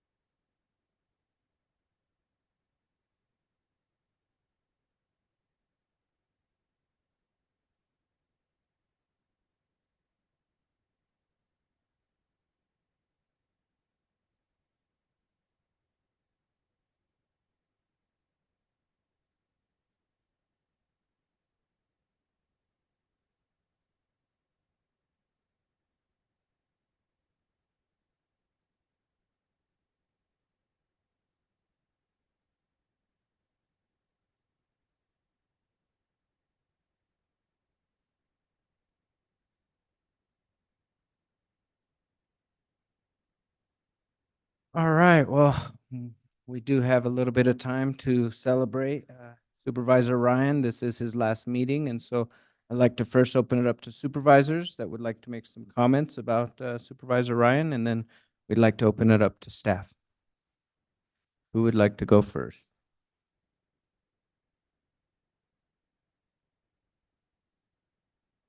We can go staff first. Oh. It's up to you, whatever you want. All right, so at this time, because we're still a little choked up over here on Okay. the supervisor's end, we'd like to So, we'd like to give staff So, opportunity. Mr. Chair, members of the board, we wanted to capture everyone's comments in this room because it's been recorded. And we want to make sure that Matt has access to the link and for prosperity and posterity. So, the deputies, we gave our comments earlier today. So we want to open up for the staff and then community partners. And so in whatever order you all want to start coming forward, there's Jay, there's Parks and Rec, you name it. Sue, take over. I might suggest, Mr. Chair, that we move to the next item, which is item 30, which moves the proclamation into the celebration. Thank you. All right, so now we'll go into discussion and recognition of Supervisor Ryan's retirement and public service he's provided while representing District 3. So we'll start with county staff first. Please, Jay, get us started.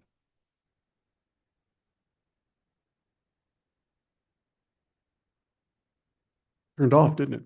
So I'm going to kill two birds with one stone. I'm going to do my staff, but also I brought up Ann Motek, and I'll let her introduce herself. Hi, everyone. Ann Matek. I'm the director of the Greater Flagstaff Forest Partnership, and I'm honored to be here in honor of Supervisor Ryan. And we'll make some more comments in a sec. So I've been working with, obviously, forest restoration with the county since 2018, but almost immediately, and prior to that, even working with Greater Flagstaff Forest Partnership. And we know that Matt has played a critical role with supporting GFFP. It was even in your proclamation there that that was one of those long-standing relationships that you've had. So we have a plaque here that Ann was going to present to you on behalf of Greater Flagstaff Partnership. And it's wooden, which makes sense, right? And I just want to say that we have GFFP, the Greater Flagstaff Forest Partnership, has worked with Supervisor Ryan for as long as you have been in office. GFFP started back in 1996, and it was because we had huge fires back then. And it was the Hoctifer fire, 15,000 acres, and the Horseshoe fire was around 5,000 acres. And we thought we were in trouble then. And now, fast forward, we're looking at 500,000 acre fires in Arizona. And we just want to say how much we appreciate your support all those years. I know it's another flame in your heart, as is dark skies. And we wanted to recognize you and just let you know how much we value you, but also how much we're going to miss you. And I hope I get to see you around at some of the parties, which I've seen you at, and I'm going to call you Matt. So anyway, thank you so much, Supervisor Ryan. And Jay, you want to read what it says on here? Sure. It's from the Greater Flagstaff Forest Partnership presented to Matt Ryan in recognition of 27 years of outstanding partnership with GFFP. Oh, that's fantastic. Oh, this is just so neat. It's working together. It's always working together with it's us. It's not me. So I really appreciate this. Definitely in my heart. Actually, I was on the board once upon a time, and I keep telling all these guys to stop calling me supervisor around here and call me Matt anyway. And so, but I want to get a real quick picture with you guys.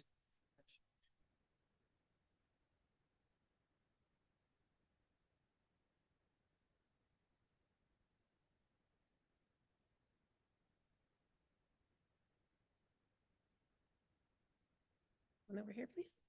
1, 2, 3. One like this. Okay, thanks.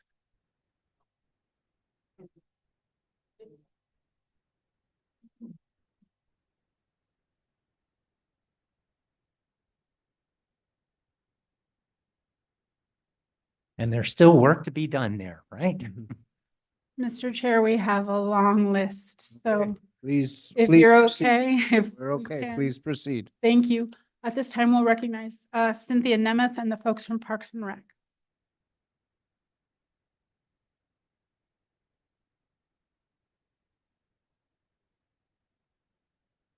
Cynthia Nemeth, Parks and Recreation Director for Coconino County, and Matt.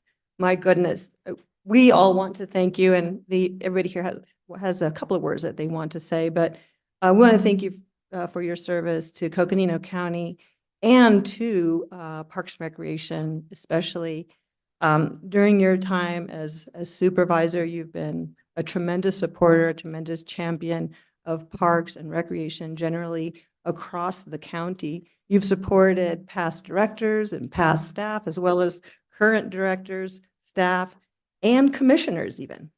Jeffrey's been around the whole time, though, you Jeffrey know? may have been around as long as you or longer. There, okay. Yeah, Jeffrey causes vibrations around here because of his longevity. But your imprint, your legacy is imprinted in so many accomplishments that we have seen come through this department. And I just want to bring up a few, and the list is long, but the opening of the Military Museum, your imprint is on that. The establishment of Peaks View, Cataract, that back then Sawmill, and Louise Yellowman County Parks. You were around for all of those. The 2002 Open Space Initiative, the CPOS, the opening of the theater, acquisitions of Pump House and Rogers Lake and Frontieri, as well as Fort Todd Hill, adding to Fort Todd Hill, and a lot of other incremental acquisitions to those beautiful spaces and parks. Also, let's see, feedback on numerous land management plans and master plans that came through our department, and the bike park most recently, as well as a new trailhead at Fort Todd Hill that is being immensely enjoyed by the public, and 27 county fairs. That's over a third of all the county fairs that have come through the county. But anyway, because of all of those achievements, we want to recognize your vision, your support, and we want to show our profound appreciation for you and what you've done for open space trails, parks throughout the county. And with that, we have a plaque for you inspired by Jeffrey Gross. And Jeffrey, you want to read and tell about it and say a few words? Jeffrey's the Renaissance man. So here's the plaque. It reads, Matt Ryan, champion of Coconino County's open spaces, trails, parks, and recreation. Thank you for your service. 1996 to 2023. Kind of like a tombstone, but you know, we didn't mean it that way. It does feel that way. Thank you. I get to hear it, though. Maybe the heaviest plaque you get. Probably interests you to know that this wood that it's mounted on is a piece of the Frontieri, soon to be ruins. So you can always have that with you.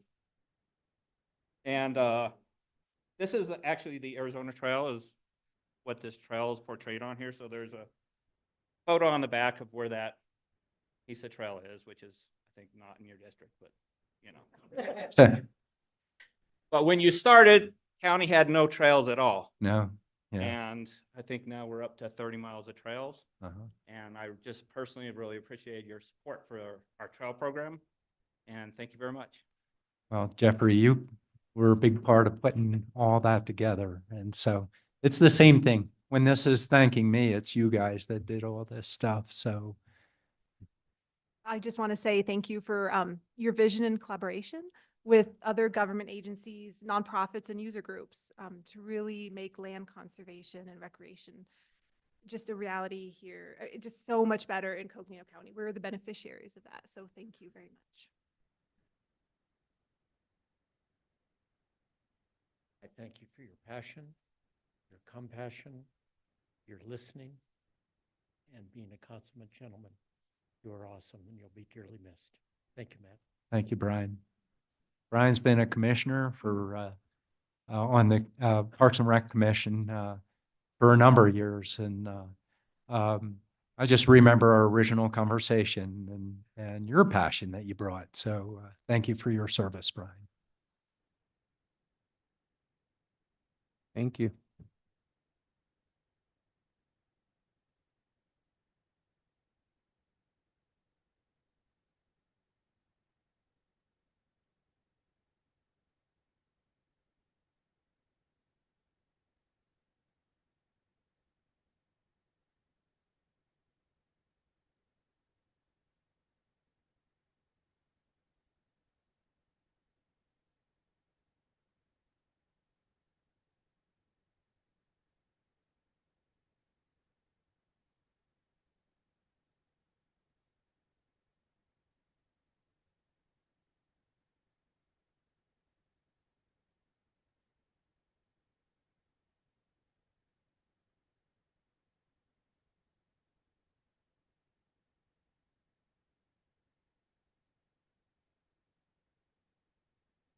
Good evening, Jay Crystalman, Community Development.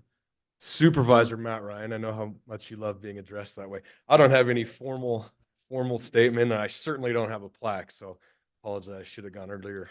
Anyways, you were on the board along with Supervisor Fowler when I was recruited, and you were intricately aware of why I was brought here, and I'm forever thankful for the opportunity that you helped to give me, and it has been an absolute pleasure working with you. We've had a lot of fun in evening meetings, here and there. It's been a lot of fun getting to know you, and I'm going to miss you. And I just, on behalf of community development, we'd like to thank you for all that you've done for the department and the joint land use study, and that's continuing to roll. So that'll forever be your legacy. Oh, Thank you. Reciprocal feelings, Jay. I really appreciate all of staff. I have a little bit of a bias towards land planning, so I may have given them 1 or 2 phone calls now and again. So, yeah. I don't know if I did 1 at 5. I at least texted them then.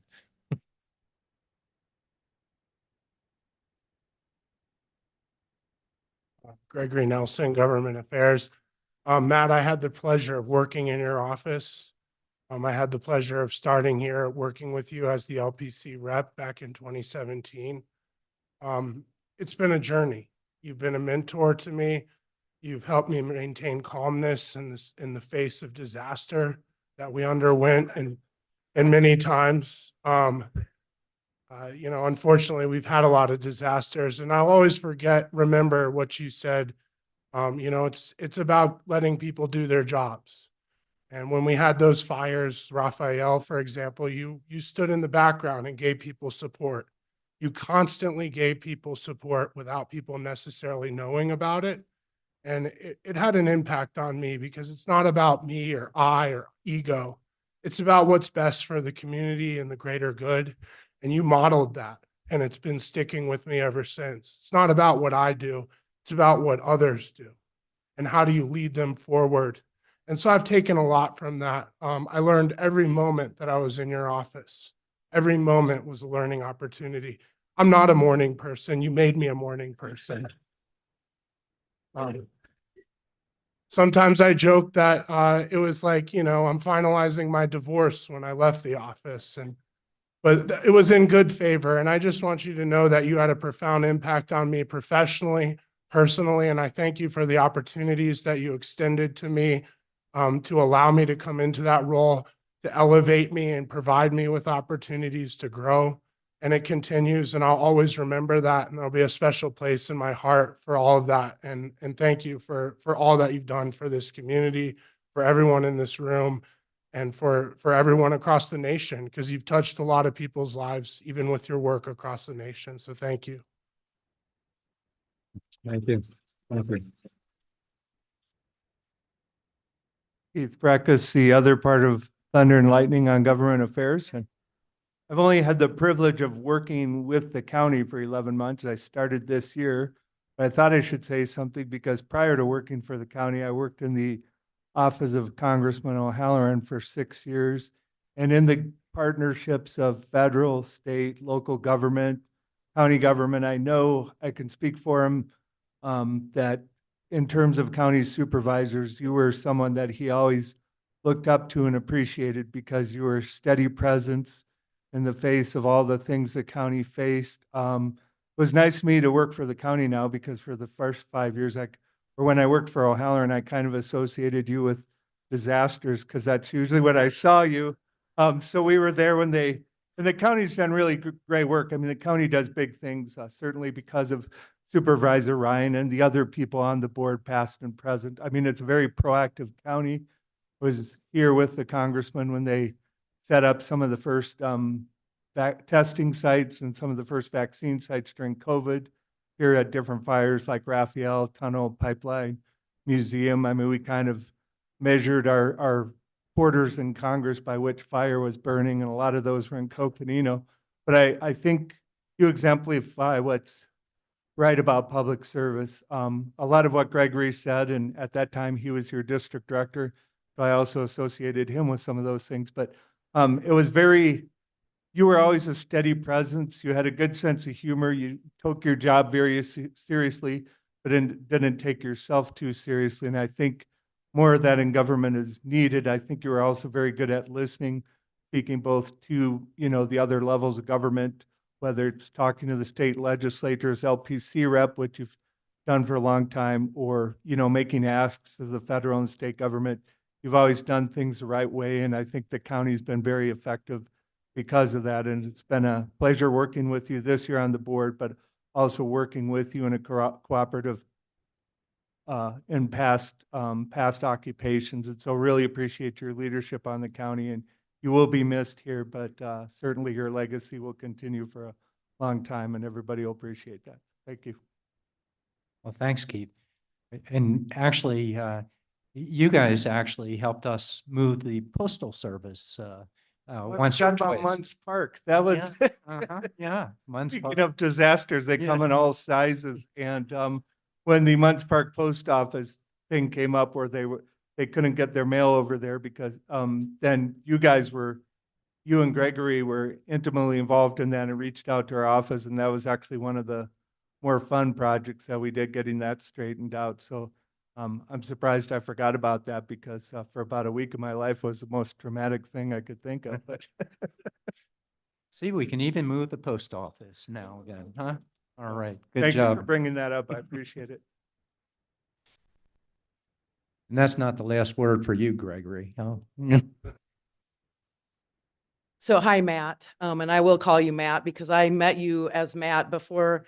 I was working for the county when you started, but that was early on in my career when I didn't necessarily know even what the Board of Supervisors, who they were, what they did, or why I should care to know who they were. And but I did get to know you because you were my supervisor for District 3 and where I have had my home for many, many years. And as all of you know, but just for the sake of those listening, my name is Kim Musselman. I serve as the Health and Human Services Director, but I've served in lots of different roles at the county over the course of my career, and you have been a part of that all along from very early on. And I, just want to thank you for your support of me personally and professionally, and the support of the many different departments and the different roles that I have taken on, that lots of different challenges, being there to listen to what the difficulties were, the problems that we were trying to solve, how to be creative about solving them, and doing the best for our communities and not just those of your district, but for our entire county. And, being there for the fun times and the good celebrations, but also for the most difficult times and being that support. And I also want to say on behalf of, Health and Human Services, certainly Health and Human Services was a new creation of putting 3 departments together that formerly was health, the health department, And then the formation of the health district, which you played a vital role in as well as other members of our board. And at the time, and then the, community services, always being an advocate for our most disadvantaged community members and our seniors, and how we bring those services and to them, and for our senior centers, and of course for being there to help through all of the ups and downs of our senior center challenges in Williams, and making the best.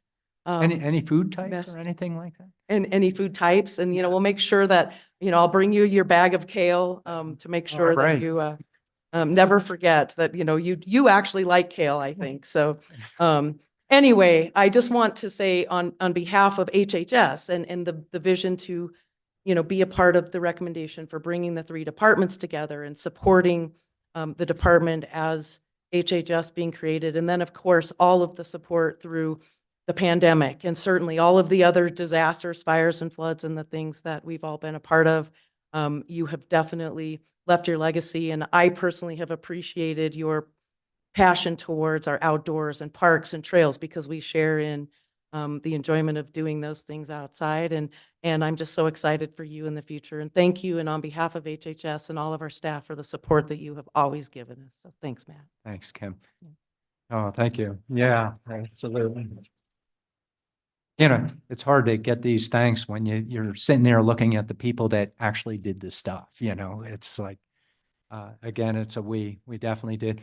But I still remember meeting you at your, in your driveway, going door to door. Yeah. Okay, I thought we were promised a roast and a toast, so there hasn't been a lot of roasting going on. So I'm just gonna kick that off gently. As some of you may know, Supervisor Ryan has an iPhone. So one of the things I'm maybe not going to miss quite as much is all the meetings where you might be responding to one of my comments with a, "Hey Siri," and then all of a sudden the phone dings, and hilarity ensues every time. So anyway, but with that said, I have to say, I started working here when I was in my early 20s. I remember so many budget meetings, sitting in this room at this table, and how I always felt welcome by you as part of that team, even though I, really didn't know what was going on, still learning so many things. And, in the way that you would say, I think we stumped you this time, or those kinds of comments, I felt a part of the team, and that it was less intimidating. And so in coming back, knowing that you were still on the board, and that there would be friendly faces, not just familiar faces, it was one of the biggest draws to coming back to the county after all these years. I always appreciated how thoughtful you've been in considering things, how prepared for all the board meetings, whether it's things related to finance or just related to the community. Can always tell that you really thought about things and really wanted what was best for everyone, and I just really appreciate that. All right, Siri. I love it. Thank you. Thank you. Steve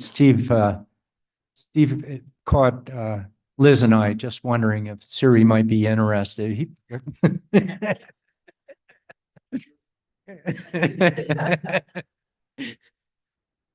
Here. Good evening. So Erica Philpott, Human Resources Director. It's my honor and privilege to get to recognize you, Supervisor Ryan, and I'm so appreciative of the way that you care about people and how much heart you bring to your work every single day. And I remember one of the first times I met you, you said, "You're a part-time job share recruiter? That's neato." And it was. And I was so appreciative for the kindness and the approachability and the exuberance that you had for your work. And over my years here, I've had many opportunities to work with you closely on a bunch of projects, county manager recruitments, all kinds of fun things. And unlike Gregory, I am a morning person. And so that served me well. And you and I had many early morning conversations. But you always asked how I was and how I was doing. And you also asked that of me about others. What are you hearing? How are people doing? How are people feeling right now? There's a lot going on. And I always really appreciated that as well. So thank you for that. Thank you for the heart with which you lead. And on a funny story, mostly roasting myself, I guess, I always saw you at a bunch of races, community races. And I always told my husband, oh, I don't want to throw up in front of Supervisor Ryan. The end of that race, of which you were always faster than I was.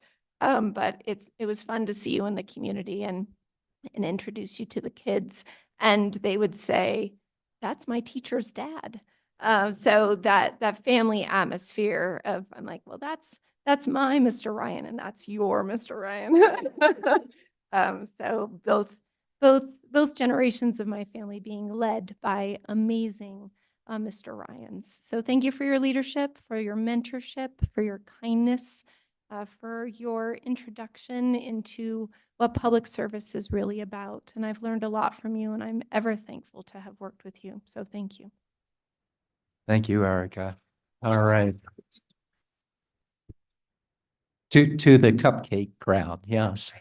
Through good and tough things, yes. But yeah, absolutely. And it's just fascinating. I was just talking to Joe Leverage in the hall. He grew up with Sean, and so Sean, my oldest, and just seeing our new generations just coming together and doing what we're all doing. So thank you, Erica. Really appreciate it. Thank you.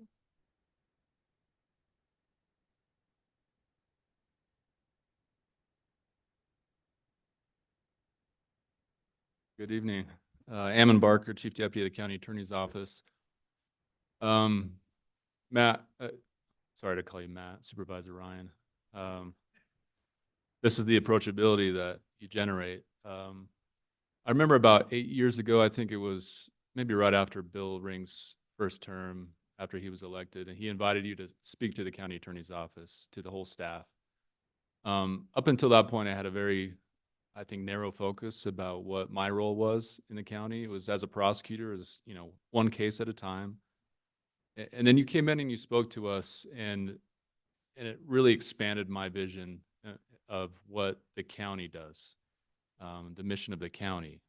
And it wasn't just about the county attorney's office in this one case I had in front of me. It was about a much larger community and all the things that this county offers the community. And that I played a part in that. And over the years, we've met on occasion and had conversations, and you've continued to expand my view of what we offer here at the county and the mission that we have here and of the promise of public service. And I just want to thank you for that, for opening my eyes to that. And I think you've done that for many people that we've heard from here tonight. And you'll leave quite a legacy. And I want to thank you on behalf of the County Attorney's Office as well for the service that you've offered this county and the community. Thank you. Well, thank you, Ammon. Thank you.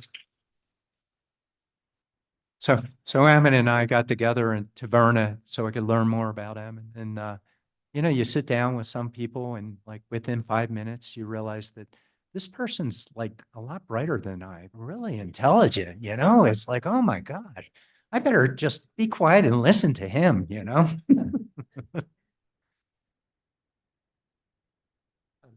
Good evening, Supervisor Ryan, members of the board. It's hard for me to I hate this part of our job when we say goodbye to people that have made such a big impact on everybody and this organization. So it's really hard to say goodbye, but I wanted to just recognize all the work that you're doing and have been done. And I think it echoes everybody else's approach and style that you have shared with all of us by supporting everyone everywhere where they were without any conditions. And I appreciate that very much about you. The funny story I have is our work together for the Munns Park community with the barn. And that was one of those calls that I got that I was like, oh my gosh, the sky is falling. And then the second call I got was talking with you, and you just created the roadmap for all of us to go through a process and bring the community together. And you've brought not just the county, you brought everybody around together to a common good, and you're the goodness in all the work that we do. So thank you for that. And even though you're leaving, nobody's going to take away the July 6th date that we share, which is our birthday. Thank you. Yeah, yeah.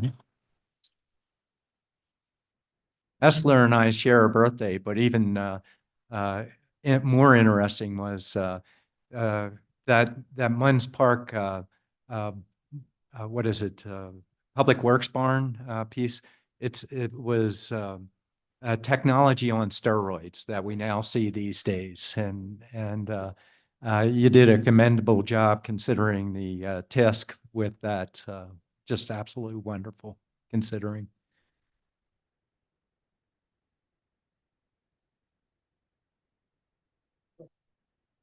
It's another one of my constituents here. Please make sure to put the 3-minute timer. No, 3 minutes. Does this work? I didn't even have to start with a joke. So I originally wasn't going to talk, but then I was sitting there thinking of all the stories over the years. And I think the first one that I remembered was I was fortunate enough to spend an entire day with Matt and our old director, Todd Gray, for Parks and Rec. That we took a hike all the way up to Weatherford to the summit of Humphreys before Todd left, before he retired.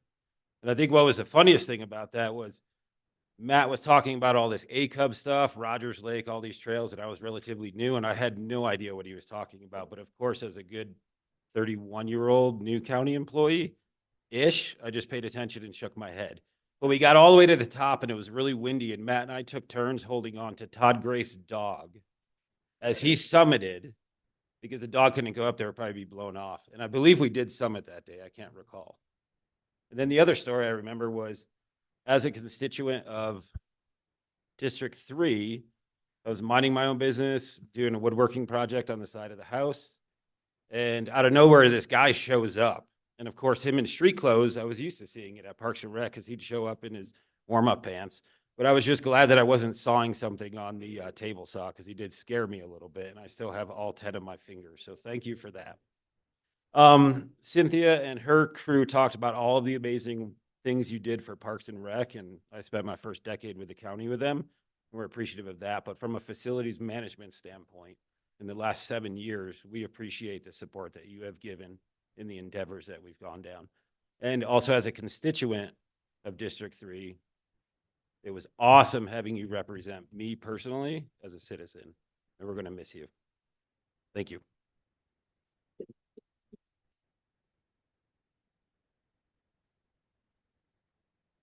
Another one of those Renaissance men, you know. You keep finding these skill sets that pop out of individuals. So, Mr. Chair, with your permission, we have 2 members of the public that would like to speak. Please do. Thank you. Highlands Fire Chief Todd Miller.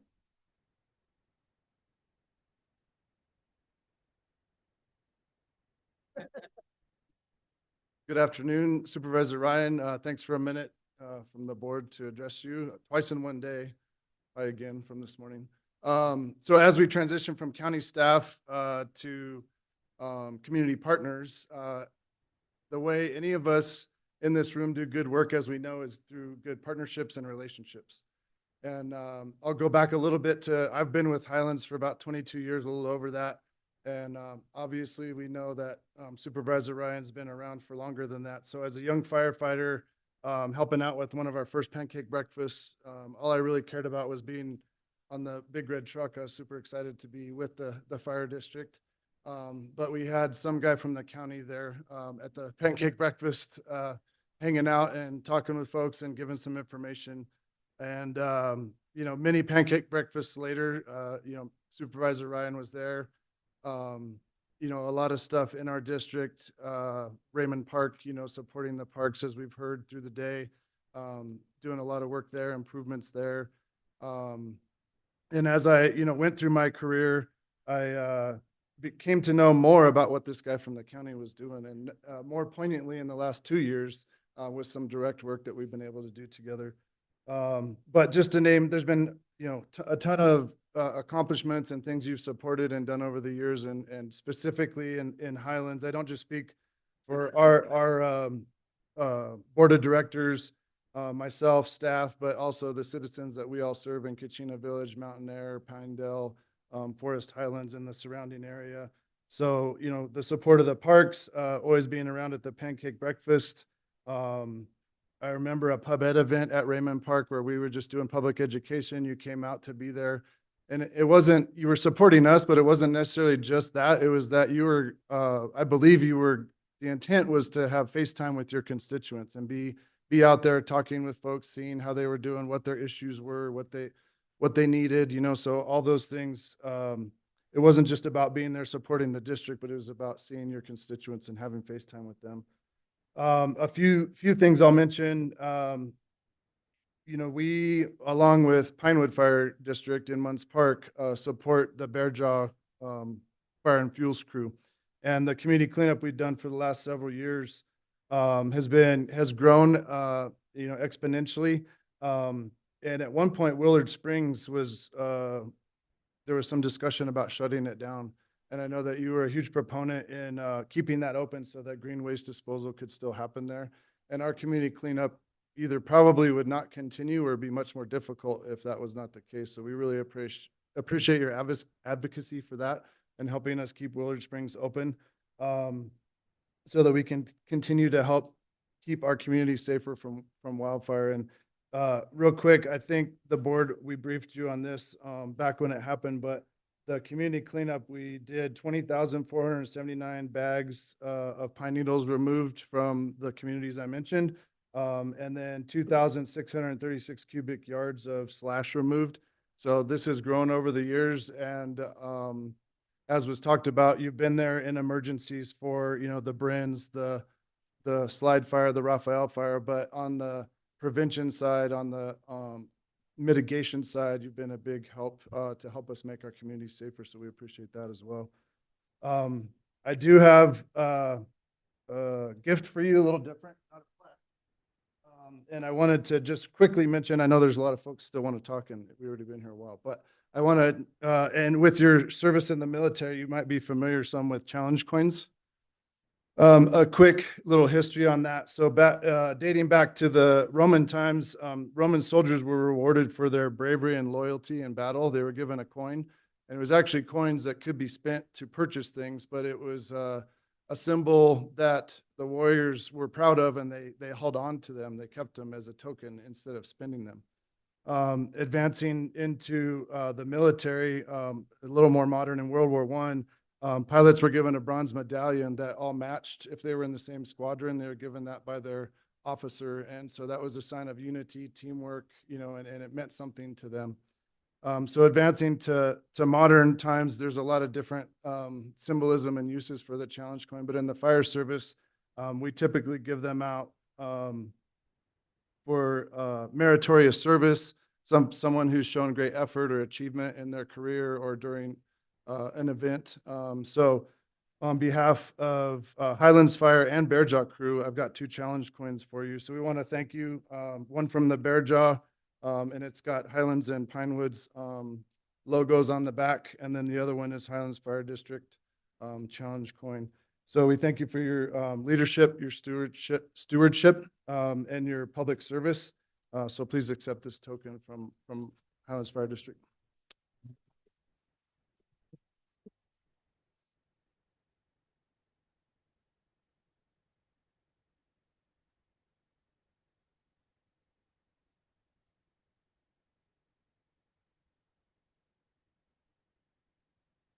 All right, 1, 2, 3.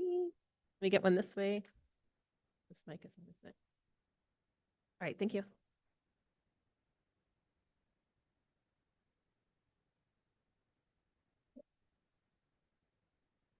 Mr. Chair, our final speaker tonight that we know of is someone named the Old Siri, or otherwise known as Mr. Mike Townsend.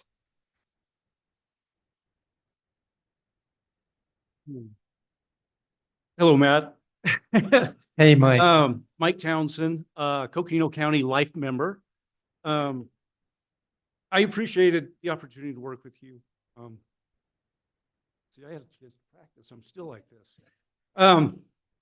Yeah, you're, it's, you were always very calm and open-minded and very positive in looking for solutions to whatever the problem, whatever topic it was. And you always were willing to listen to somebody and hear what it is they were trying to do. And I appreciate that. A lot of talk about your legacy, your influence in Coconino County. I think it goes far beyond Coconino County. And so I just want you to know, in what I'm doing now, I'm going to do everything I can to ensure that money gets deposited in your bank account every month for the foreseeable future. Thank you. I love it. And that's a joke, everybody, but still. Thank you, Mike. Oh, Sheriff. Well, good evening, Matt. Back again. You know, you left quite a mark on this county, and it's not going to be forgotten probably ever. And, you know, the things that I experienced with you are incredible, and things I'll carry with me the rest of my life. You know, how you handled meetings, and whether it was Forest Lakes or Blue Ridge or Sedona or Kachina or Parks, Mormon Lake. You know, there were times when I felt that we were like Frankenstein with the townspeople coming after you. And you demonstrate, I mean, you were so classy in how you diffused that situation. And I always remarked how well you handled the adversity and people who wanted to string you up for things that you had no control over. And I learned a great deal as well, and hopefully I will be able to keep that with me. You know, Keith mentioned about all the disasters, and we certainly had our share. You know, all the Forest Lakes burning and Rodeo Chetasky and many of the other fires, Brins. But you were there for the people, and you were there for the county. And again, you're leaving that legacy of you really represented your district well. And even when you ran the house to house, every house in the county, and not everybody knows that, but it was a lot of us do and appreciate it. Last thing I'll leave you with is I'm going to watch you this next year because I need to learn how to retire. And I want to learn how to do it right. So I'm going to be watching you so close so I can learn how to do it the right way when I pull the pin next year. So thank you for everything you've done for me as well as the rest of the county. And, you know, reciprocal, Jim, you know, as I got in, going down to the communities, Jim in his role with the sheriff's office was out there leading patrol, but more importantly, you helped me learn about community. I just love that one that a community, it really starts to come together collectively when there's a firehouse in the community. Usually when you get into larger acreage, they are a community. They all come together in emergencies, but often there's that independence that's out there. But once you get that firehouse, that's the beginning of that community building that often occurs. But just your insight to people and being out there and how you, oh my gosh, what you have to deal with and how you have, you helped me learn about the special component, what we do, what we all do as a county. It's, I just want to thank you for that, Jim. I appreciate it. Oh my gosh. See, you guys get to see my wonderful Linda, and Lindsay, and Gregory, and Tammy's usually hiding in some background somewhere there. Hi, Matt. And Jen. Thanks for the memories. And I just want to say, I don't know if I can get, but I will say nothing has changed since I've left. floods, fires, upset constituents. And Jim, that, do you remember that community meeting down in Blue Ridge where, I don't know if it was you or Sheriff Joe wanted him to wear a bulletproof vest because yeah, we have a lot of memories. Yeah, we have a lot of memories. And I just want to thank you for giving me the opportunity to work for the county and work for you and your wonderful family. Hi, Sean. Hi, Teresa. And again, this is going to be a big hole in the county with you gone, believe me. And I hope you enjoy your retirement and really retire. I leave that up to Teresa. So good luck. Oh, thank you, Linda. Hey, you.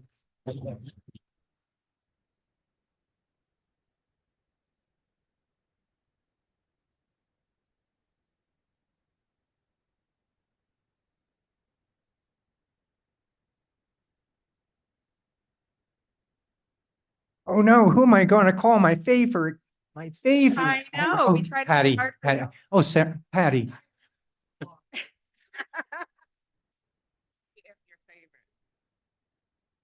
But it's really me. We all know it's me. Well, we thought we'd come together. It's only appropriate, put you on the spot. But I personally just want to say thank you, Matt, for all your support through the years, from when I was appointed to even today. And everything you took me to my first community meeting out in Parks.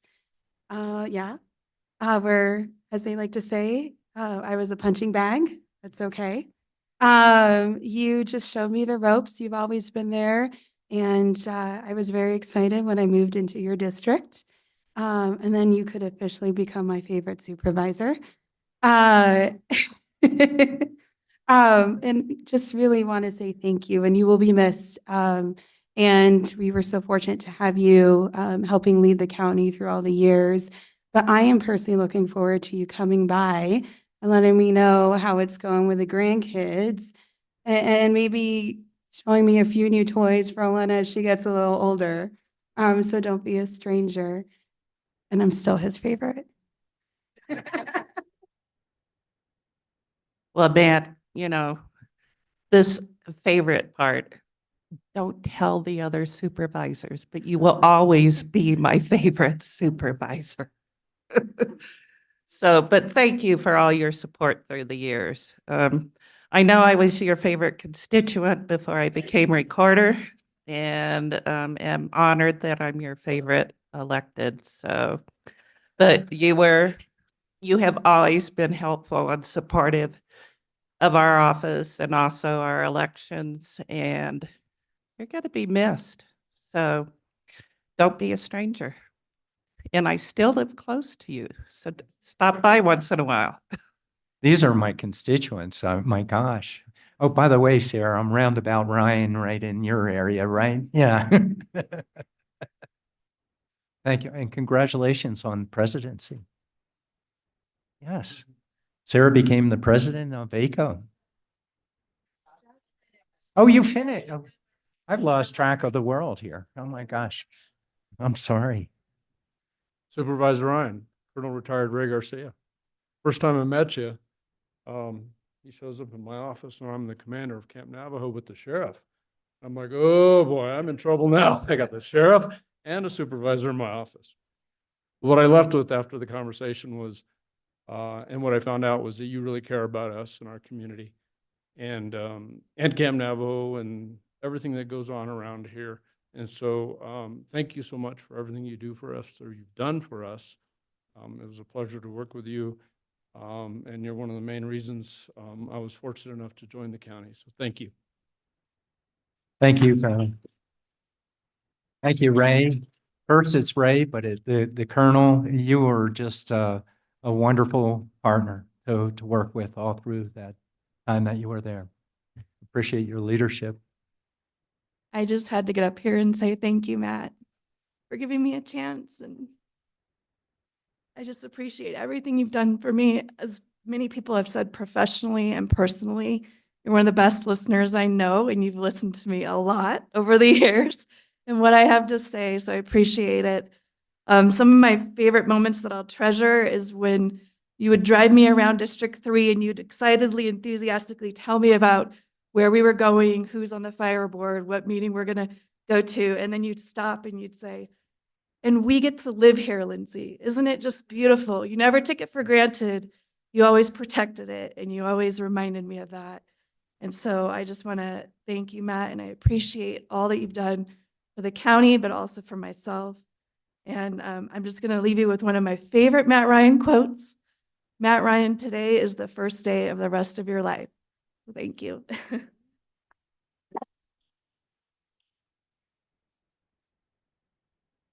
So Lindsay didn't talk about how I would drag her out into the bush with her patent leather shoes. She always seemed to, always had them on whenever we went out to the field, it seemed like.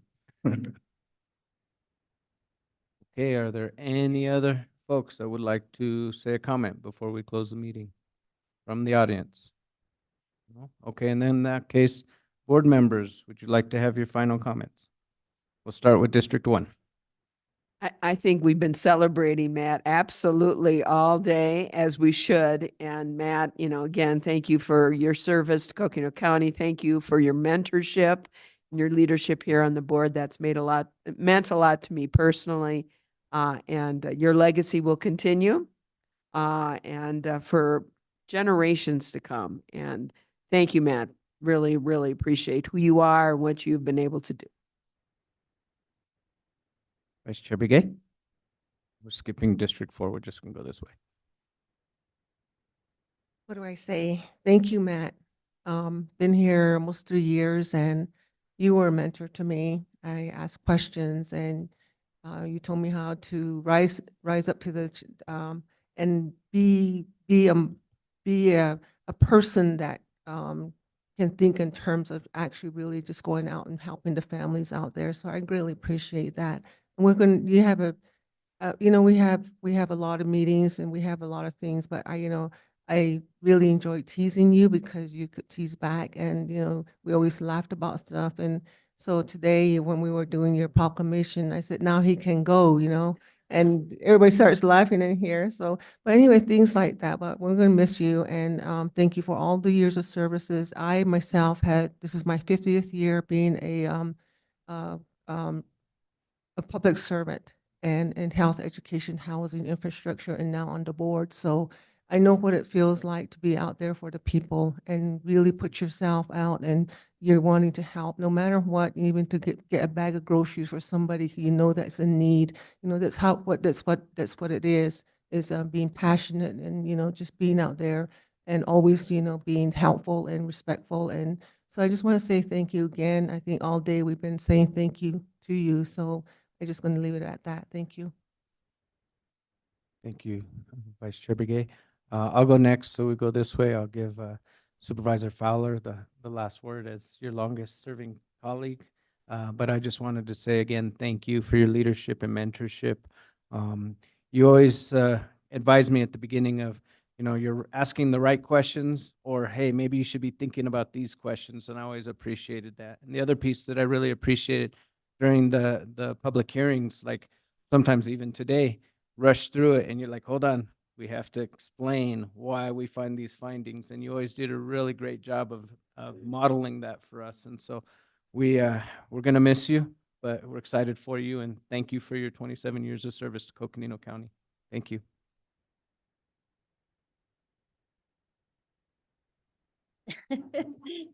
It's a great day, huh?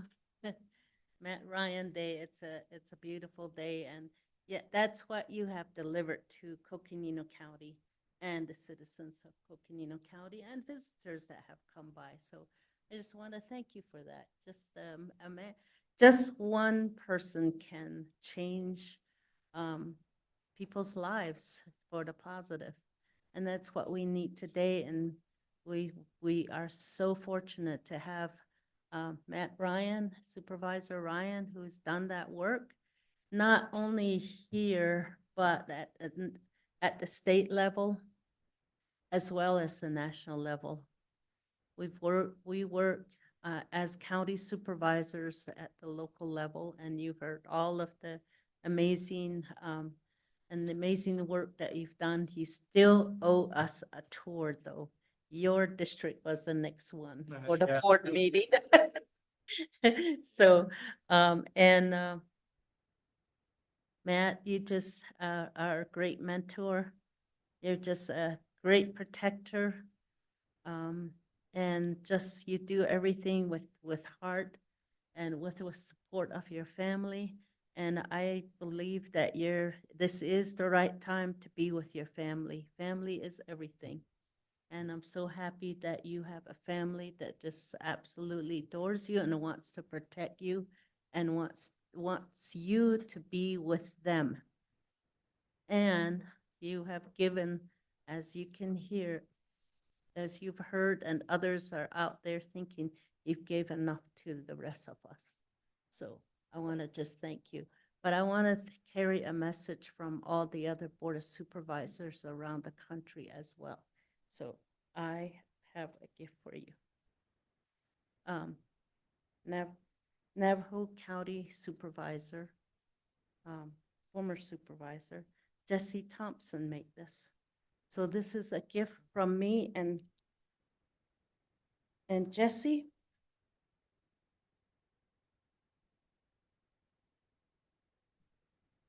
That's a turquoise, and turquoise represents a protection. It creates harmony within and balance within yourself. That's why we wear turquoise. And we thought that for a gift from the other county supervisors and myself, we thought that we'd give him a nice present that will protect him always as he's protected us and bring balance into his life as he's done ours. And it just radiates hojo, which is balance, love, harmony, and just everything good. So thank you, Matt. Thank you so much. I don't know what else we can say. Wow.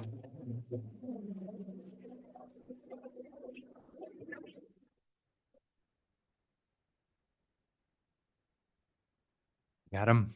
All right.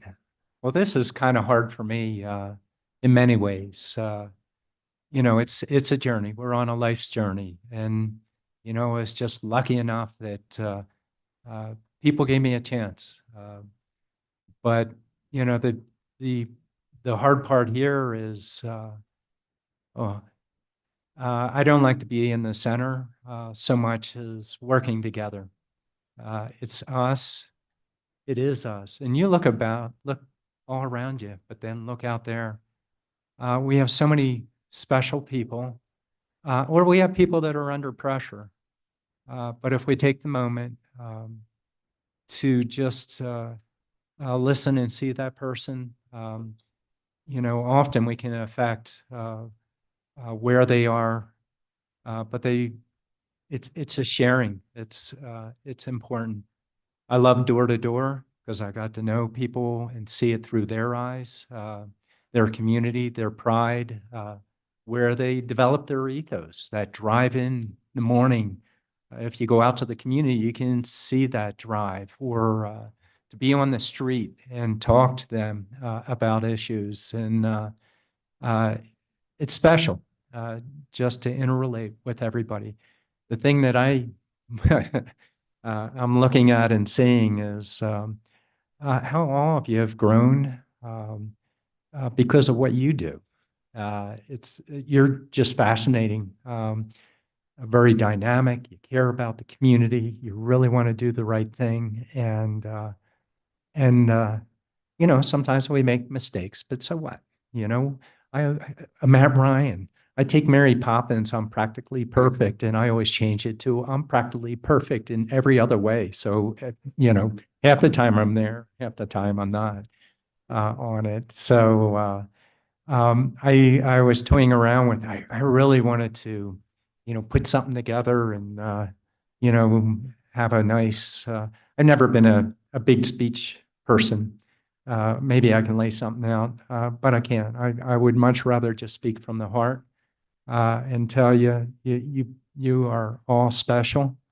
Keep working from the heart. I really do love you. I love our county. And we live here, Lindsay, and we live here, you know. Absolutely. Today's the beginning of the rest of our lives, and we have everything to look forward to. So we just set that in motion, and you guys do it all the time. So I'll keep it very short and simple. And oh yeah, that's right. And another one. And for the record, I'm going to say this. This is my last meeting. Thank you, everybody. Thank you very much. Appreciate it. Thank you. Thank you. Thank you. Now you got me.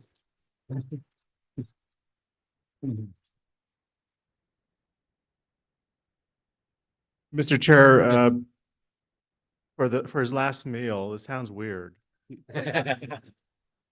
He asked for hamburgers. So his last meal here is hamburgers and snacks, and so we're inviting everyone to partake and mingle and network and let's have fun. Thank you. Yeah, it's for I got to take care of my heart, so I thought I'd get a hamburger before. Well, thank you, everyone. This meeting is adjourned.